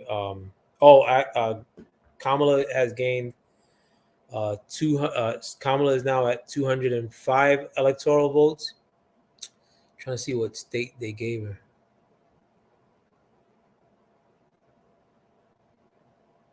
Oh yeah, no, it's official here. They gave her New Mexico. That's what it was. See if they made any change with Georgia. Still at 91%. What's up with these people, man? So I'm gonna take a picture for the Georgia thing just in case they try to switch it, and that way I can refer back to it too.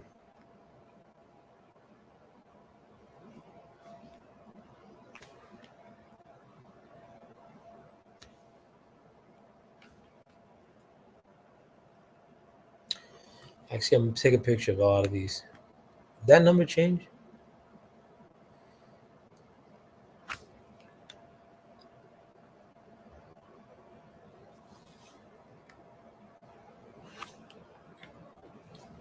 Trying to get Wisconsin.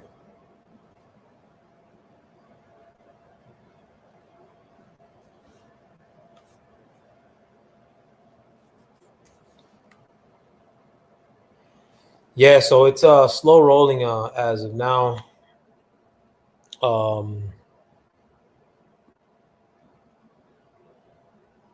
Virginia is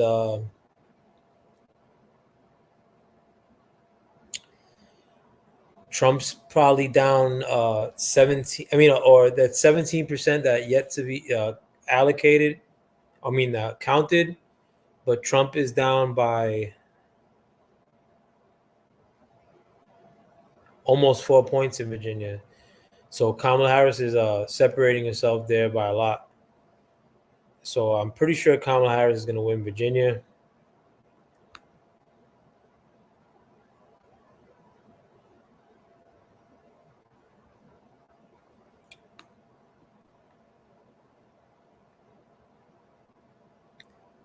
Yeah, no change in the Georgia.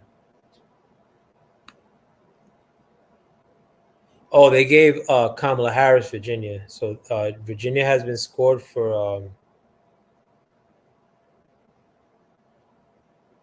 Harris, I guess. Yeah, it could be though.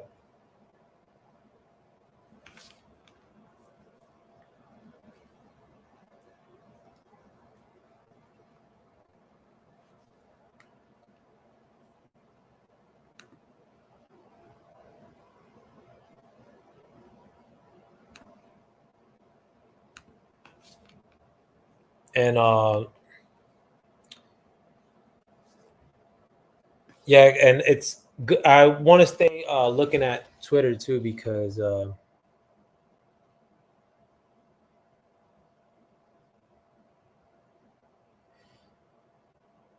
they're actually reporting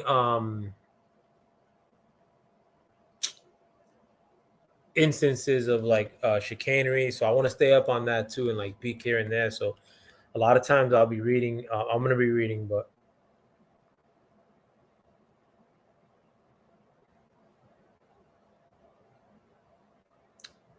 to make sure nothing's going down without me knowing. Did Trump win Iowa? I gotta check that out.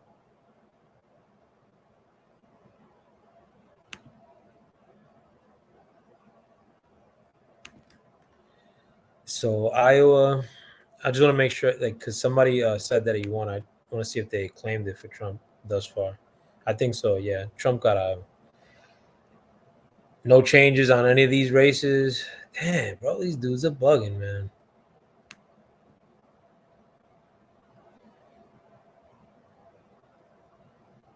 Yeah, I think there was a small change in that PA race. Michigan, more expected votes reported.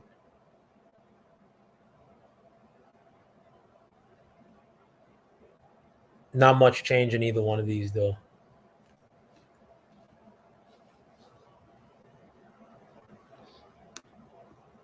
Let me check the popular vote, too.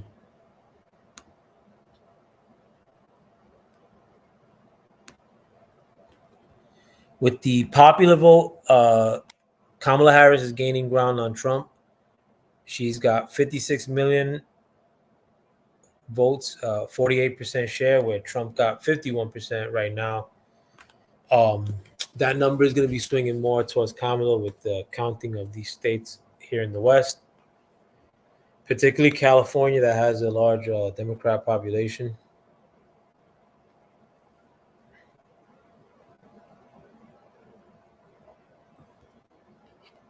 Damn, I would like to stay on here until there's some sort of conclusion.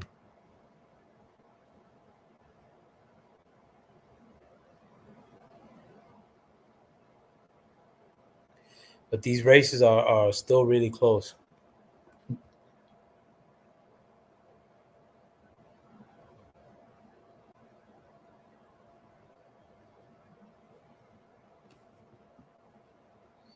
Yeah, not much change yet. Trying to see if there's any news on the Twitter sphere.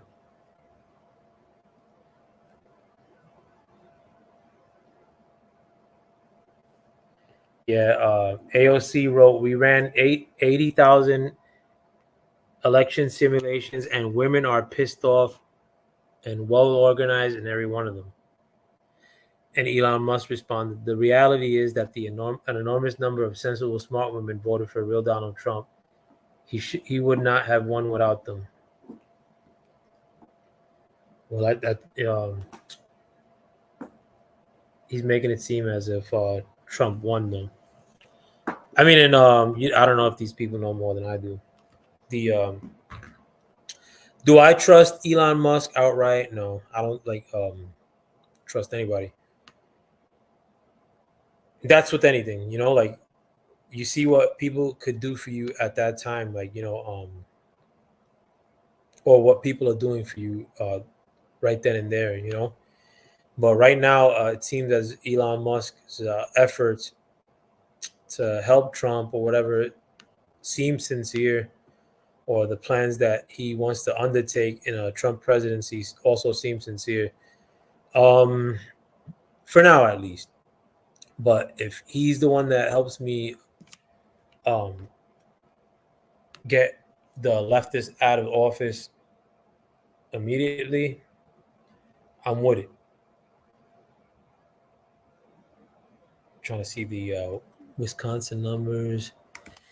All right, so there's about 25% left to be reported in Wisconsin, with Trump leading by about 3 points there. So unless some funkiness like Virginia starts to go down, I don't see why Trump won't win Wisconsin. And granted, I said that Trump, I don't think would have won Wisconsin.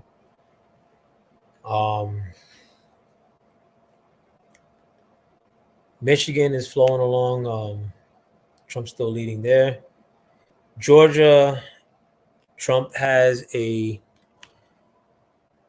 50.8% share of the vote, while Kamala Harris has 48.5% of the vote.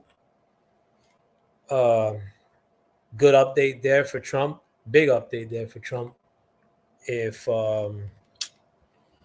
that keeps going at this rate, Trump actually separated himself. At last reporting, that was only 90% of the way accounted for in Georgia, that is, or 91% of the way. And it was a 51.8%, 51% share for Trump earlier in Georgia, and Kamala Harris having a 48.3% share in Georgia. But that was with 91% reported. Now we have 93.1% reported. And Trump still has a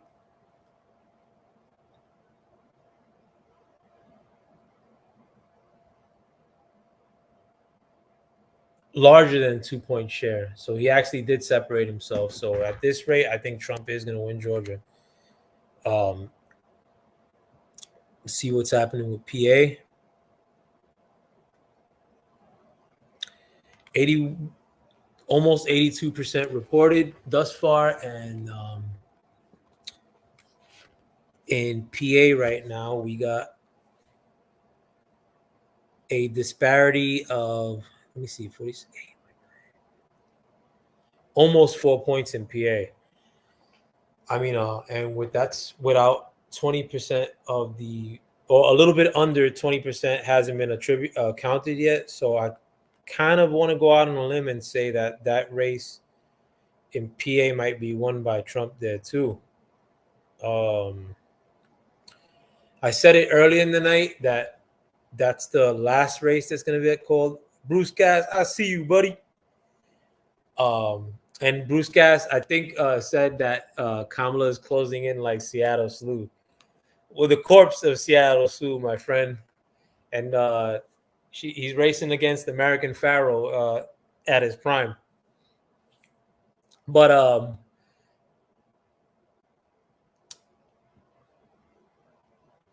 the Arizona number hasn't changed, but it's still up in, it really is, it truly is up in the air, honestly, because of these states still really been in play. I mean, Minnesota, I'm gonna give to Kamala even before, or I'll say that Kamala has a good chance of winning, but I said that early in the night too.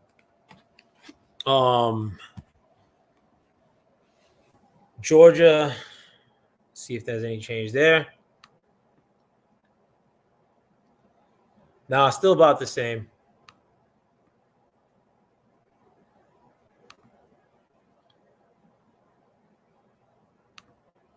This is like Mike Weaver, John Tate fight.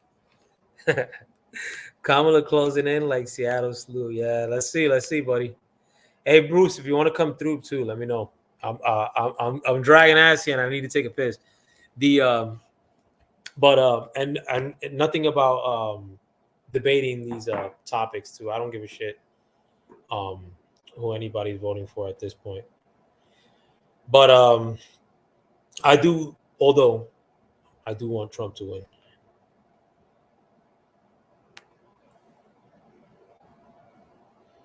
Take a peek at the map one more time, and our Georgia numbers are still reflecting just about the same. Was there a change there in Pennsylvania? Oh, yeah. So I don't think that this Pennsylvania is in play for Kamala. earlier when I, oh no, Kamala's actually, no. Actually, Kamala has gained 1/10 of a point in separation here in Georgia, and that was when there was 81.4% reported, but now there's 83.1% reported, and she was only able to create a 0.10% difference or gain in separation between her and Trump. So that looks bad for Kamala. Same crap with Arizona. Dudes are cheating in Arizona, probably. Wisconsin, quarter of the way through, or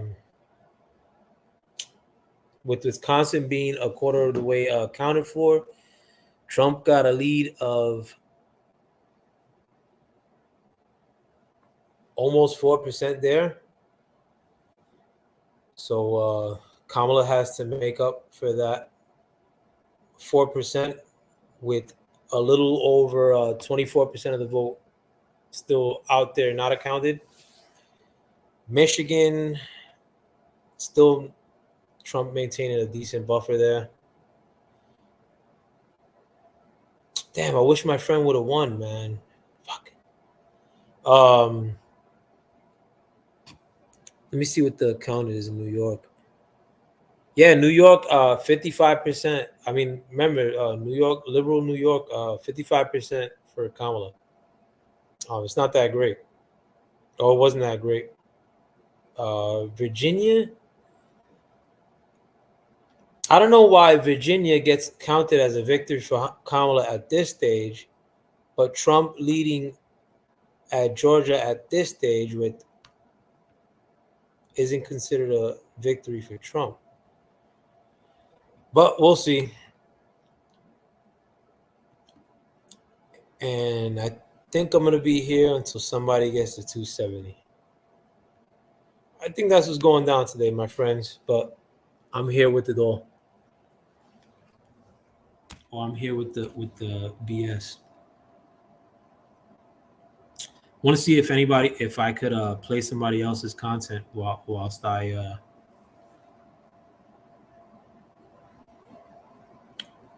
make myself a cup of coffee.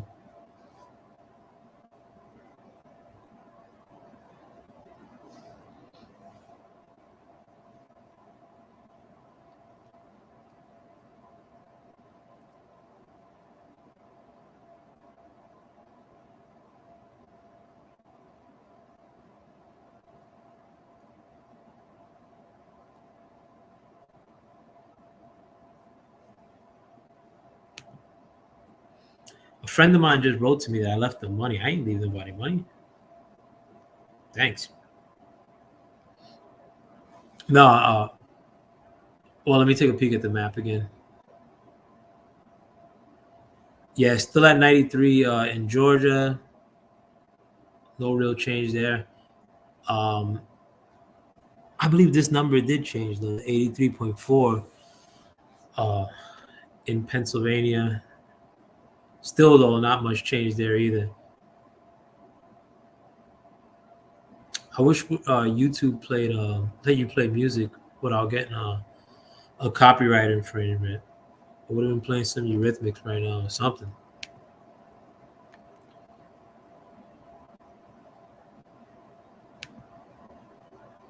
Think debating is over. Time to watch the fat lady sing. Oh no, yeah, debating is definitely over. No, I'm saying if you wanted to come through to my channel and chop the shit, I was saying that I not to get into a debate, you know what I'm saying, or a political debate at that, you know. But I'm trying to see also if I could play something for you, or if I could leave something playing for you guys.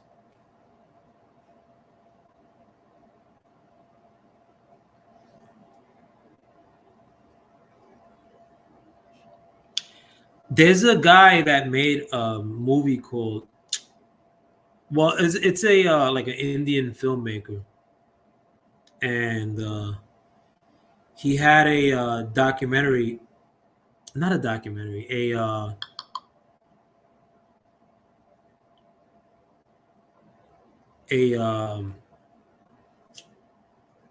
sort of like a documentary about the Trump, like how the deep state took to Trump, and in the deep state he means like the media, how like they didn't anticipate him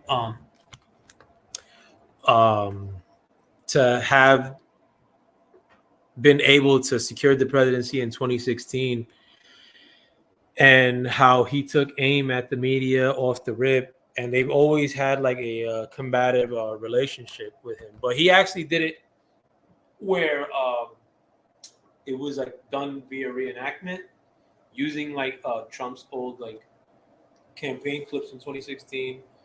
And again, I wasn't rocking with Trump at that time. Like I told you guys that too. During 2016, I definitely I wasn't in tune politically one bit.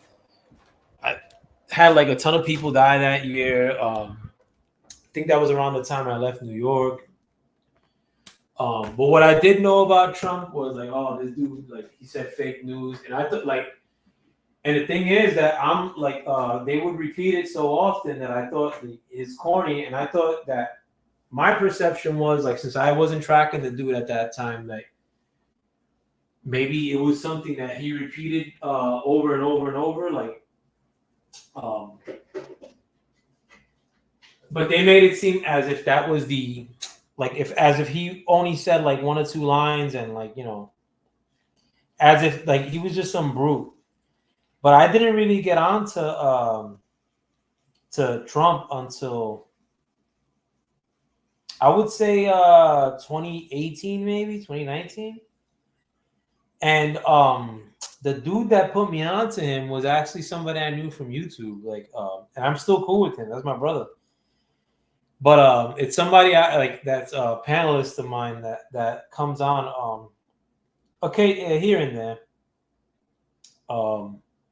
My brother Born, who's a proud granddad too. I mean, so he and the granddad of a boy too, even more important.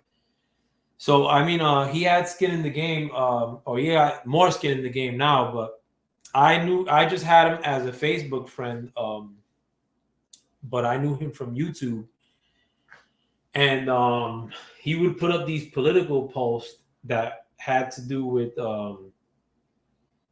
like bigging up Trump.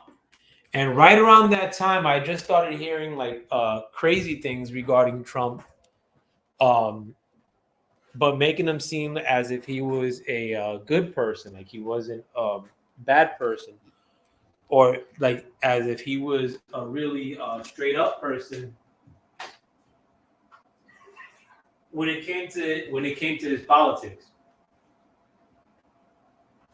So at the same time, I'm starting to hear a little bit of a difference of opinion with Trump, based on my man's like Born, like the stuff that he would put on Facebook, to where I reached out to him. I didn't know him from Adam like that. I sort of like, you know, like we were like Facebook friends, but I knew him from YouTube. But I reached out to him and just out of curiosity, and I remember I was at work, and this was at night too, and he just started breaking things down to me like really simply, and I was like, damn, why did I never think of Trump in that fashion? Like, but like, I mean, and what I really came to notice was I really didn't think of Trump at all. In fact, the little that I did think of him, I thought he was crazy corny. Like I didn't like The Apprentice, none of that stuff. You know, and that's not a great barometer, but I don't like, you know, the Trump celebrity never allured me. I mean, it allured y'all. It allured, like, you know, when people saying you're fired, I never said that corny shit. You know, like, or I never found that stuff. Like, I was not jocking the dude like that. Like, or honestly, I don't read. I I take the pulse as to what's happening politically, but I don't get too much up in arms about those things in any direction. I don't even vote, but I mean all around the same time too. I mean, like the world changed for you, for me. So I'm sort of navigating these things at one of the craziest times in my life anyway, you know, of GP. And then like the world is changing in a crazy fashion too. So it's like, it was like almost like as if I was finding out a bunch of stuff like all at once. And this is somebody who I kind of like consider myself somebody who's educated on politics and whatnot. But the whole Trump thing, I mean, I wasn't really digging into it at all, but it was right in my face. And I just started seeing things far more differently, like than what was being reported. And then it seemed as though, like similar to COVID, that when Trump was in office, and even till today, like everything that the media has to offer is basically a stance on Trump.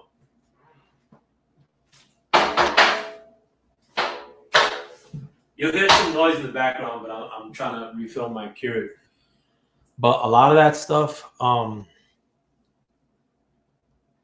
was in the peripheral, like the OJ case getting played over and over, or like COVID getting played over and over. Like, so after a while, like, I mean, when the Trump stuff started getting the same treatment, if not way worse, in which it was constantly all news, all Trump, all the time, like, you know, after a while, it goes from you tuning it out, like which I normally do in those cases where stories are run on repeat, or you get even in the case of a lot of these things to do with Trump, that you start doing a little bit of more due diligence. And once I started doing my due diligence, I just started to notice that, listen, like a lot of these moves that Trump is making, they're not like the moves of a politician. They're the moves that a plumber would make in that situation, which a lot of times those moves that a plumber would make, I would trust them do it more in a political situation than a politician doing it. These politicians have got us into the predicament that we're in right now. And the way that we're in the position that we're in right now is basically a system of small payoffs and corruption that keeps everybody in line. And everybody's beholden to it, with the exception of one guy. One guy acts like he's not beholden to it. One guy is not treated like he's beholden to the same system that most of these other people who are spineless actually are beholden to. Trying to read these numbers. Nothing different on the Georgia front. Pennsylvania right now is 85% reported. So when it was earlier in the evening, when it was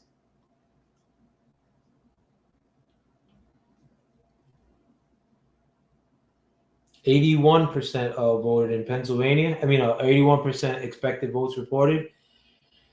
At that point, Trump had a lead of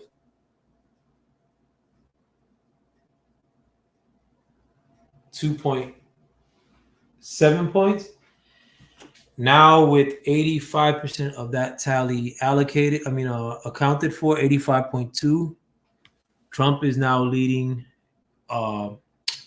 padding his lead, and he's now leading by 2.8 points. So with more of the vote reported in, Trump is expanding upon that lead.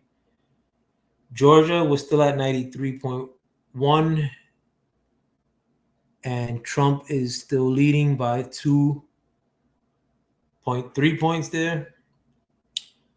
Not much change in Arizona. That's some BS. Michigan, Trump almost halfway reported, with Trump leading by 6.3%. That's a lot for a state that Trump lost. 77% accounted for in Wisconsin. Right now, Trump is leading by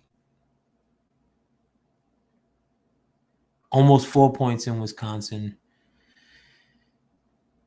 And that race is almost wrapped up. So listen, like, I'm going to point out the places where funkiness happened in the last election. All right, you guys are following me? Funkiness happened here, the last election. Here. Here. Here. Here. Big time. Here somewhat too. Let me see. From what I know of, like, that was like the big funky ones. When we were at this same stage of the last election, like, these ones are the ones that got funky on us. So you could recall like the Georgia instance and where they stopped counting the vote at night because of a supposed water main break, to then they start recounting the vote. Counting the vote anew. When they had sent the observers home already and said they were going to start counting again in the morning. You also had some chicanery in Pennsylvania, a lot of funkiness with the Philadelphia Counting Center, but also they were getting truckloads reportedly from other states with paper counting apparatuses, because I don't want to get kiboshed. In Michigan, I don't know if you guys recall the Detroit Counting Center, they started taping up their windows so that people on the outside couldn't look in. And the funkiness started not too long after. Wisconsin, you had a lot of funkiness in Kenosha and other locations. And Trump actually won a case in Wisconsin on these very issues. Arizona, Maricopa County, need I say more?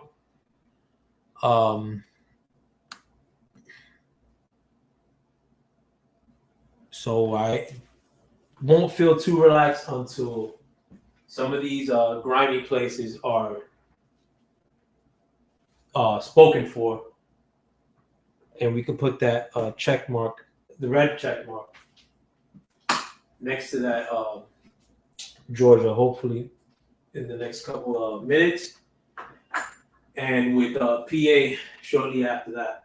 But we here with shit. I'll make myself some coffee, my peoples. Yo, and this is the longest stream I've ever done, not even close.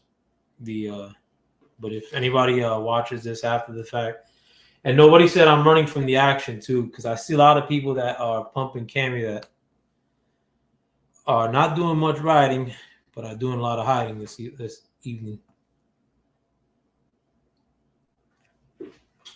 Yes, numbers are still the same, and from what I see in Georgia. Man, what the fuck was that? I'm starving.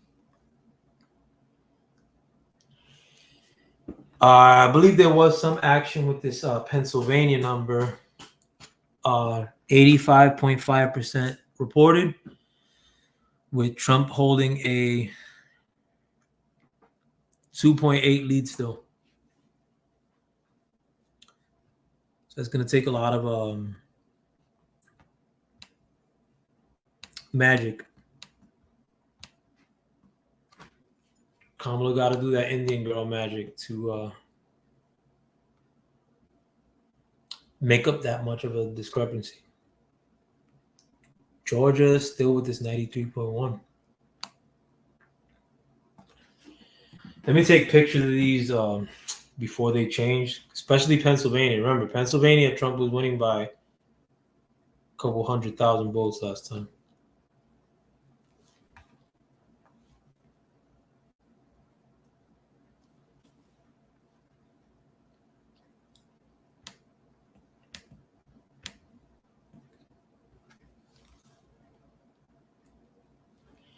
Yeah, I just want to make sure I take pictures.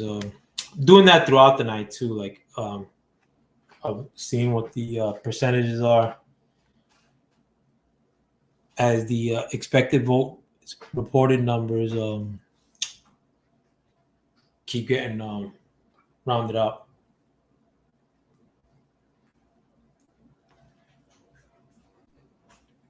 But again, no change in Georgia. Let me see. Before I start making my coffee. Yeah, no change in Georgia thus far. No change in PA. Trump's still holding down those leads.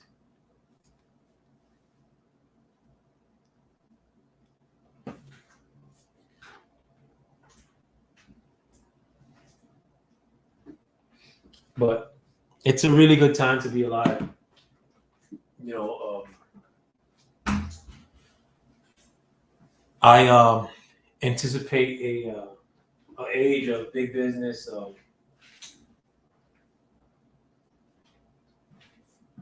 And it's really what we need. I mean, if there is big business happening in and around you, and you can't force your way into it,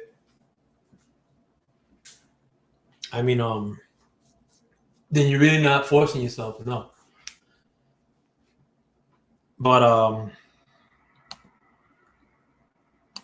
regardless of who wins, we were gonna get a really abundantly harder way of living in these next couple of years while we sort out a lot of the problems that the Democrats have put upon us by way of stupid policies. But hopefully, with the conclusion of this election, we won't have that no more. Provided the Trump man wins, of course. Yeah, no change in Georgia of yet.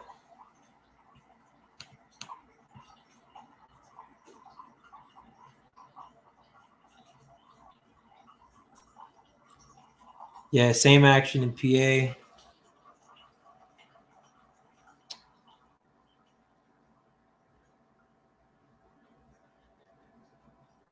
Yeah, I think Trump's going to take Wisconsin by these numbers. Sorry about the beeping.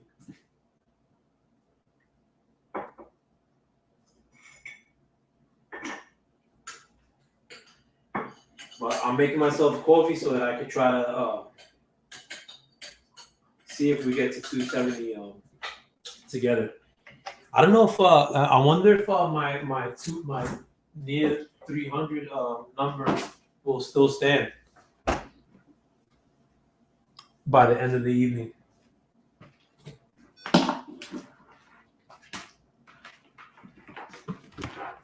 But will Trump get near 300 votes?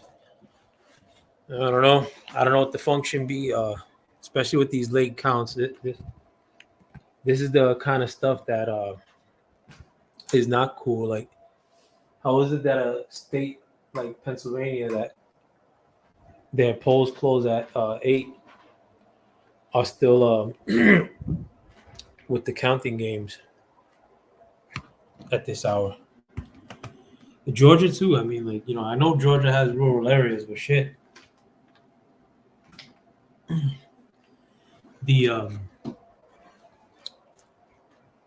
We should have our elections wrapped up, particularly with blowouts on the day of.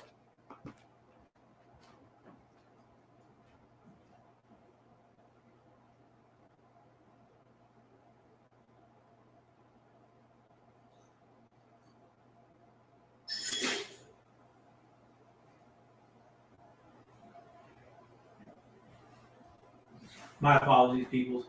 Get my cup of coffee.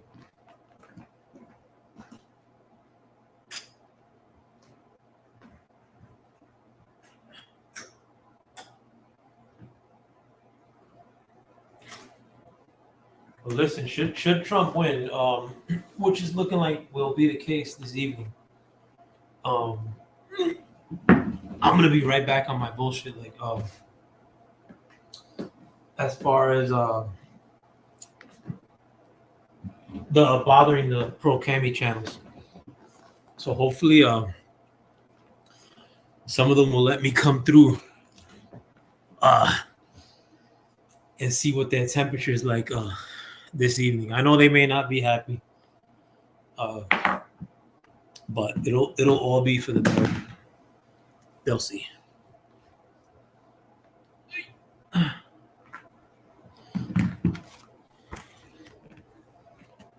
I hurt my back yesterday or the day before yesterday.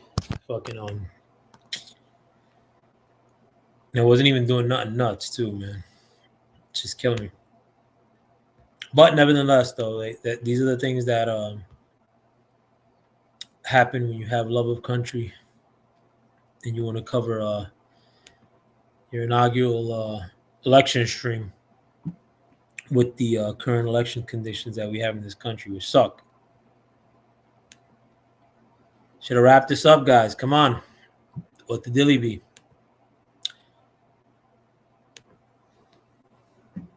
Oh, let me go to the Twitter sphere again, too.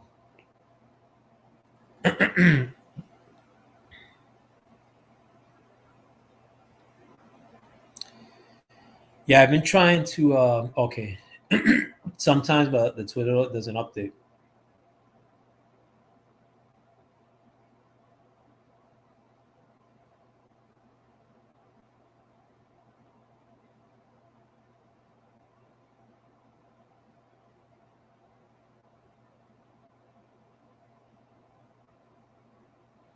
They were saying that Kamala Harris's headquarters that they're playing Diddy music.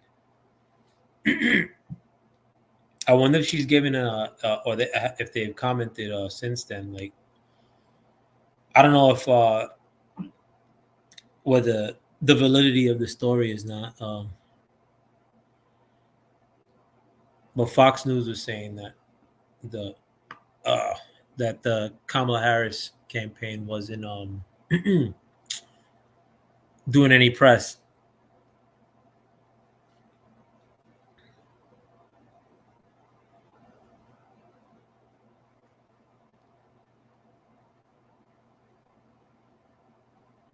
Oh, let me check out my man's race too.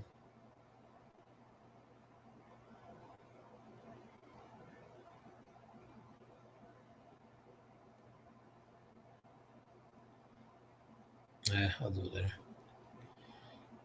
Oh, let me see an election wizard too while we're here on the stream. Yo, we need 2:30 this evening, bro. What's up? Okay, there's some good stuff from Election Wizard.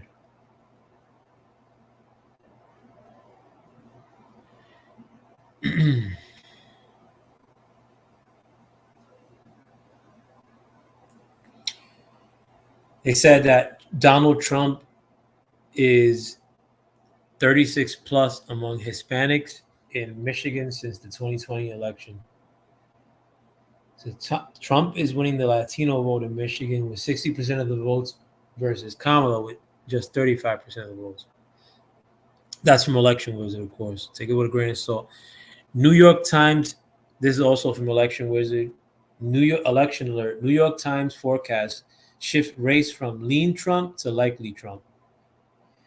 Election Alert with 79% reporting Harris underperformed in Chicago metro area, Cook County by 12%. Wow, that's a lot.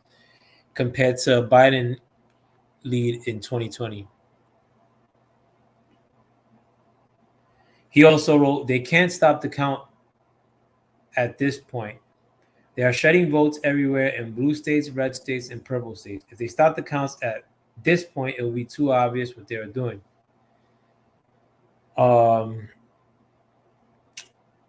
He wrote, keep the count going. 75% of Philadelphia is already in. There is an estimated 172,873 votes remaining in Philly. But even if Harris won 100% of these votes, she would only lead Trump by less than 8,000 votes statewide. Hardly any of Cambria is in, and less than half of New York is in.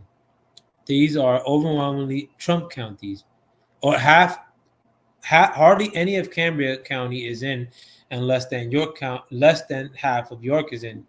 These are overwhelmingly Trump counties, and there are thousands of votes still to be counted in other large red counties like Luzerne and Carbon.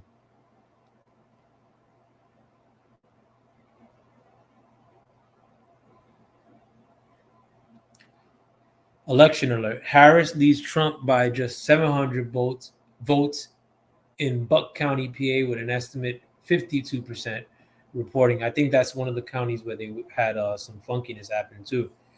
New York Times election forecast projects Trump wins the popular vote by 1% and wins 301 electoral votes. That's what I had at around 300. So my prediction might come true, my friends.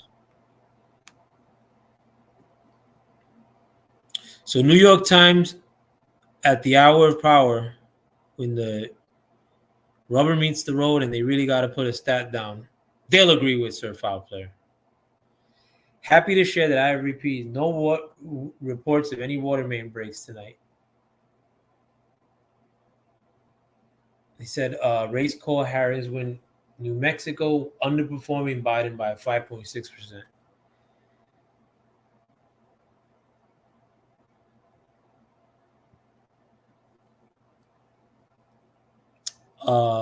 He shared that somebody wrote that Trump won Starr County, Texas, most Hispanic county in America, at 97% by 16 points. Last time it voted Republican was in 1892. Wow. Georgia Secretary of State Donald J. Trump states Donald J. Trump has an insurmountable lead and will carry the state. So that means Georgia is won by Trump.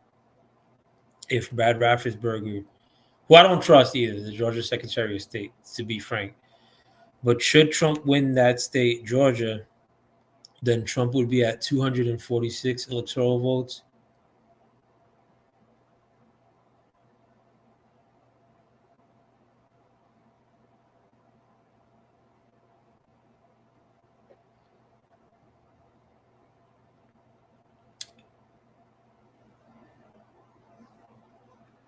There's another update with an estimated this 39 minutes ago, with an estimated 15% of precincts reporting Harris is underperforming Biden's 2020 margin in Wayne County, Michigan by 12.4%.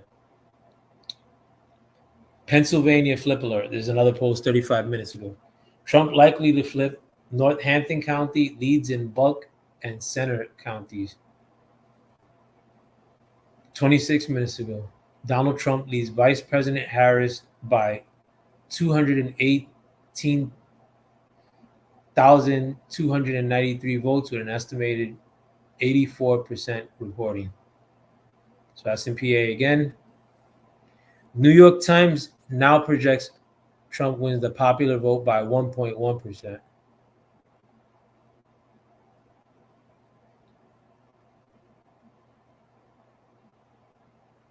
So they're saying that Trump's increasing his popular vote percentage from 1 to 1.1. Significant. All right. Donald Trump leaves Vice President Harris in Pennsylvania by over 200 with 84% reporting.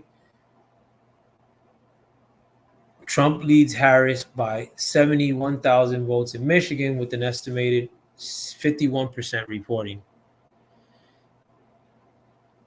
Doesn't look like the turnout in Philly is there for Harris, and too many losses elsewhere in the Commonwealth. Maybe she pulls it out, but doesn't look probable at this point. That's in Pennsylvania.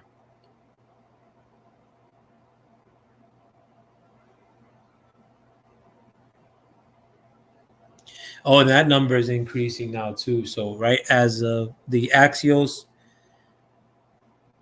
chart, Pennsylvania is 86.1% of the expected votes reported, with Trump at 50.9% and Kamala Harris with 48.1%. So it's almost a 3-point difference.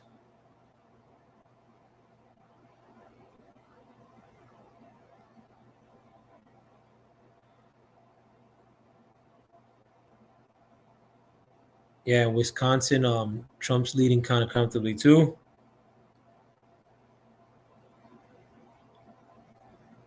Almost 4 points, and there's 18% of the vote to be counted.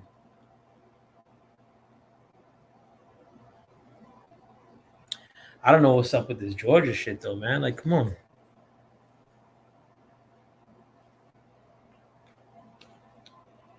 But it's good to see. I mean, not good to like. I mean,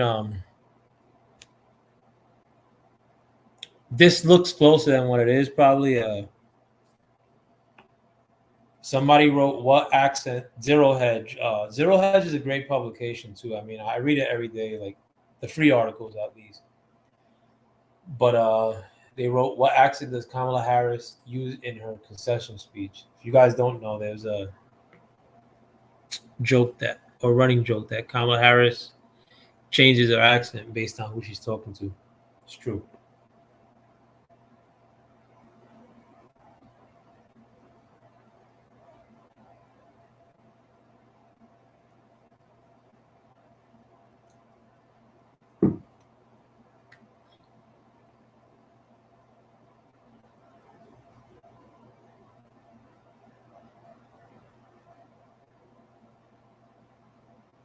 Somebody wrote on Twitter, his name is Jackie Heinrich, and he wrote that. One second. The people are beginning to trickle out of the risers. The crowd is thinning at Harris HQ. The DJ is still playing. No word from the campaign on when or if the VP is coming to speak. We still don't know who is in the crowd, groups that were invited, or connections to the VP, or even how many people were there to start the night. Because the campaign staffers who are all in Wilmington said they'll look into that, but never got us the answer.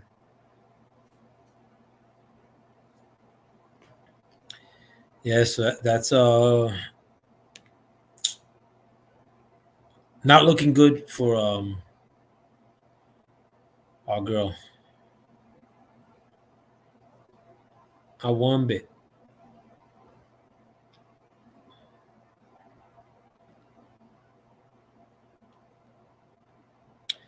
Damn, it'd be ill if I doubt they're gonna call this tonight though, guys. I'm gonna keep it a buck.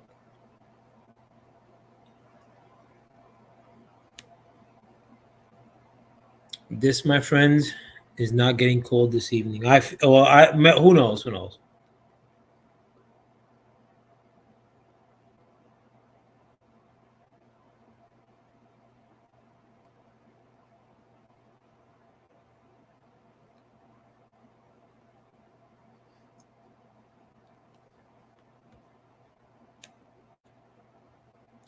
Oh, Deuce, my bad, bro. I didn't even peep you. Are you there, Deuce? Bro, I was about to leave, man. Been like My 10 bad, minutes bro. or something. Nah, I'm over here dicking around. I was making a cup of coffee. How you doing, bro? Chilling out, man. Hold on, I was eating something, excuse me. Chilling out, bro, you know what I mean?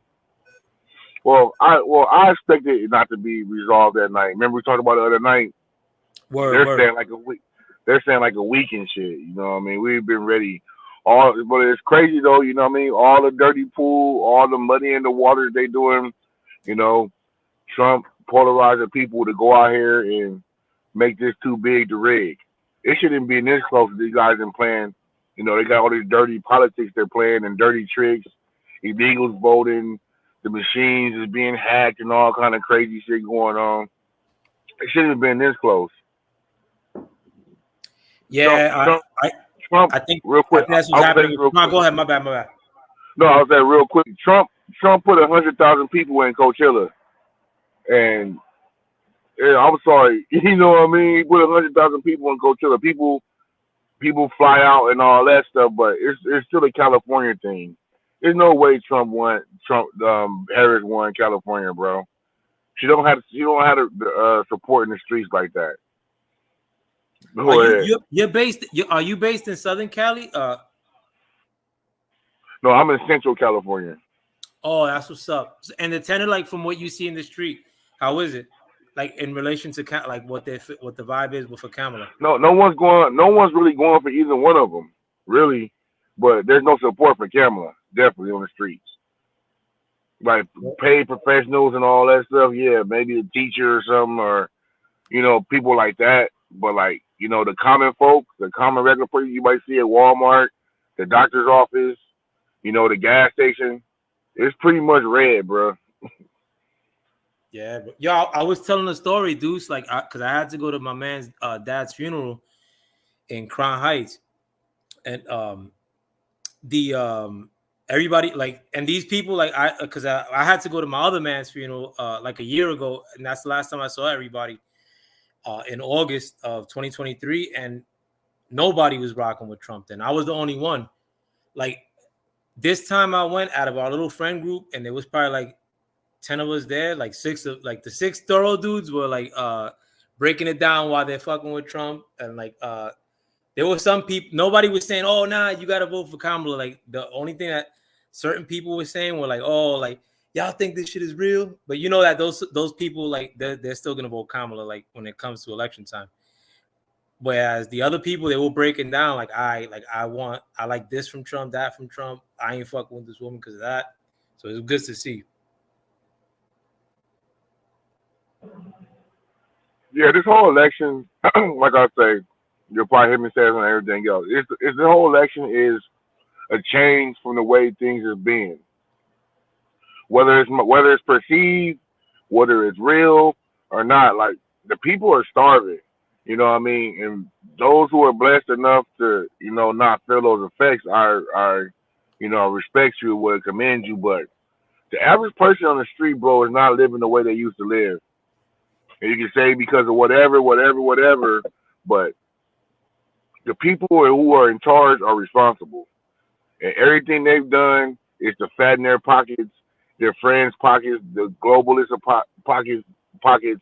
They're trying to push this one world government, all this crazy so-called conspiracy that's coming true every day, every turning page. So it's like, the way things have been, it's been too bad, bro. That's gonna be good enough to,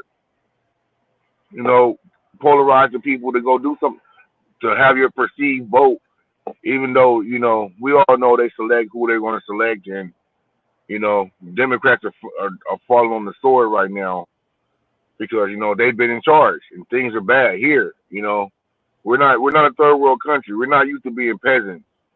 I mean, there's always been some way, here's a food giveaway, here's a this, here's that. You go to food giveaways, it's full. Old people, young people, homeless people. You got a free hot dogs at the park. 1 million people are there because they're hungry. You know what I mean? So it hasn't been like this. It hasn't been like this. And people are hoping they can change it to something that's making things better. Yeah, no, and one of the good things too, like you already know, I'm Puerto Rican. I'm assuming that you're a black brother, but I'm invigorated by the fact that a lot of us are coming into this now, and we ain't gonna go into it like a lot of the people that are just converting to like this or subscribing to like the MAGA shit now. They're not gonna go into it like and say, oh well, I trust everything Trump does because I was voting blue for many years and I talked all this bad shit about Trump and now I trust him. They can't come in like that. They're gonna come in suspicious, which we want them to. We want our people to be suspicious of all politicians. Like, whereas like a lot of people, absolutely, and a lot of people are coming down on you and I like you know what I'm saying, like on these panels, but we we weren't raised Democrat. You know what I'm saying? Yeah, me, I was awakened. When I was in college, I took a journalism class, and then she explained to me like the advertisement and the programming. She put it the simplest things, like she was like, you ever wonder why you never see a tampon commercial during the NFL game? or you never see cleaning products during sporting events, is because the programming, and they know how to target people, and they know how to do all that shit. And that shit opened my eyes. That's around 2005. You know what I mean? And then you just take everything with a grain of salt. And I tell people oh, Trump this, but Trump opened everybody's eyes to the fake media and the fake propaganda of the legacy mainstream media. And honestly, it's kind of dope.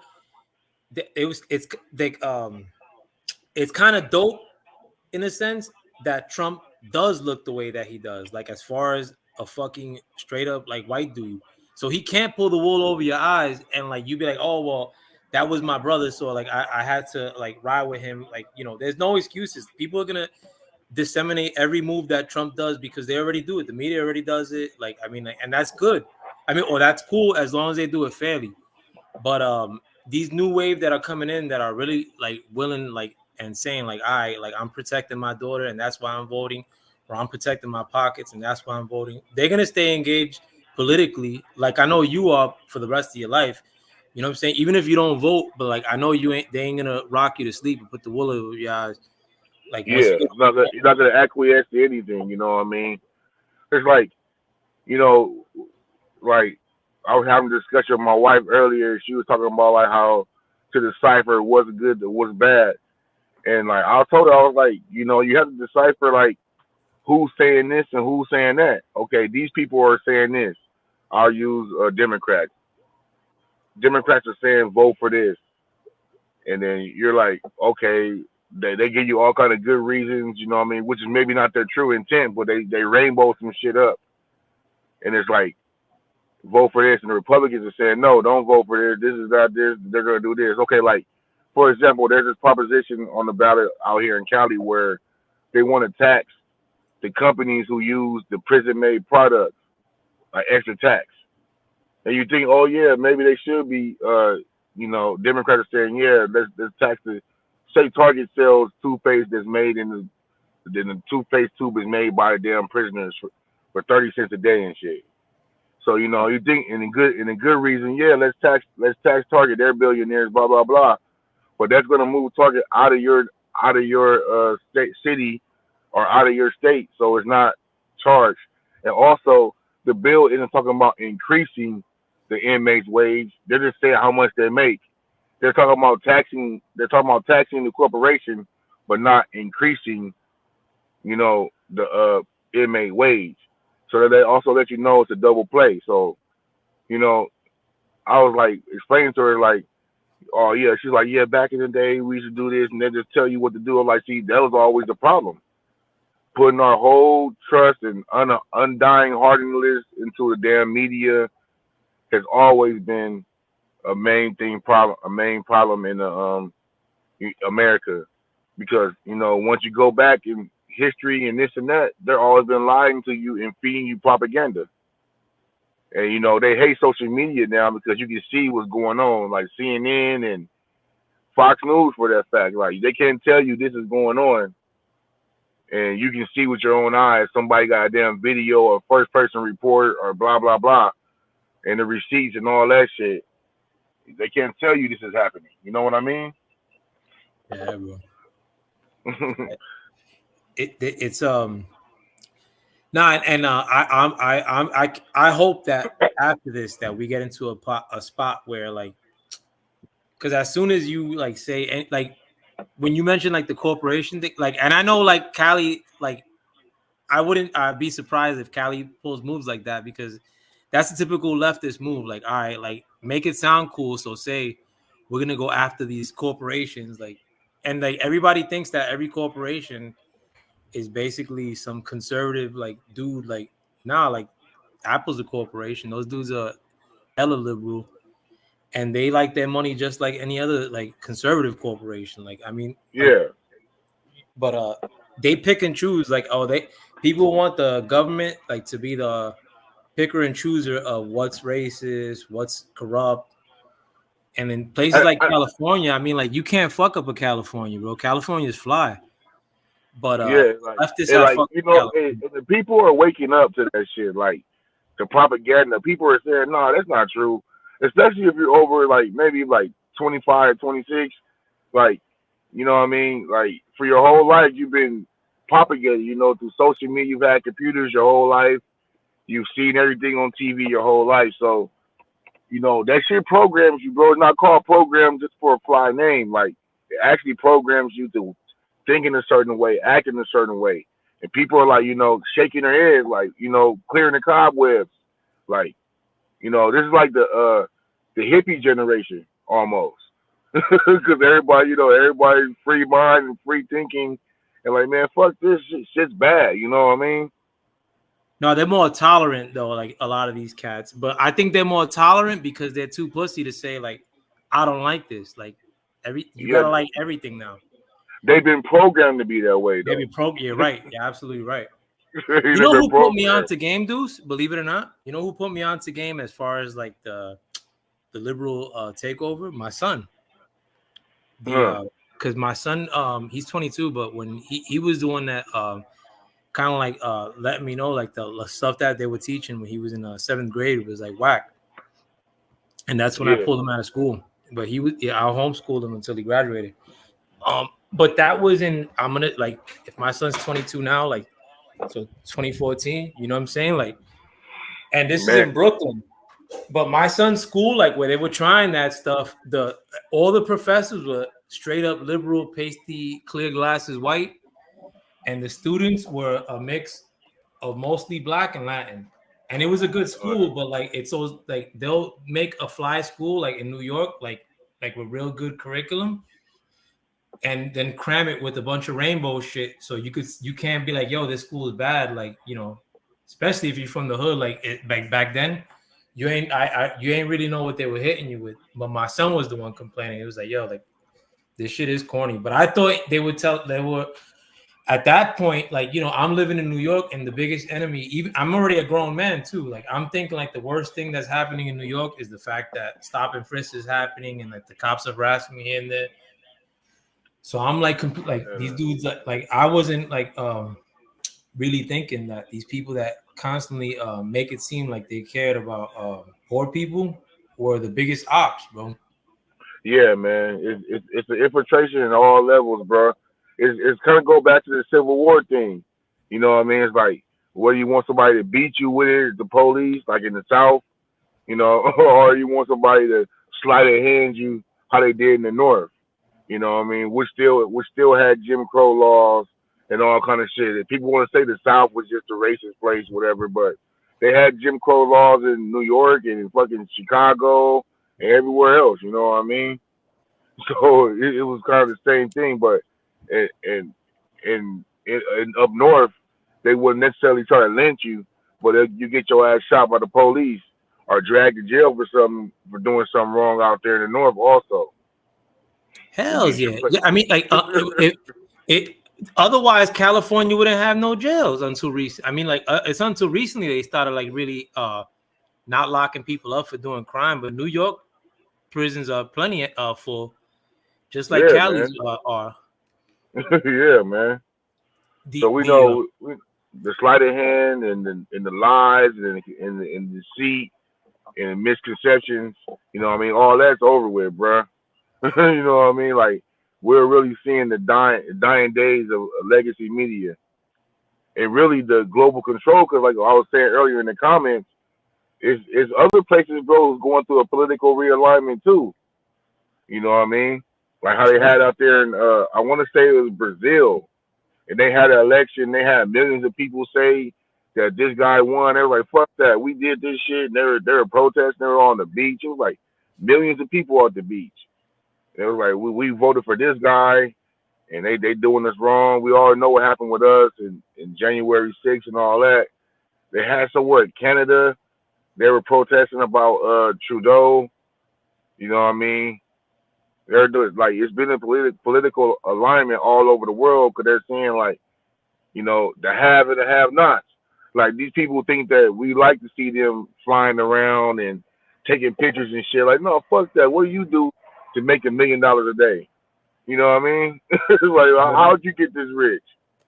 So no, it's like, And the last, like, it seems like the last 10 years, all you got to do to not get scrutiny is call out some sort of racism, and that's it. You know what I'm saying? Like these dudes weren't on that anti-racism wave not even 15 years ago, bro. Yeah, man. When Like, shit was worse. yeah, bro.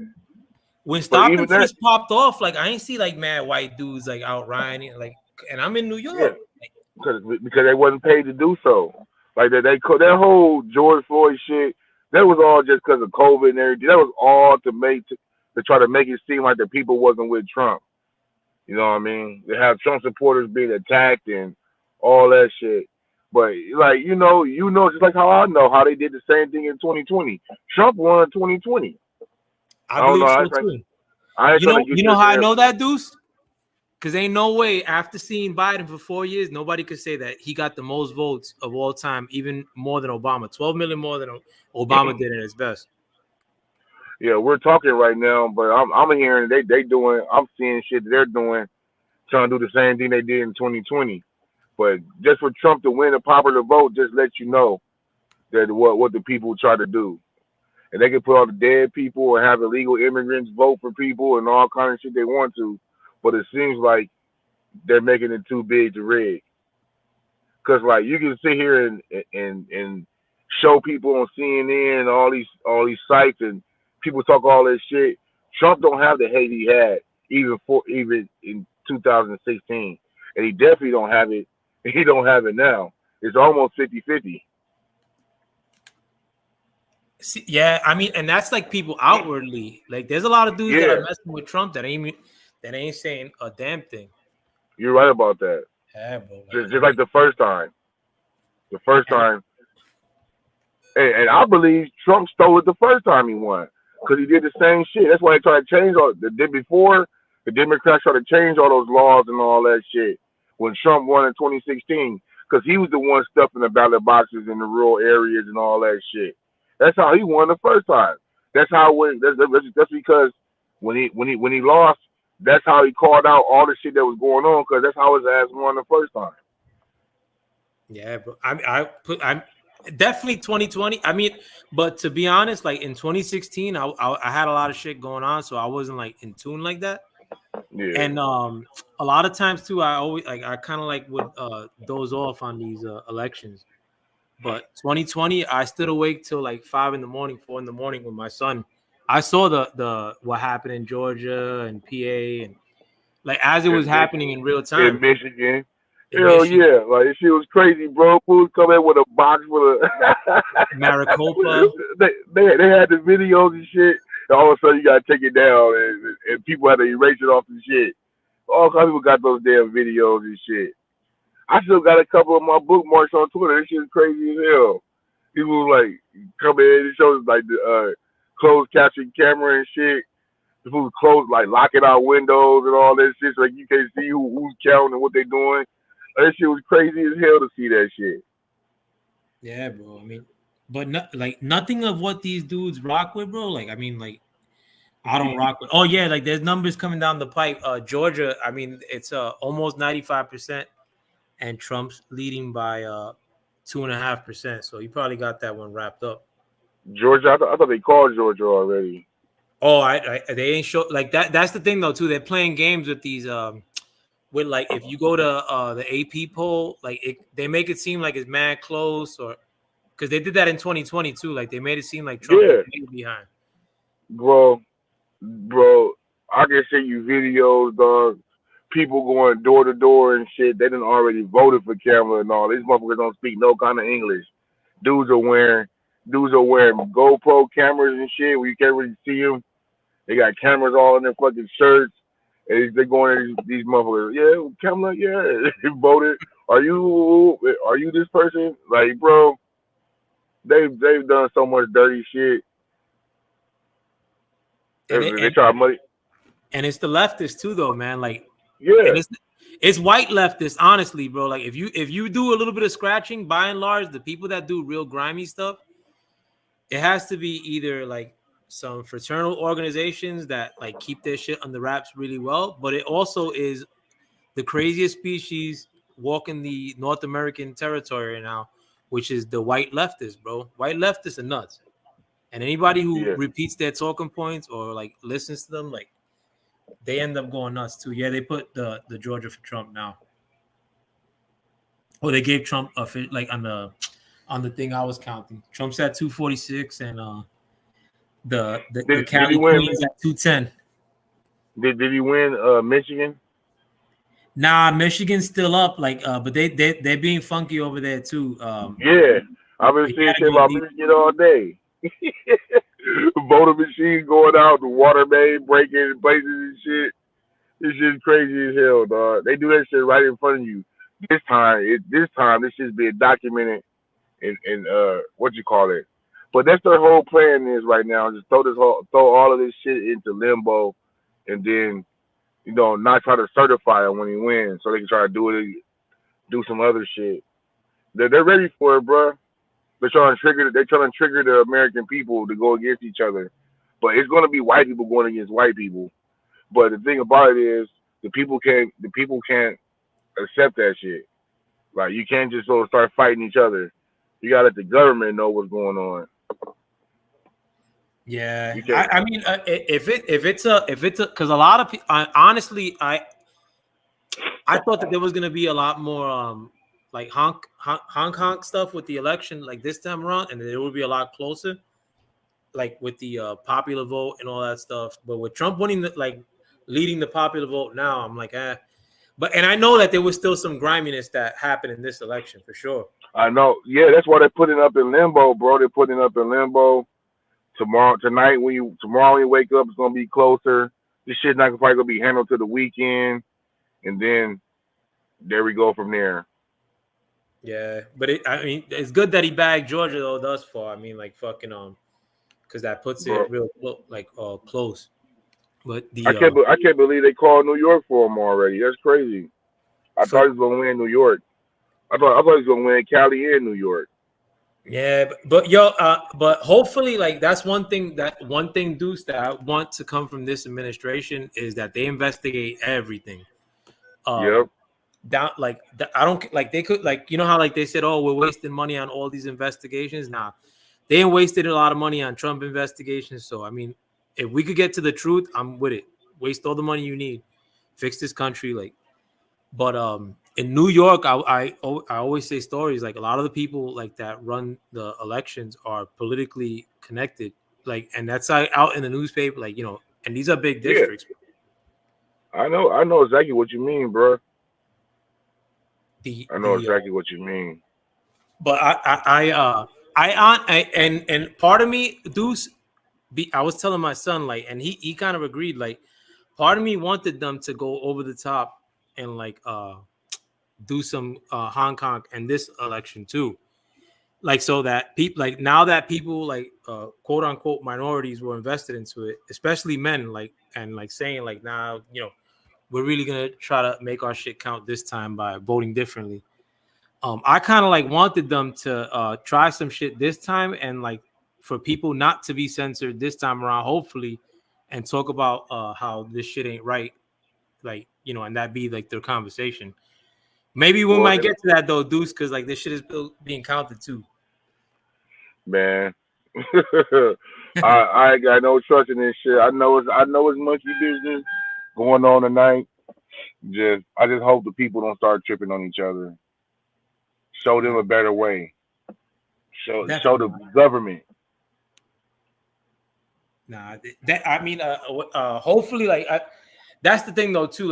When a lot of everybody's being the same way now, but I remember back in the day when I was a kid, people would fight over political shit, and it wasn't even that important. I've seen brawls break out at barbershops with people that were cool with each other, talking politics, and I don't think politics was that important. With fucking during the Clinton era, I ain't had no stress in my life that. But nowadays, bro, I mean, people felt like they really they just didn't want to talk politics because they know what goes down. But I think people should, and COVID probably didn't help too. Everybody being away from each other. It's all stemmed from COVID, bro. The separation happened in COVID. And you, a lot of times I don't know if you've heard me bring up things. I'll bring it up on purposely. things in relation to like people being forced to taking the shot. And a lot of times on the panels, like people like, oh, like you bringing up that shit again. Like, yo, this shit just happened like 2 It's years just ago. important, bro. That's when the split happened. Like the people that were okay with you dying, you losing your job, you doing this, you doing like you being thrown in jail and all kind of shit. The people who are okay with that happening to you because you didn't want to take a shot, we could never be friends. We could never talk again, bro. You think I'm gonna let the fucking mainstream media propagandize me into something, doing something I don't even know if I have unless I get a test for it.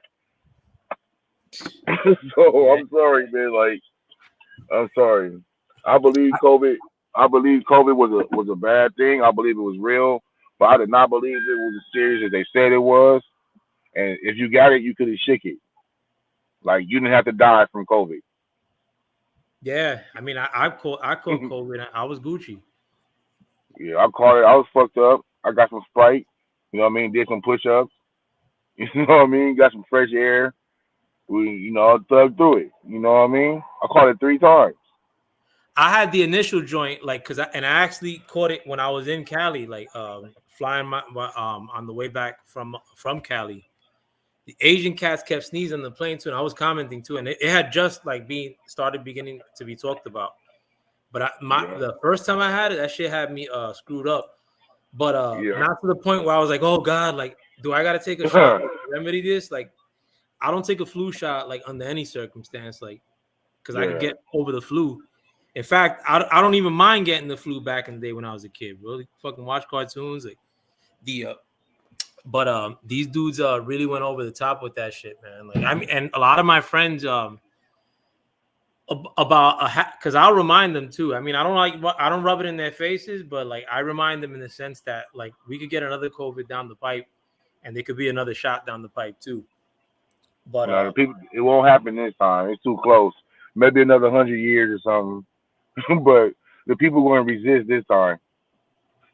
But we can't believe anything these people say. That's the problem. Like, especially as so-called minorities, we got to start from the perspective of we're being lied to. Now let me find out the truth. Right, and that's the way it's always should have been. Yeah, but nowadays, as long as you say, "Oh, that person's racist," like, all right, like, yeah, this person who called it out is, I believe him. Like, nah, bro, like, fuck. It's because I mean, is the people that are saying racism the most are pasty white people, bro. Yeah. Like, go check your own parents, bro, or give me some shit. Empty your pockets and run it right now, bro. Like, fucking give me some shit if you think the world's so unjust right now. Like, run it. Yeah, everybody running around talking about racism. Like in California, that's not really a big thing. Like, I don't know what other places, bro. Like, California's not really a big thing. White fools say nigga, Mexicans say nigga, Asian says nigga. Like, no one's running around being racist and shit. You know what I mean? You might catch some jokes and all that shit, whatever, but no one's getting jumped because they're, a white boy. You know what I mean? Like, there's nothing going on like that out here. Racism is more like with the pen, redlining and shit like that, or like prejudiced views. They might hold you back from a job because they're prejudiced. But the racism, like saying stuff, not that big of a deal in California, man. I'm gonna keep it real with you. Yeah, in New York is non-existent. I mean, like, yeah, it's not a big deal. And New York, like like wherever, more so with like Puerto Rican cats. Like, I mean, like wherever Puerto Rican cats are, like black cats are, like you but. I've making a conscious effort to not drop N-bombs as much no more. Like, fucking but in New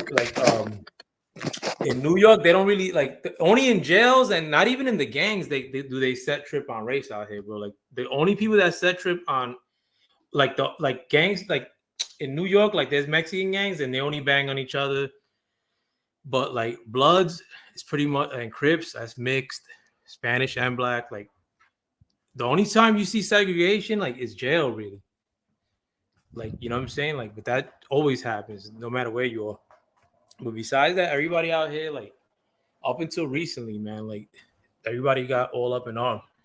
And a lot of times too, you know who be stirring shit up like in our communities, bro? Like Deuce lately. These dumbass college kids, bro. Yeah. Oh shit. Especially the women, bro. Like the newly educated college kids, bro. Like they come out too fired up. Fucking I don't know.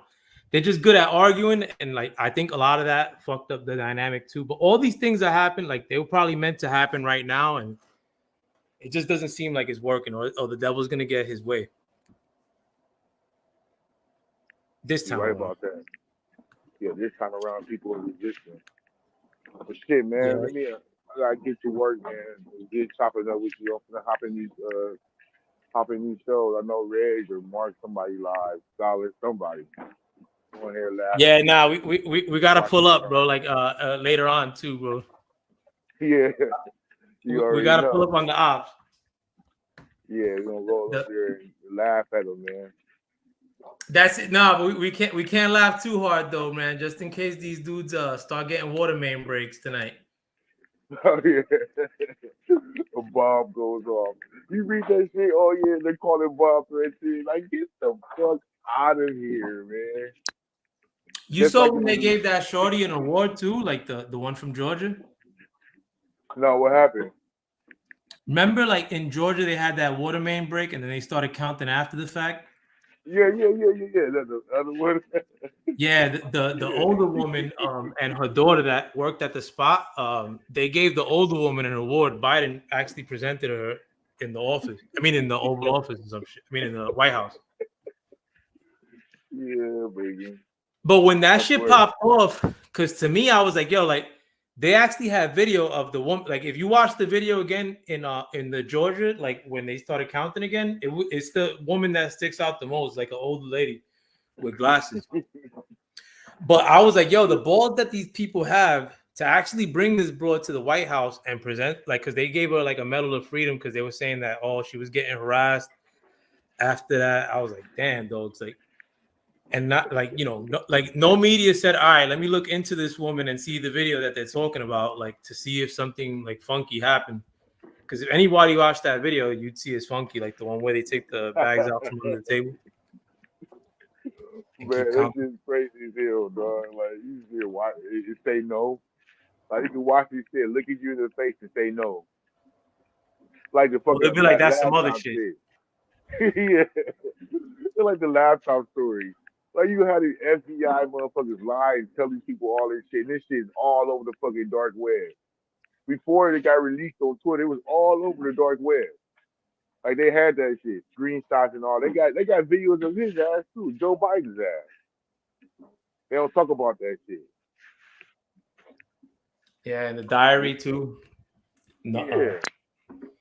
Nah, these are legit. I mean, like, and you know what? And as far as the investigating that I mentioned earlier, Deuce, one of the illest things about it is that if they start that investigating with Biden's been in office for over 40 years, like as a senator. That's probably one of the grimiest dudes politically, like to ever live, like as far as like being a scumbag, like just as far as like being about his money.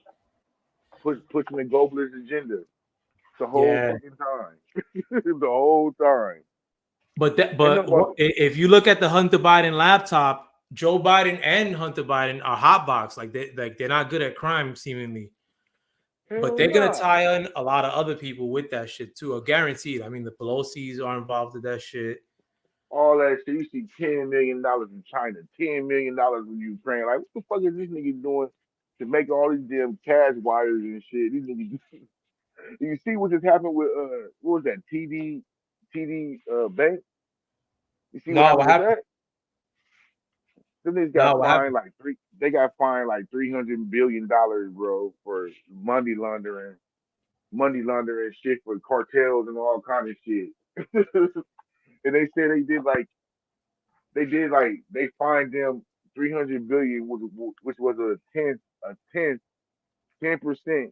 of all the money, illegal money they were pushing through. So that's like $250 billion illegal $1 million they've been laundering for drug cartels and all these shady characters and all that shit. So the FCC had to come down and fine these fools $300 billion. Like, Yeah. get the fuck out of here, homie. Yo, I'm starting to think that there's no Mexican cartel. I'm starting to think that those dudes work for the cartel here. Bro, these fools have motherfucking drugs. They never stop putting the fucking drugs in the city. Started making it. They never stop making money like that, bro. The shit we had with Ricky Rock, Freeway Rick, and all that shit. They never stopped doing that shit. That was just one case of it. You know what I mean? Like, Yeah. And if we found out about it, either A, they wanted us to find out, or B, that was like a reckless case. Like the other cases, there's probably like tons of them that don't even register. man, man, the shit they do with Chinese. Because you know they make the shit, they make the fucking the drugs and shit, the what do you call those drugs, dog? Fentanyl? Nah, the one is like, no, the ones that you get the hospital and shit. The pharmaceutical drugs. They make the pharmaceutical drugs out of that shit. Out of cocaine and all of this and all of that, all the other drugs that they get from all over countries and shit. They grow on the poppy fields. That was the reason they went to Afghanistan. Absolutely. No, and they could have, and you know that to be true too, because if like you wouldn't see pictures of fields in Afghanistan, you would just see fires of heroin fields. Like they ain't get rid of none of them shits. Yeah, man. Like that's the main reason they went to fucking Afghanistan. You take 2 weeks to fucking conquer Afghanistan. You're there for 20 years. Yeah, bro. Nah, everything is one. No, and a lot of people don't believe that like these people are willing to be are able to be corrupted. But if you look at like what you mentioned, like regarding the Biden, like or like the payments, like 10 million here, 10 million there, like a lot of people won't throw down like or won't give away like if you offer them 10 million, they're gonna jump, bro. Like you know what I'm saying, like straight up, yeah. Of course. And that type of shit happens all the time. And these are the grimy politicians, are the grimiest people in the world. I mean, like if the money starts getting bigger and bigger, the offers get bigger and bigger, like they are, and the corruption is bigger and bigger because all these people are rich, like 100 millionaires. Like how the fuck? Then you know that the money, the bribery that's happening, which probably I think honestly, Dukes, that everybody has to be down with it, like in one form or another. Everybody gets a cut. You got like they make you be down with it by force or some shit. Like it's like poor brother Eric Adams. Oh, you want to be the mayor? You got to get in here and play ball, playboy. Word up. You know, I met that dude, right? I don't know if I told you. I think I heard you say something about you at the event he was at and all that. Yeah, fucking nah, and the stuff. The stuff that I was always calling out, and not calling out because you really like there was human trafficking stuff that I was spotting where I live. I've been spotting that even when I was a kid. I was peeping that stuff. Because you like my neighborhood has a lot of prostitution, but you don't see it outdoors. Like they pretty much bring it to your house. Like you call for it. Right. And it's not just like it's like Chinese people that do it, and it's Southern American, like Mexicans. Yeah. But that stuff could only go down if it's allowed to, bro. Like, and I spotted instances where I'm like, yo, like this is a direct connection with like cops and all this stuff. Like these dudes are in on it. But absolutely, dog. In my particular neighborhood, it was rampant, and I saw when I've seen Eric Adams, it's been in my neighborhood. So I mean, he's like at least one off from like the people that I know for sure are involved in like that stuff in my neighborhood. You know what I'm saying? Like when I saw him back in the day, like I'm not saying he's linked up with them like that, but I mean like he's in the room with them, like, and it's like in a party situation. It's not like a fucking executive meeting or some shit. And then that's one of those things where that's why I say I don't consider myself conservative. I have conservative, some conservative morals and values, but like a day like today, I mean, a thing like prostitution, I mean, like, you know what I mean? I'm more liberal on that. Like, I'm not cool with sex trafficking, but, you know what I mean? If a girl wants to sell her body, there's always somebody willing to pay. Yeah, no, that's not that. Yeah, that's her choice. At the end of the day, I mean, like they just gotta come with the realization, like the shorty does, that if I let my I ain't gonna get wifed up after this, but I need that iPhone, so that's So on they you, might get shorty. wiped up. They might get wiped up in these nowadays, bro. Feasibly. That's who a pimp is supposed to marry. He's supposed to marry his main hoe. That's who a pimp is supposed to marry.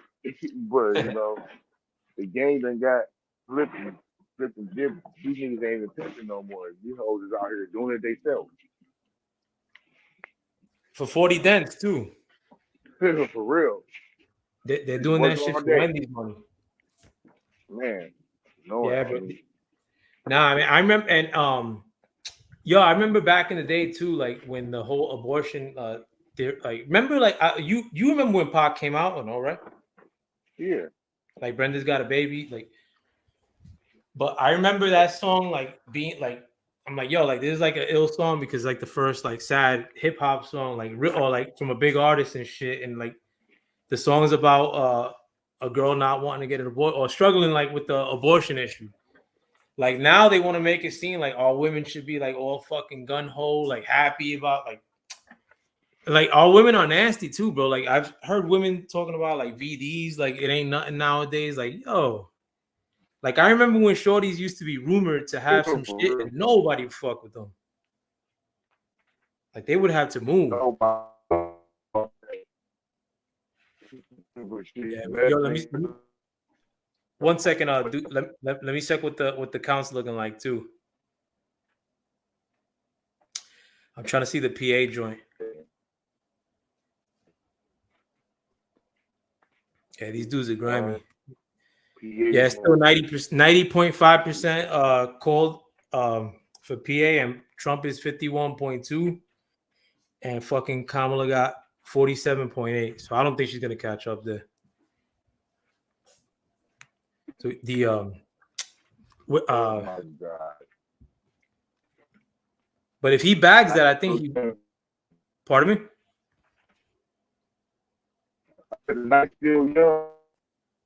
Yeah, they're saying that Kamala ain't doing press no more too, for the rest of the night. So I don't know, but I don't know if that's an indication. Yo, Deuce, I'm about to shut my shit down, bro. I'm gonna make the rounds to troll our fellow compatriot, liberal compatriots, my friend. All right,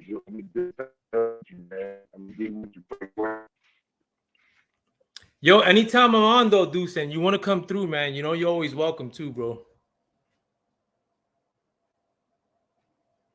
You heard?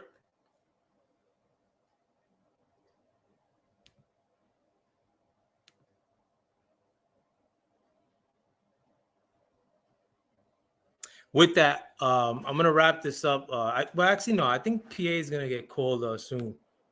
Is well, and no, I do want to see if I could make the rounds on some of these other channels.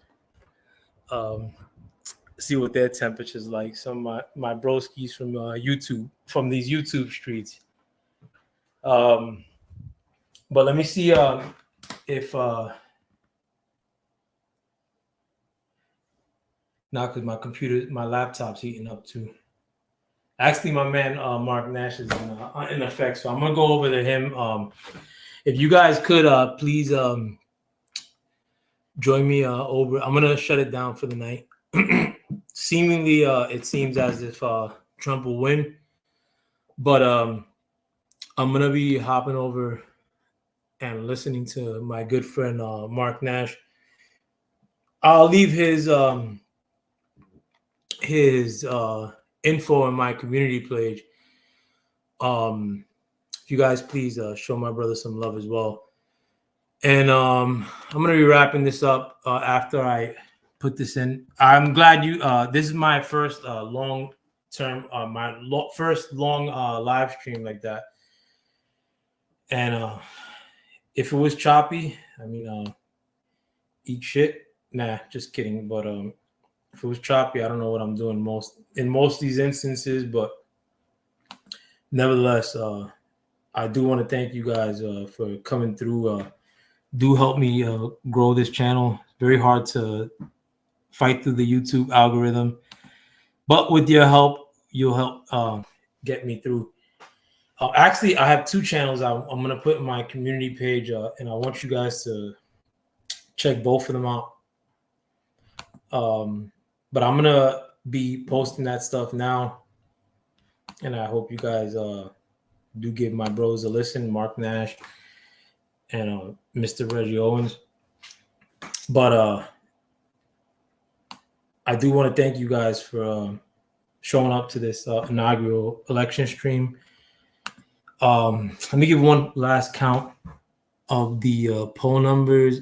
As of now, Trump is still in the lead as far as electoral votes with 247 to Kamala Harris's 214. Damn, I should not have drank that coffee.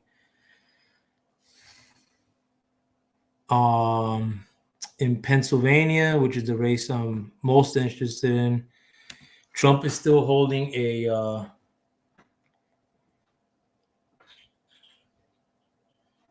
3.4% gain with almost 91% called in. So I don't think that there's a chance of them winning that race. But I do. I am going to wrap this up before my computer overheats. I want to thank my brother Deuce Times for stepping through. Bruce Gas, Boxing Talk and More. Michael Johnson, Boxing Talk and More, my other bro.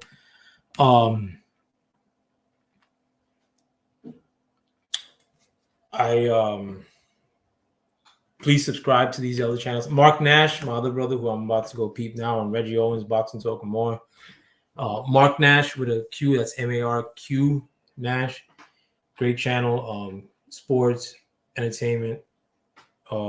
Reggie Owens, Boxing Talk and More, same deal. I'm going to leave his link on my community notes as well. I hope to see you guys over there too and keep this riveting debate going into the early hours of the day. With that, I hope you guys have a wonderful rest of your day. No arguing, no fighting. We're all one great people in this country, and let's behave that way. With that, I hope you guys please like, share, subscribe. I'm out. Peace.